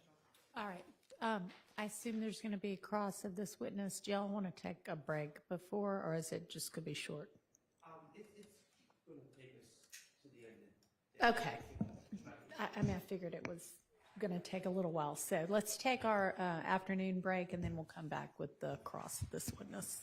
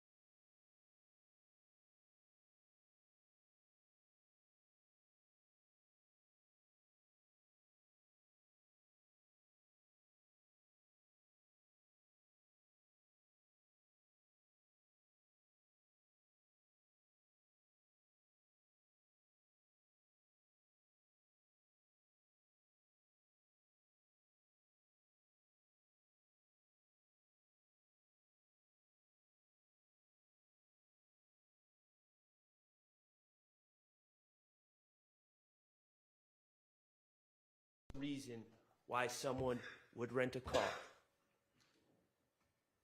I don't see why not, sure. Could that be a reason why someone would repeatedly rent cars for years, switch them up,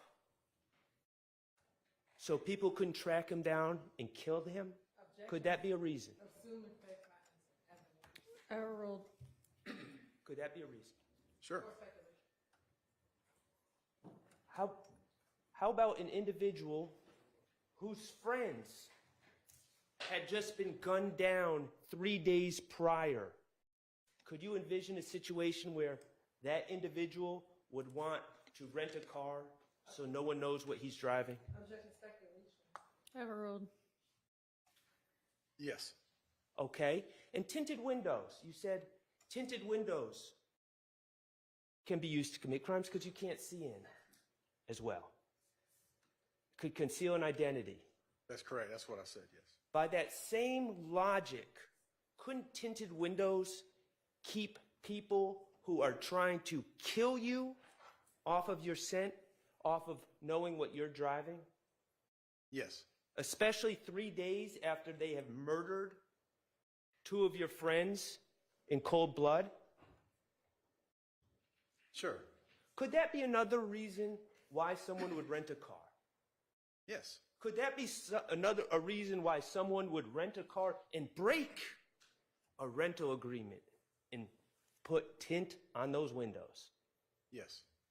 Thank you. You're welcome. All right. This warrant that you took out, sir,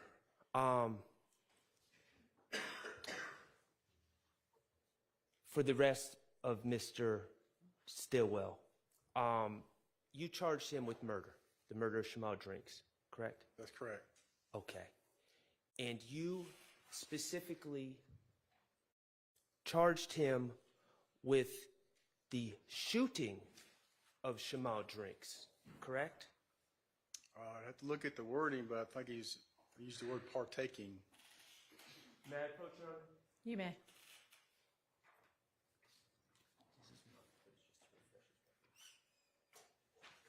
Would looking at a copy of the warrant that you took out assist you in remembering the wording? Sure.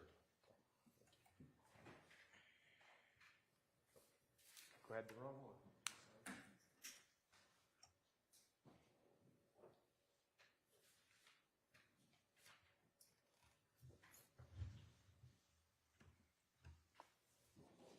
Got it. Thank you.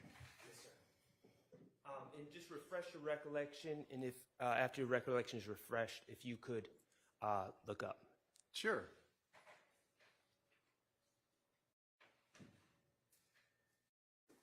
Yes.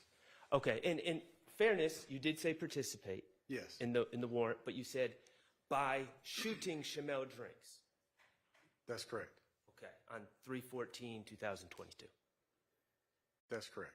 Okay. So specifically, your allegation in that warrant is that Mr. Stillwell was the shooter of Shamal Drinks, correct? Yes. Okay. And we've talked about some of the evidence that you think you have on this case. Let's just call it what it is. I know that we've been referring to the man in the pink hat, okay, or the man with the slime or die shirt. You have BP video from the corner of Windsor and Fulton Street, correct? Yes. Clear video. It's very good, yeah. And it shows my client wearing a Pink Floyd hoodie and a pink hat. And it shows Mr. Guamarvius Nichols, correct? Yes. And it shows Mr. Miles Farley, correct? Yes. Okay, cool. And you had that video, and then you also have these rental records of renting the car on that day. Now, let me ask you this.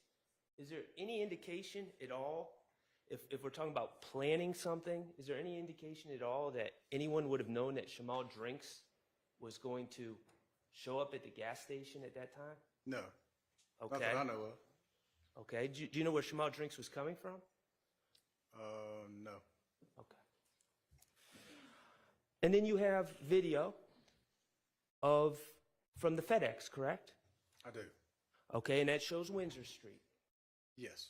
And you maintain that that video shows that my client in his white Audi pulled up next to Shamal Drink's car. Yes. And you maintain that that video shows that my client shot Shamal Drinks. Participated, yes. Okay. I mean, your theory is that my client was driving. Yes. Okay, and your theory is that the shot was fired out of the driver's side of the car. Oh, the Audi, yes. Yeah. Your theory is that Shannon Stillwell was in that white Audi and shot Shamal Drinks at that stoplight. Yes. And your contention is that video, that FedEx video, will back that up, ultimately. That's my conclusion from my investigation, yes. Okay, cool. All right, so let's go back to where this investigation started. Evening of 3/14/22. Okay. Okay? And you see this red car with this gentleman inside who's sadly deceased, correct? Yes. And you arrived before the body was removed, correct? That's right. Okay. Now, this is your crime scene. I know that you weren't the first one there, were you? No. Okay, but this is your crime scene. Yes. So you're in charge of knowing the status of the crime scene and where everything was at the time it was first discovered. Ultimately, yes, I am. Okay. So, let me ask you. The Nissan Versa, the red Nissan Versa, before anyone came to the assistance, before Mr. Cheeseborough showed up, was that car still on? When I was there, I don't remember it being running, no. No, I'm asking, since it's your crime scene, when the first people showed up. To your understanding, it's your investigation. I wasn't. Speculation calls for hearsay. Is he the lead detective? Okay, well, overruled on the speculation, and would your report contain all of that? It doesn't, if the car was on or not. I know the lights were on. As far as the car was running, the door was open when I got there. That's the next thing I'm going to ask you. Yeah. Okay, so you're not Sounds certain. like he doesn't know. So you're not certain. Okay, so the car was running. Or is Obviously, that what you're not certain of? Obviously, it was running when he pulled into the stoplight. When I got there, I don't recall if it was running. I know the lights were on, the doors open. I don't recall if the car was still running or not. When you got there, the When I lights got of the there, car were on and the door was open. The lights were on. Right, the lights of the car were on and the door is open. When we say the door, we're talking about the driver's side. That's correct. Front door. Okay. Now my question is, before you got there, before anyone got there, was that door open? That front driver's side door to the Versa? It's my understanding it stayed closed until the paramedics or EMTs opened the door to check on the victim. Okay. How about Mr. Drinks's feet? Were they on the brake? I believe they were, yes. How about the gas? Was one foot on the brake and one foot on the gas? I don't recall that. You don't know, or are you saying no, that's not true? I don't know. Okay. Fair enough. And when one of your first tasks was to determine the identity of this gentleman, correct? It's one of the first things, yes. Okay, and you weren't the only one there. There were other officers there, correct? Yes. And among those officers was representative from the gang unit, correct? Yes. Okay, Investigator Flores? May have been. I don't recall. Okay. Either way, even with the assistance of the gang unit on scene and all APD resources, no one recognized this gentleman, Mr. Drinks. He was not officially identified until we did the fingerprint scan. Right. Now it's about 1:06 a.m. that next morning, correct? It was while we were on scene. I don't know exactly what time it was. Okay, fair enough. Miss Hilton, if you could do me a favor, please. Could you publish, I'm sorry, Mr. Abadi said he was going to help me. You're going to help me with something else. Thank you. 107 Victor Victor. Thank you, Miss Knight.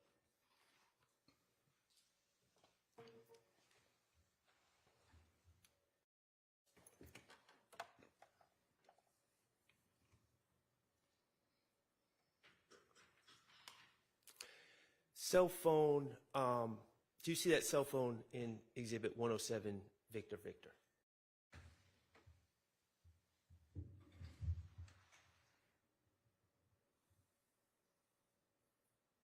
Is it the one in the pocket there? Is that what that is? Yes, I see it. Oh, it's on his arm. I do, yes. Plugged in. Do you see that cell phone? I do, yes. Okay. As an investigator of homicides, do you often collect cellular phones? Yes. And that's from victims and suspects, correct? Yes. Okay, and reality is cell phones, if you're able to get into the cell phones and have authorization to get into cell phones, they have a wealth of information, correct? Sometimes they do, yes. They can have call logs. They can have contacts, correct? Yes. They can potentially have tracking information, who you're in contact with. Places you've been. Yes. You can learn a lot about a person from a cell phone, correct? Yes, you can. You can learn who their friends are. Yes. You can learn who their enemies are, potentially. Potentially, yes. Okay. In this case, as lead investigator, you are aware that actually 2 cell phones belonging to my client have been seized in this case, correct? I believe so, yes. And their contents have been extracted, correct? Yes. Okay. Now, Mr. Drinks, as lead investigator, did you ask the crime scene tech or crime scene tech Davis or any other individuals to seize or to collect Mr. Drinks' cell phone? Yes. Okay. And were you ever able to analyze the contents of Mr. Drinks' cell phone? I don't recall that, no. Okay. You don't recall ever seeing the contents? No. Okay. So as far as you recall, we don't know who is in Mr. Drinks' contacts? No. We don't know what he's been texting about leading up to this incident? No, I'm not aware of it. Okay. We don't know of anyone that he's had disagreements with or squabbles with or anything like that from his cell phone? I'm not aware of any of that, no. Okay, and you're not aware because not saying that none of that exists in his cell phone, but you just haven't seen the contents of his cell phone. That's correct. Okay. All right. I want to talk to you about these videos, if that's okay. Sure. And Mr. Abate, I'm going to ask you to just be on standby in case I need to publish anything. Thank you. Detective, we have the BP video. That's correct. Several different camera angles. That's correct. Okay. Including outside at the pumps, inside the store from different angles. That's correct. Okay. We have the King's Liquor video. Yes. Surveillance video. And then we have the FedEx video. That's correct. Okay. Let's talk about the BP video first. And I'm not going to replay all the videos.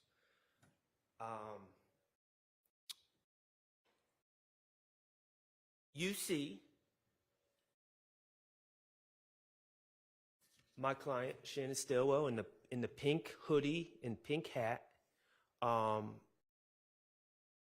arrive in the white Audi, correct? Yes. And the white Audi that was rented in his name, That's correct.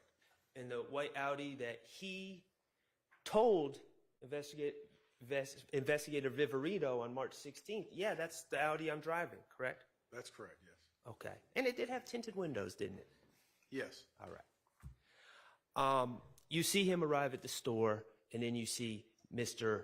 Quamarvius Nichols arrive in a Ford Fusion shortly thereafter, correct? Yes, sir. Mr. Nichols pumps gas. Yes. Okay. Mr. Farley is an occupant of Mr. Nichols' car, correct? That's correct. Okay, they all enter the store. They're on video. Yes. Okay. Mr. Farley's wearing a slime or die shirt. That's correct. Okay. Do you know anything about Mr. Farley's background or history? No, sir.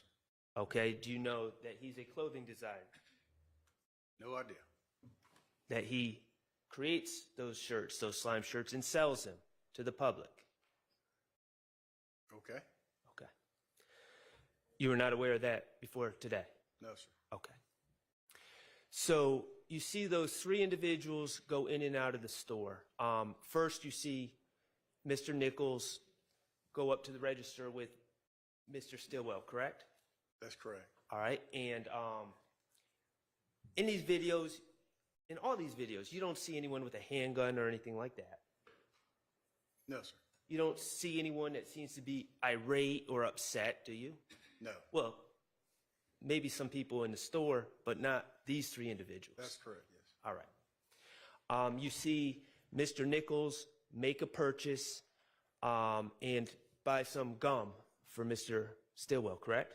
Yeah, he bought something for him. I couldn't tell what it was. Okay. But yeah, he did. And this is the first time Mr. Nichols was in the store, before he pumped his gas, That's correct. That's correct. And you see Mr. Nichols joking around with the clerk, acting like he's pulling out all these bills. Right. And then you see Mr. Farley come in. Yes. And you see Mr. Stillwell turn around on Mr. Farley and act like a monster and kind of scare Right. Mr. Farley. And Mr. Farley does this weird pirouette. Right, yes. They're playing around. That's correct. Okay. Everyone seems, from the video, no one seems upset. No. Okay. Later on, you see Mr. Nichols come back in the store to make another purchase, correct? Yes. Okay. Do you know what he purchases? No. Okay. Ms. Hilton, I'm going to ask if you could play the video of where Mr. Nichols comes into the store for the second time and makes a purchase.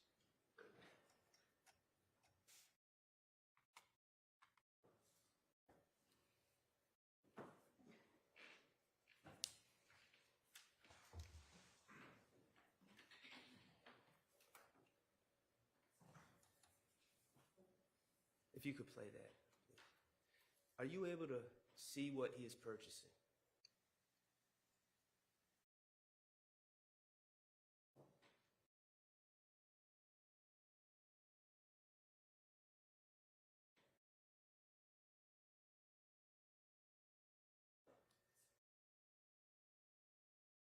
It looked to me to be like some Black and Milds, maybe. I don't. Okay. That's a guess. I don't know. Okay, appreciate that answer, and I know that it's noted that it's just a guess. And you can stop. Thank you. Your Honor, may I approach with DS 56? You may. Sir, I'm approaching you with what's been marked as DS 56. Do you recognize that image? Yeah, it's an image from the series of video we just watched. Okay. That's a still image from the video we just watched? It appears to be so, yes. Okay. And is that a fair and accurate representation of the video we just watched? Sure. Image from the video we just watched? Sure, yeah. Okay, thank you. Your Honor, at this time, I would move to admit DS 56 into evidence. No objection. It's admitted.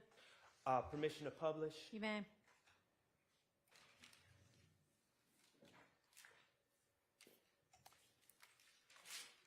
Could those be backwoods blunts. Yes. Okay, and do you know what backwoods are? So like a little cigar, isn't it? Something like that. Okay, is it also something from your experience that can be gutted and used to roll a marijuana blunt? Yes. Okay, how long, to your knowledge, if you know, have you ever seen anyone, we'll just say on video, through police, through detective work, have you ever seen anyone roll a marijuana blunt? I'm aware of how it's done. I've never witnessed it. Okay. It takes some time, correct? I would Depending on assume. how experienced you are? Yeah, I would assume it would, yes. Okay. And is this purchase made right before Mr. Nichols returns to his car? Yes. When he's sitting there for like 4 minutes as idle, as Miss Hilton said? Yes. Okay. Do you know, yes or no, whether what was going on in that car with Mr. Nichols was Mr. Nichols was sitting there using those backwoods to roll himself a marijuana blunt? Do you know? I don't know. Okay, thank you.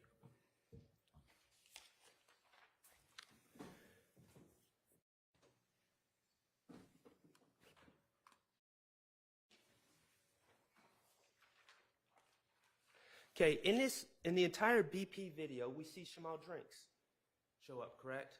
Yes. Okay, and again, no indication that anyone was expecting him to show up. No. Okay. While Shamal Drinks was present at the BP, he walks into the store, correct? He does. How many times does he walk in the store? Once or twice? Just once. Okay. And he makes a purchase. Correct.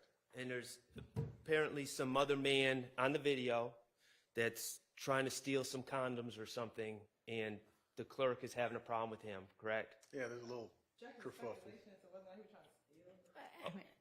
Okay. Sustained. Do you see a man getting into it with the clerk and then suddenly pulling condoms out of his pocket and throwing them back at the cashier? I remember that interaction. I don't know his condoms, but yeah. Okay.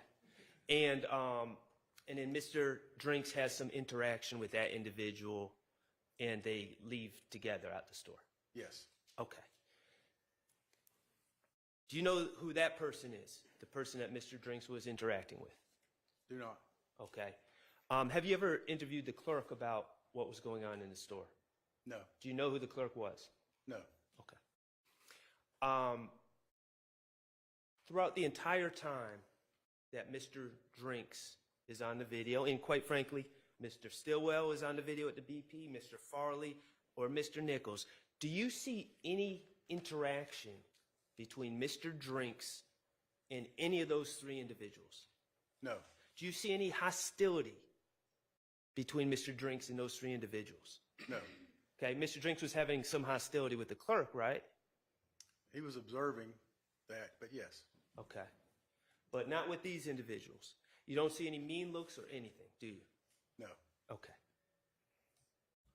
So then we go to the King liquor store video. Gotcha. Okay? And just to be clear, do you know how we have timestamps on some of these videos and no timestamps on other videos, right? Yes. Okay. The videos that have timestamps, and I understand that King Liquor and the BP are under the same management, right? You don't know? Not privy. It makes sense, but Okay. I'm not privy to that. All right, but do you have any reason to believe that the BP video, the timestamps would match perfectly with the timestamps, or they're perfectly synced up with the FedEx video, for instance? Oh, I don't know. Okay, and do you have any reason to believe that any of these videos would be perfectly synced up with phone records or anything like that, like records held by Sprint or another phone company? No. In your experience as an investigator, businesses that have these surveillance systems, there are times, you know, you can get an hour of footage, but the time on that footage can be off, correct? It can be, yes. Not set correctly, yes. Okay. All right. In the BP video, besides the Ford Fusion, the Nissan Versa, and the Audi, did you note any other vehicles of interest that piqued your curiosity in the BP video? No. Okay. How about in the King's Liquor video when you see 3 cars driving up Windsor Street? Did you see any other cars that piqued your curiosity? No.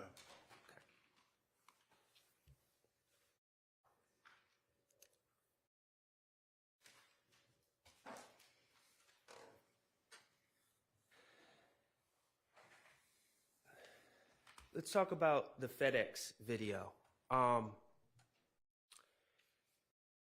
We do see the red Versa go up to the left lane, correct? Yes, we do. And we do see what appears to be the white Audi, and especially when you link it up with the BP video, end up in the center lane, correct? That's correct. And then we do see the white Ford Fusion end up in the right lane. Yes. And we do see the white Audi run a red light, don't we? We do. Okay.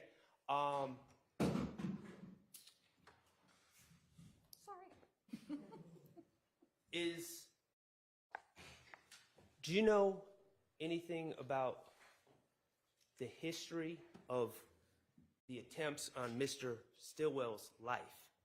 I do not. Okay. You don't know that in 2015 a car gunned up behind him or sped up behind the car that he was in and riddled the back of that car with bullet holes? Objection, he said he doesn't know about any attempts on Mr. Stillwell. Have you ever heard the name T.R. Jones? No. Anyways, you see Mr. Stillwell run that red light in the white Audi. I do, yes. And then you see Mr. Nichols in the Ford Fusion run the same red light. Yes. Okay, cool. In that video, we see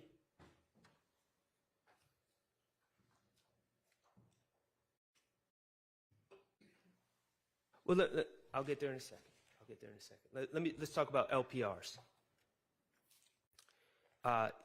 Detective Bender helped you with the LPRs in this case, correct? She did, yes. And you consider this an important part of police work because you're able to track the movements of specific cars. Yes.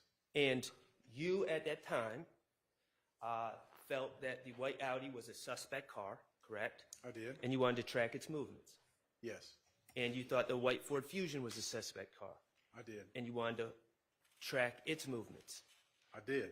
And Detective Bender was able to get you all that information about the movements of those cars, or I shouldn't say the movements, but different places in time and different times where the LPRs picked up those license plates throughout those 2 days that you ran them. I believe it was 2 days. Yes. Whatever she found, she was able to identify the tag numbers and the cars and where they were. Yes. Okay. As lead investigator, besides the Versa, besides the Audi, and besides the Fusion, did you ask Detective Bender to run LPRs on any other specific cars that you may or may not have seen in any of those videos? I couldn't ask her to run something I didn't see, and there was no other cars. No. No other cars that piqued your interest? No, sir. Okay. All right. You were able to obtain the rental agreement for this Audi, correct? Yes, sir. And you're aware that Mr. Stillwell rented this car on 3/14 at approximately 3 in the afternoon? Well, let me check. Yes.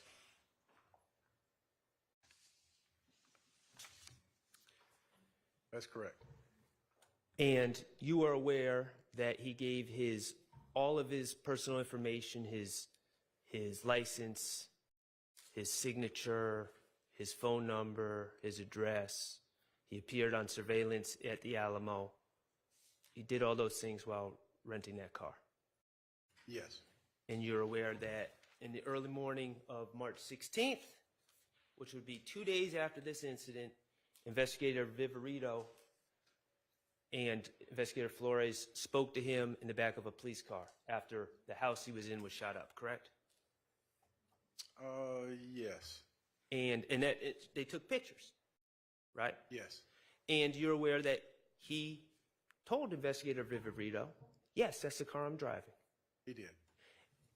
And you're also aware from the Alamo records that later on March 16th, 2022, he actually called Alamo to extend his rental on that car until March 20th, correct?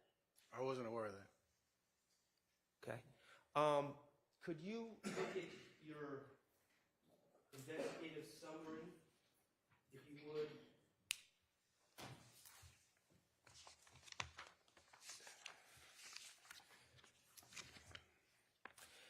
And I'm going to refer you to page 19.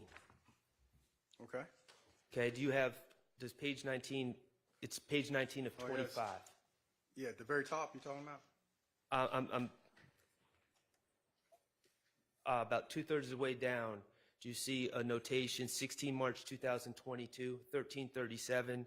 Shannon wants to extend the rental or the rent. Yes, I do see that. Okay. And then at 1337, they talk about a rate, and then Shannon agrees. That's correct. Okay, so under your theory, my client appeared on video at the BP with this rental, is on video shooting man out of the driver's side of this rental, and then 2 days later is telling Investigator Viverito, that's my car, right? Yes. And then also later on March 16th, seeks not to get rid of this car, but to extend the rental. It appears so, yes, sir. Okay. All right, let's talk about gunshot residue. You testified earlier in this case, and we talked a little bit about gunshot residue, right? Yeah, we did. And you said you got to be careful about gunshot residue because of the false positives. Right, yeah, you could be anywhere in the room. If a gunshot goes off, we all in here would have gunshot residue on us. Right. We're talking about microscopic particles. That's correct. That are expelled out of a vehicle, out of a firearm when a firearm is shot. That's right. Okay. And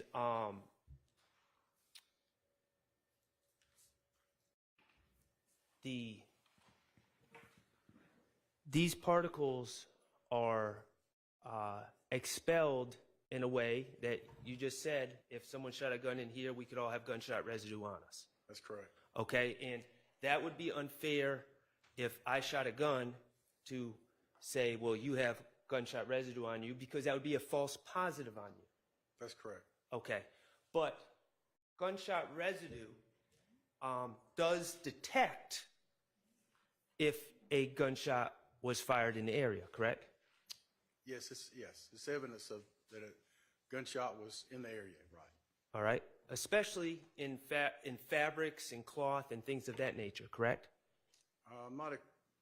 That would make sense to me, but I'm not an expert on it, but yes. Okay. Well, those type of materials would not be subject to something like hands, where you could sweat the gunshot residue off, correct? That's correct. Okay. And in this case, that FedEx video that you viewed, we see traffic lights, right? Yes. We can see brake lights, correct? Yes. We can see headlights, correct? Yes. What we don't see is a muzzle flash, do we? No. Okay. Now, you testified about shell casings. Yep. And you said you looked all over for shell casings on the scene. We did, yes. And shell casings are the cartridges that are expelled when a gun is fired. That's correct. Okay, and there were at least 2 or 3 shots fired just from looking at Mr. Drinks' the red Versa, correct? At least, yes. Okay, so you were looking for 2 or 3 or possibly more shell casings on the road, correct? Yes. Okay, and you didn't find any? None. And your conclusion was, you know, of course, maybe you missed them. That's always a possibility. But the other possibility, as you stated in direct, is the gun wasn't, the person who's shooting the gun didn't put the gun outside of the car where you would see the muzzle flash. The gun was actually inside the car when it was fired, correct? Yes. Okay, and certainly if the gun is inside the car, that would cause gunshot residue to be spread throughout the car. You assume so, yes, sir. Including the headliner, correct? Yes. Okay.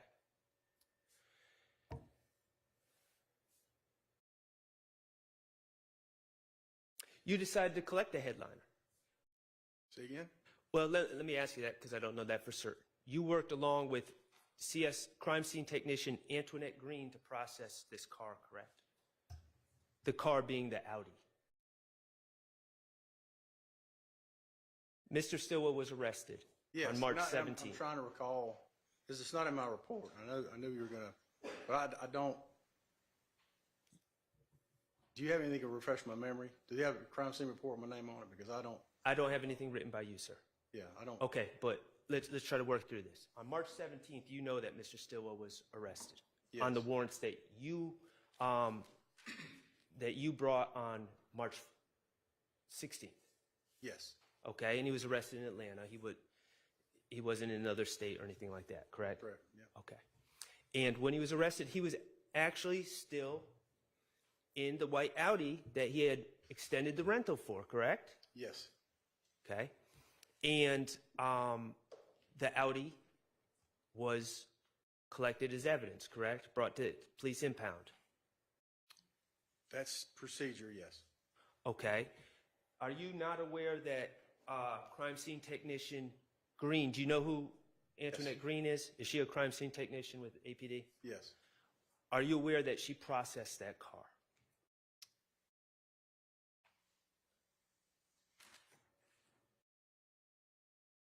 I don't recall for sure. I know I've done several cars with her before, but in this particular case, I don't recall being with her to process the car.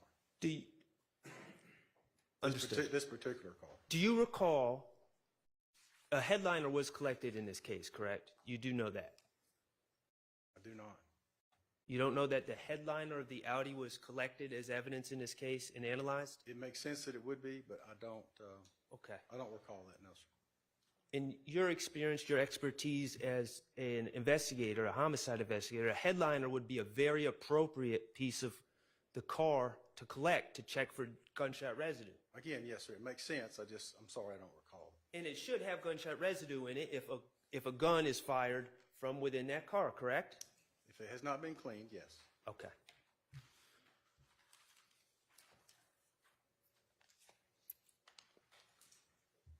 All right. Do you know, as we sit here today, whether or not a GBI analyst tested that headliner for gunshot residue? Do not. You don't know what the results are either, do you? No, sir.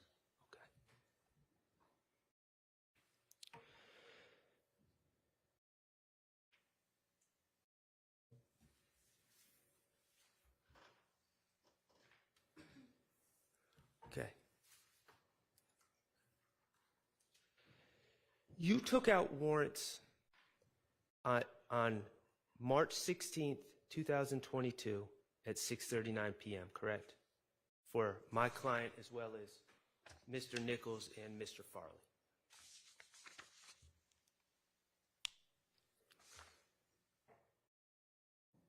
Yes, well, 6:40 p.m., but yeah. Okay, 6:40 p.m. On the And that 16th, was 16th, yeah. And that was right after, or shortly after you had that conversation with Investigator Viverito in police headquarters, where she identified the people that were in the BP That's video. correct. Yeah, her, the Sergeant Belknap, yes. So once you had an identification from the BP, that's when you move forward with the arrest warrants against Mr. Stillwell. That's correct. Okay. All right. Well, I want to talk to you about your analysis of the FedEx video. You have your report in front of you, correct? I do. At the time that you swore out these warrants against Mr. Stillwell, you had never even viewed that FedEx video, had you? I don't think I got that till afterwards. I did speak with a representative who described it to me and sent me some still shots. Okay. And I'm gonna go to page 14, going into 15 of your investigative report. Okay. On page 14, going to 15, you write, as of the writing of this report, and this report was written on 3/20/22, correct? Well, that's when I started it, but yeah. Okay, so you started this report 4 days after you you obtained the arrest warrants for Mr. Stillwell. That's correct. You started this report 4 days after that. Okay. Yes. And- This part, now I had notes and all that stuff, but Understood. And you say, as of the writing of this report, the actual video from FedEx has been requested via a subpoena, but has not been received. The above pictures were sent to me by a FedEx corporate officer who told me that he had watched a video which shows that the two white cars pulled up alongside the red Nissan, forming a straight line across the road. And then suddenly the two white cars sped away against the red light and the red car stays in place. That's verbatim from your report, correct? yes, sir. And your report is accurate to that fact. It is, yes. You, at the time of writing this report, and certainly at the time of bringing out warrants against my client, you had not watched that FedEx video. No, But you had spoken to someone at FedEx corporate that sent you some still pictures, correct? that's correct. And had told you what they felt they saw on that video, correct? That's correct. Okay.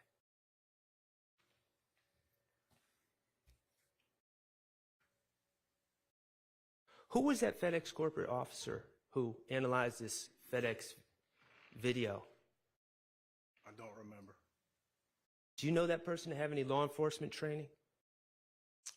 Not familiar with it. Okay. Do you know how many times that person watched that video before giving you his or her conclusions about what the FedEx video contained? No. Okay.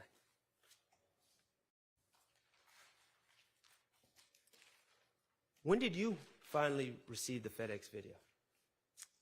I don't recall exactly when I got it. Do you remember what month? No, I don't remember. When did you remember when you first watched that FedEx video? I've seen it several times, but I don't remember when I first saw it, no. Was it months after bringing out these arrest warrants on Mr. Stillwell? No, it wasn't months. It was a few days probably. Well, a few days would have been 4 days afterwards you started writing this report, and you didn't even have the FedEx video then.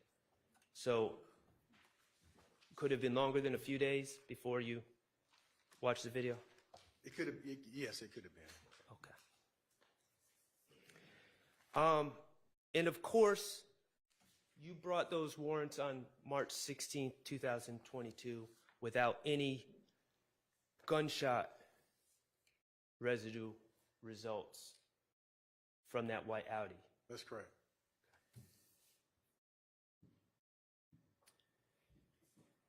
You said you saw a car in that video, the FedEx video. Ms. Hilton, could you play the FedEx video for me? Thank you. And it can be 101:20 we can start.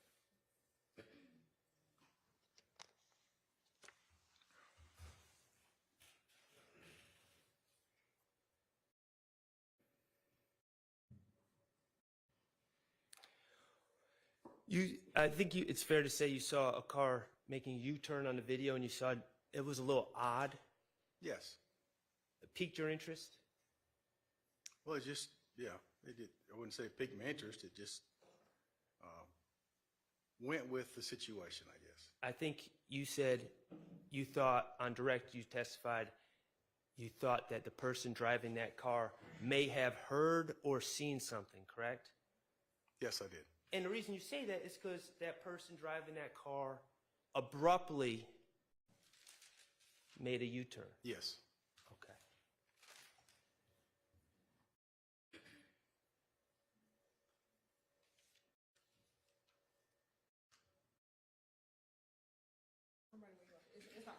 Oh, I'm sorry. If we could go to 101:20, yeah, just.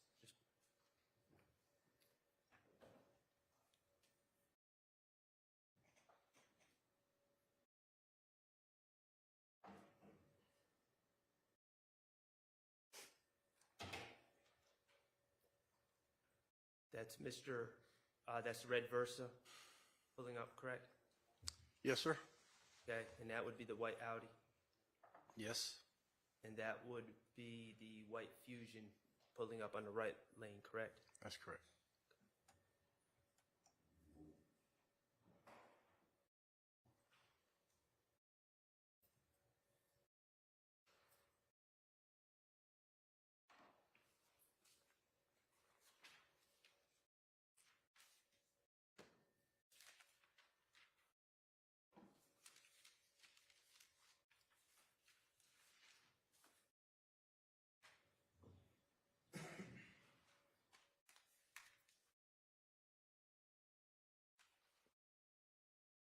That's not the car that makes the U-turn, is it? No, sir, I don't believe so. Okay. And Mr. Stillwell is now running the light. He's no longer there, correct? That's correct. Okay. We see now this car pulls up. It makes that interesting U-turn, correct? Yes, sir. And your determination is maybe they did that because they may have seen or heard something, correct? Maybe. Okay. I have no further questions. Thank you. Any, Ms. Weinstein? Redirect?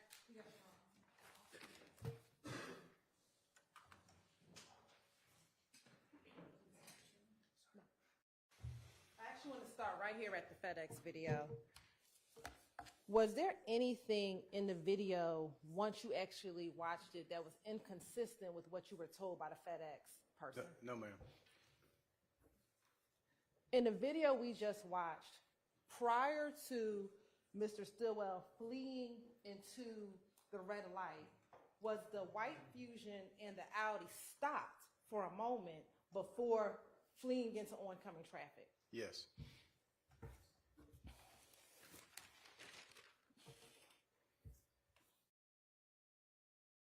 Now, Mr. Shard asked you a number of reasons as to why a person may rent a vehicle. Do you remember him asking you that? I do, yes.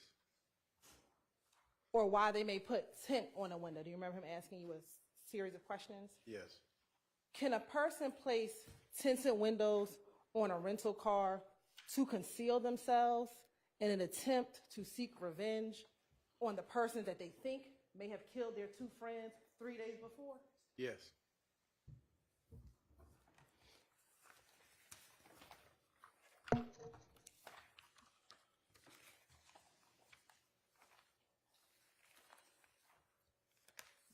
Mr. Shard asked you a series of questions about whether or not someone may be rolling a blunt in a car or things of that nature. Do you know if while they were sitting in the car, both the individuals in the Audi and the individuals in the Ford Fusion, if they were maybe talking to each other in the car? Do you know if they were doing that? I do not know. Do you know if the people in both cars were on FaceTime with each other? Do not know. Do you know if the individuals were in the car planning at that time to kill someone? Do you know if that was happening? I do not know. Mr. Stillwell, the Audi was backed in. Is that fair to say? Yes. And if the Audi was backed in, that they had the vantage point of seeing Mr. Drinks when his car pulled into the gas station. Yes. Did the Audi, because it was backed in, have the vantage point to see Mr. Drinks as he walked into the gas station? They did, yes. Did the Audi, because of his vantage point, see when Mr. Drinks left the gas station and got back into his car? Yes. And was it the Audi that immediately pulled off once Mr. Drinks' car pulled off? Yes. And then the Fusion followed? That's correct. And that was the same vehicle in which Mr. Jackson, it appeared, was the driver? That's correct.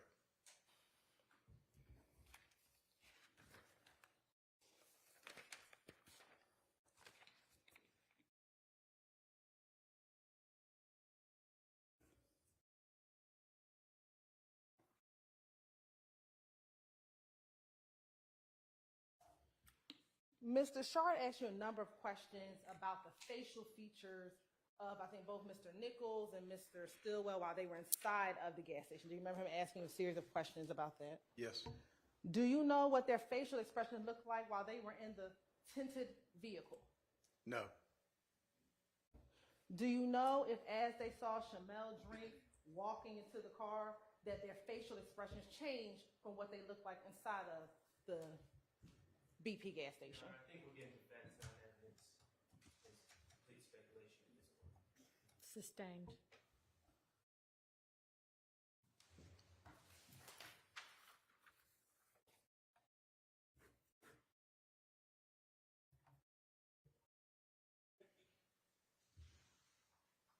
Now, I want to show you what's already been admitted as State's Exhibit 118 BV.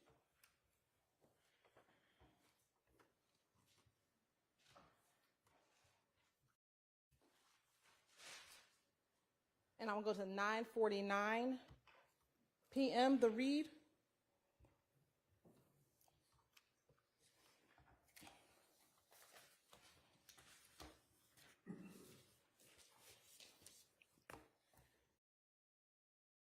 And does that read say Windsor Street and Richardson Avenue?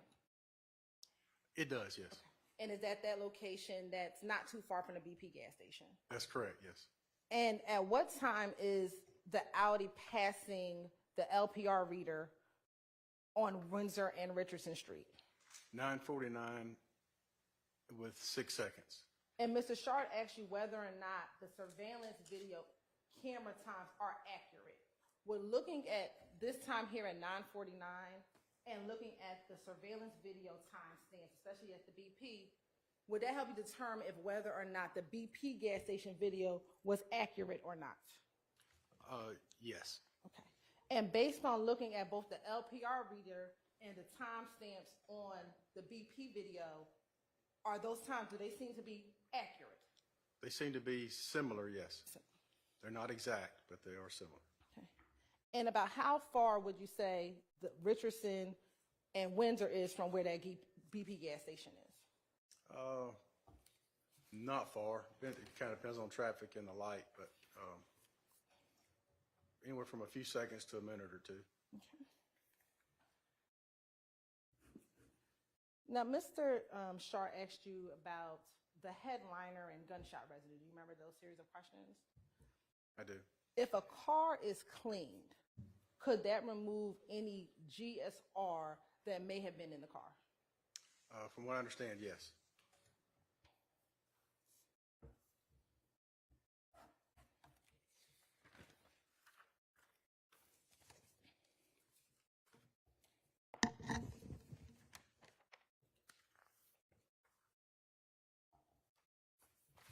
Now, looking at the BP video and FedEx, did any other car besides the white Audi and the white Fusion that immediately followed the the red Versa, was there any other car that immediately followed the red Versa out of the BP gas station?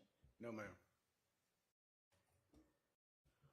Were there any other cars that pulled up right next to the red Versa outside of the Audi and the BP and the Fusion? No. Was it after the Audi and the Fusion pulled up right next to the red Versa, and after they left, the red Versa just sat there for about 27 minutes? That's correct.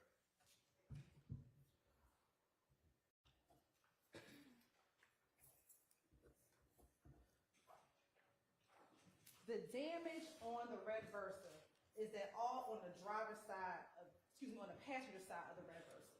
That's correct. And is that the side of the vehicle closest to the driver's side of where the driver's side of the Audi would have been? Yes.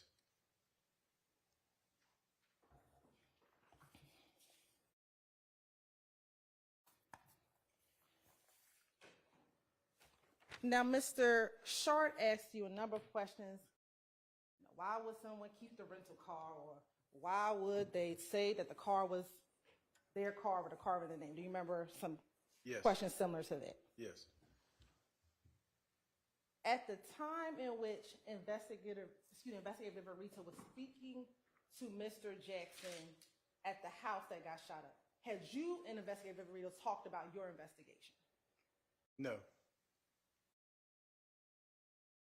Had you shown Investigator Viverito your surveillance video by the time that she was talking to Mr. Stillwell at that house? No.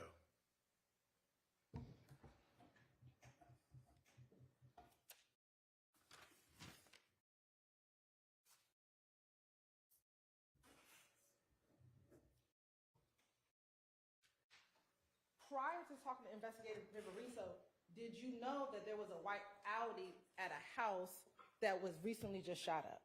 No.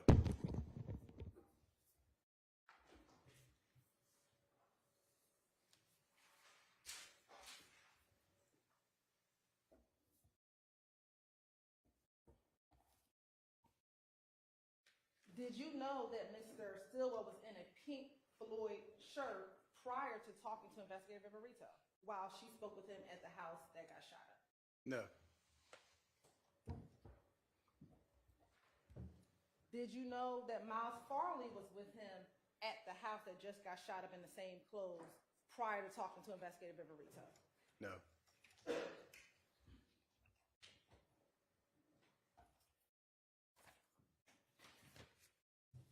Were you ever made aware of an individual by the name of Demekion Garlington was also at the house along with Miles Farley and Shannon when Investigator Viverito spoke with them?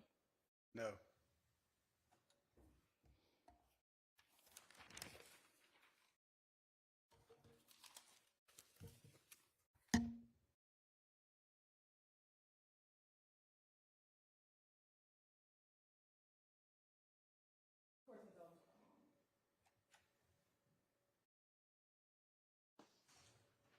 With the red Versa, did you ever learn if that was a rental car or not?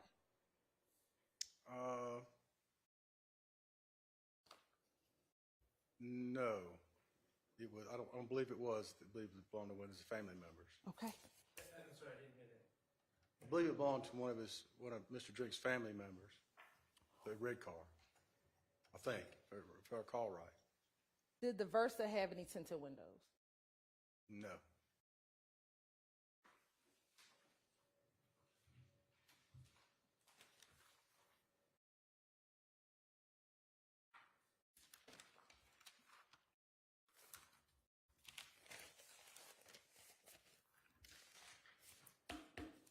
Court's indulgent for one moment.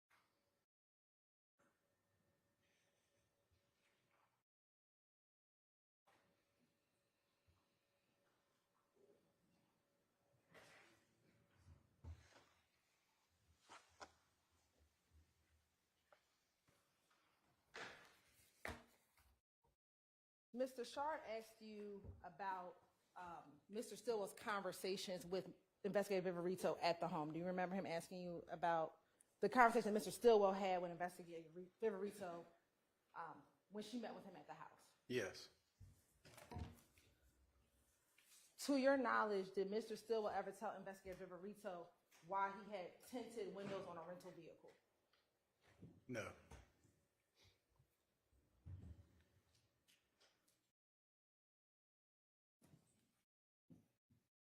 Did he ever tell Investigator Viverito why he put tints on the car within a few hours of renting the vehicle? Objection, Your Honor. That's not evidence. Sustained.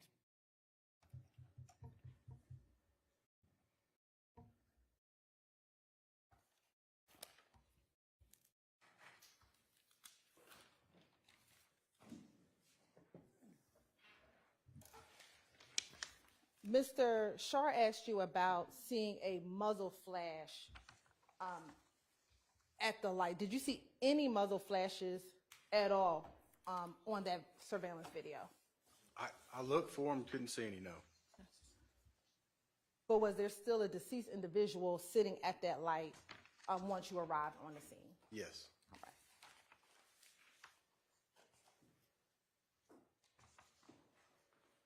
And do you have any knowledge if Mr. Stillwell told Investigator Viverito when he put those tints on his vehicle? I do not.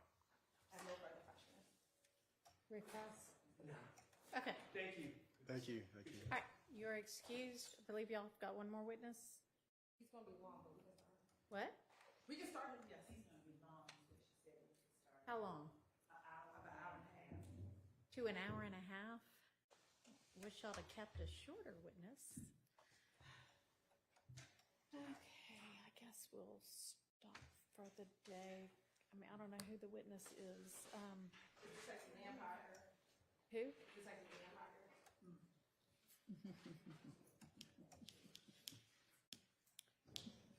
All right. Yes. I mean, I'd really like to stop court in, for the day in the middle of a witness, so I'd rather not do that.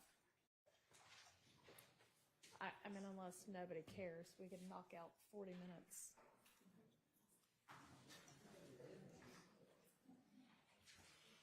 We can also approach if y'all want to discuss.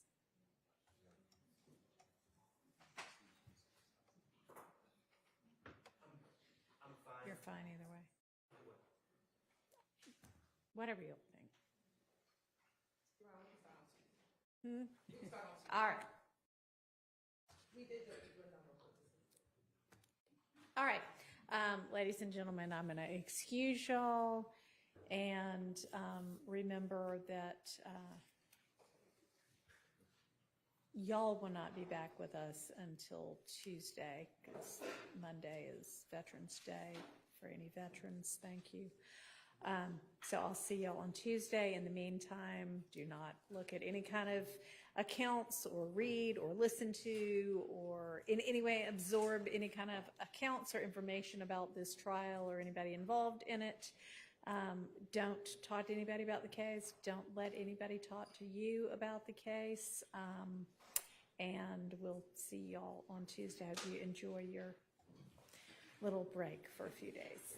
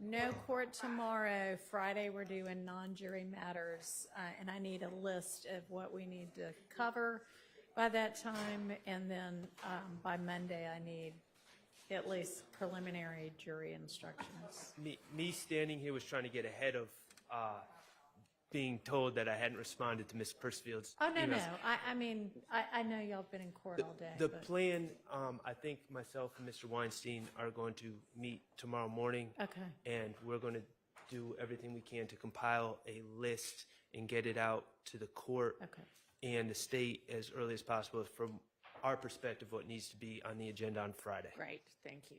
I wonder if it'd be possible, maybe we'll have nothing on the agenda. I mean, that would be fantastic, but highly unlikely. Yeah, I mean, honestly, y'all, if you want to like work amongst yourselves to narrow down whatever we are going to have for Friday, that would be fantastic. In all seriousness, I think one of the biggest things that needs to be litigated, I have, and I'm not trying to speak out of school, but I've had conversations with Ms. Hilton, and there's talk about what they're really going to seek to admit from my client's phone. Right. And also from the wiretap, and there's rumors that that might be pared down. But I think what they're seeking to admit and also the mechanics of how that would be admitted, I think are probably something that we need to discuss, especially as it applies to Investigator Viverito. Okay, well, y'all can discuss that amongst yourselves first. And certainly, I know we've definitely had indications from Ms. Hilton that the wiretap and cell phone evidence was going to be pared down. It's probably time, if you have not shared yet what that paring down is, to share that with Mr. Sharp. So that he... All right. Judge, you said the jury charges will start on Monday or Tuesday? No, I'd like for y'all to have to me at least your preliminary stab at what y'all are going to want for jury charges. And I'm not saying we're going to take them up then. We're going to be doing trial next week. But The reason I'm asking is you also asked about Mr. Yeah. What day? I don't know. I don't know. I mean, how... Do y'all want to just come up here and discuss scheduling?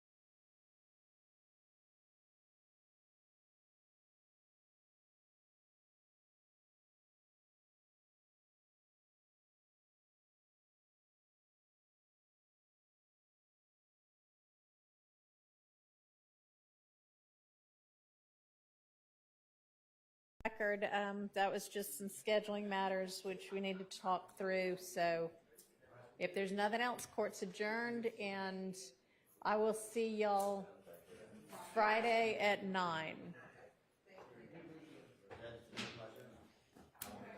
You what?